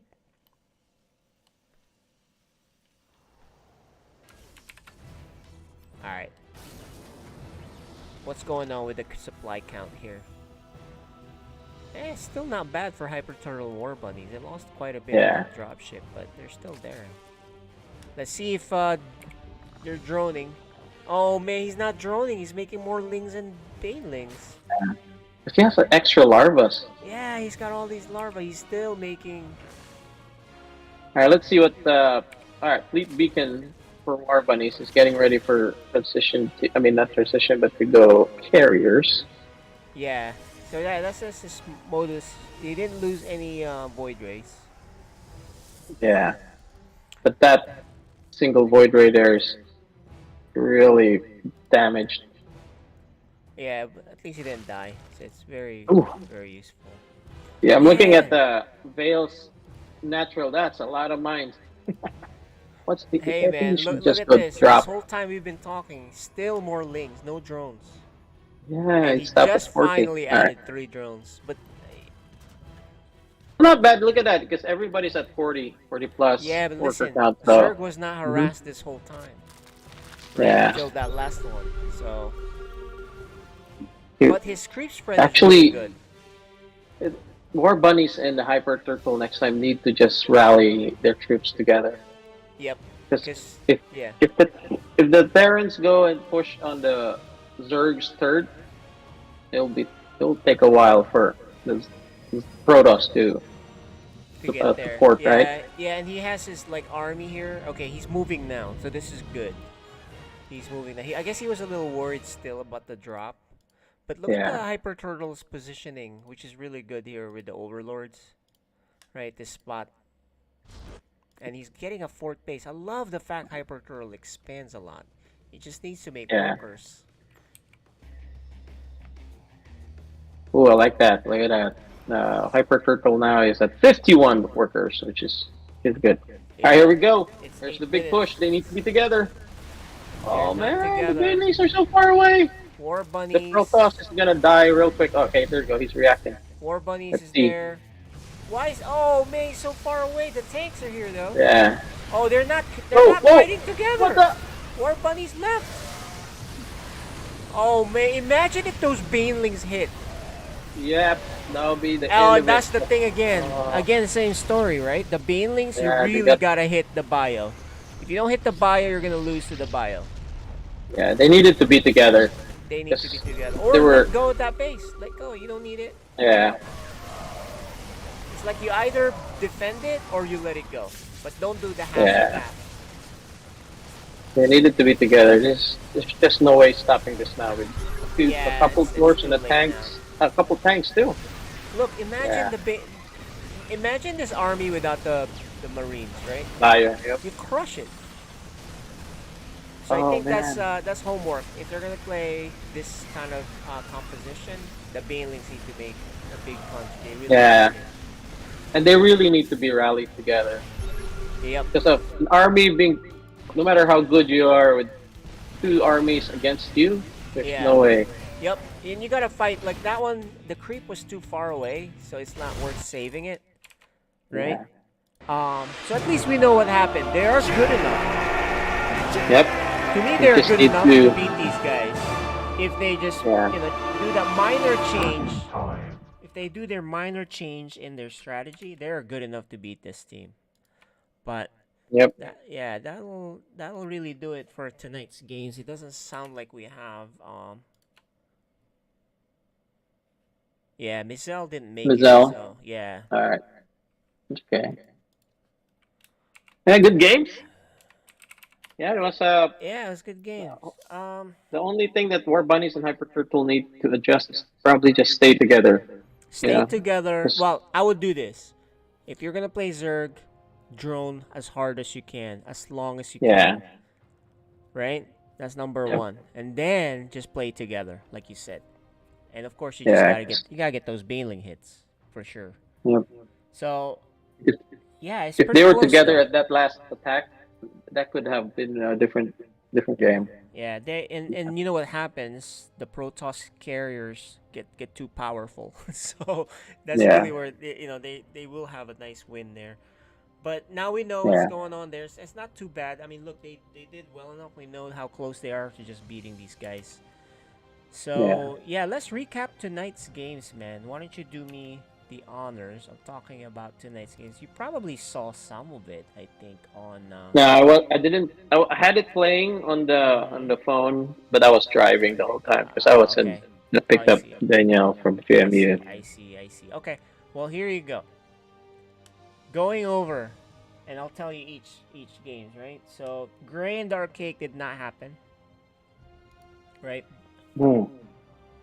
And yeah, the 2v2s we had, you just saw Valhurt versus Tortoise and Hare, a 2-0, pretty clean 2-0, but it's actually a lot closer than you think 2-0, right? Would you agree? Yeah. These two jokers eclipse did not happen. Or did they? Yeah, that did not happen. Because they didn't make it tonight. And then Polaris Valhurt another 2-0. Right? So they're killing it this season.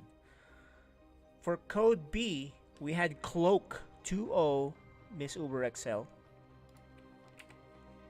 And then Cloak took a 1-0 lead, but then lost to Chinpon 2-1 when Chinpon switched from Terran to Protoss. Oh. Right? Nice. And then Dark Menace Sir Maligan. That was pretty good, man. You almost 2-0'd him on that series. But that became a 2-1. And then the instability proves that she's still one of the Protosses to beat. In fact, probably the Protoss to beat now that Neutrophil is not playing. However, she's not playing either. So, when playoffs time comes, that's when we really need to see what's going on, right? Yep. I mean, she's definitely playing better the last time I saw her. Yeah. So. Yep.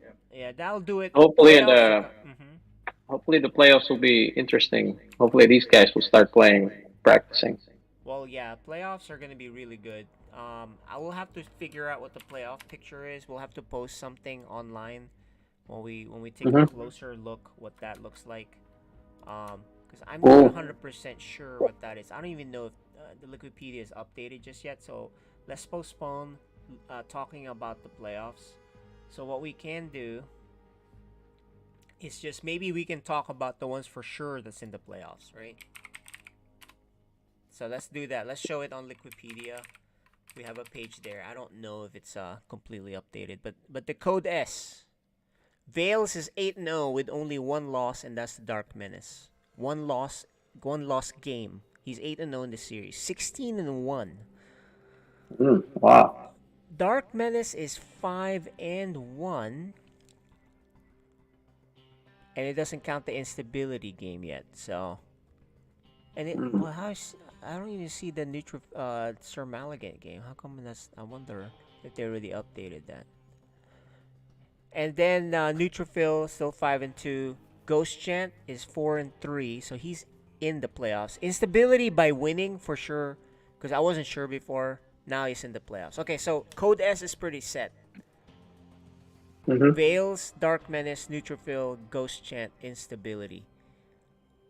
So, what do you think about that? Those are the top 5 that's going to be in the playoffs. Oh, yep. That's going to be an interesting playoff.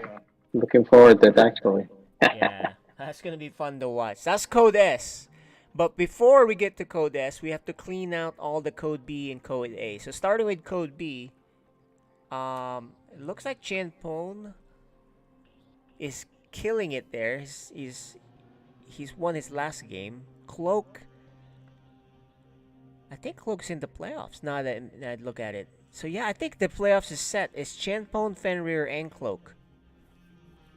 Okay. All right. So Yeah, I don't know. Cloak, Yeah. Yeah, Cloak won the game earlier.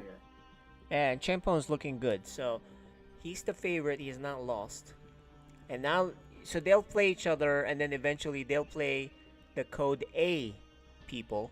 In Code A, we got Cyan leading the league. Gray and the Archaic is actually an important playoff match. So we're going to have to cast that separately.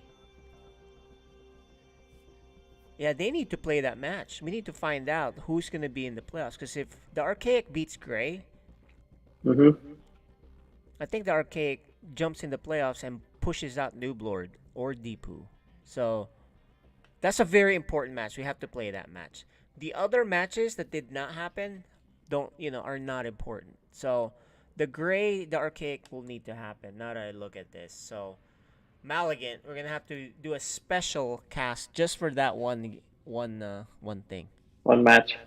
Yeah, one match. So they'll bring their A game for that one because that's really super important. So that'll do it for tonight. All right, man. All right. Our super long cast. Thanks for watching, everybody. Malignant, thanks for hopping on. And we'll see you guys next time. Good night. Good night. Good night. Good night. Later. GG's. All right.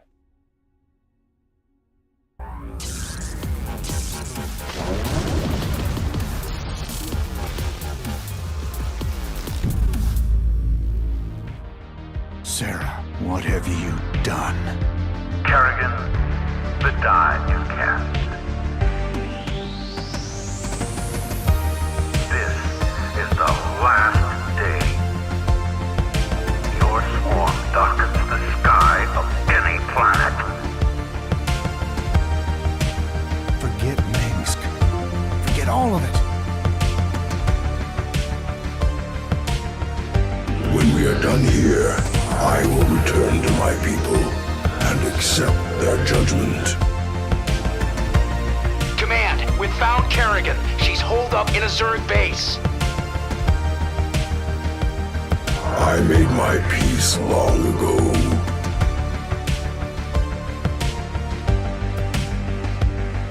Consider it done. For ire. Indeed.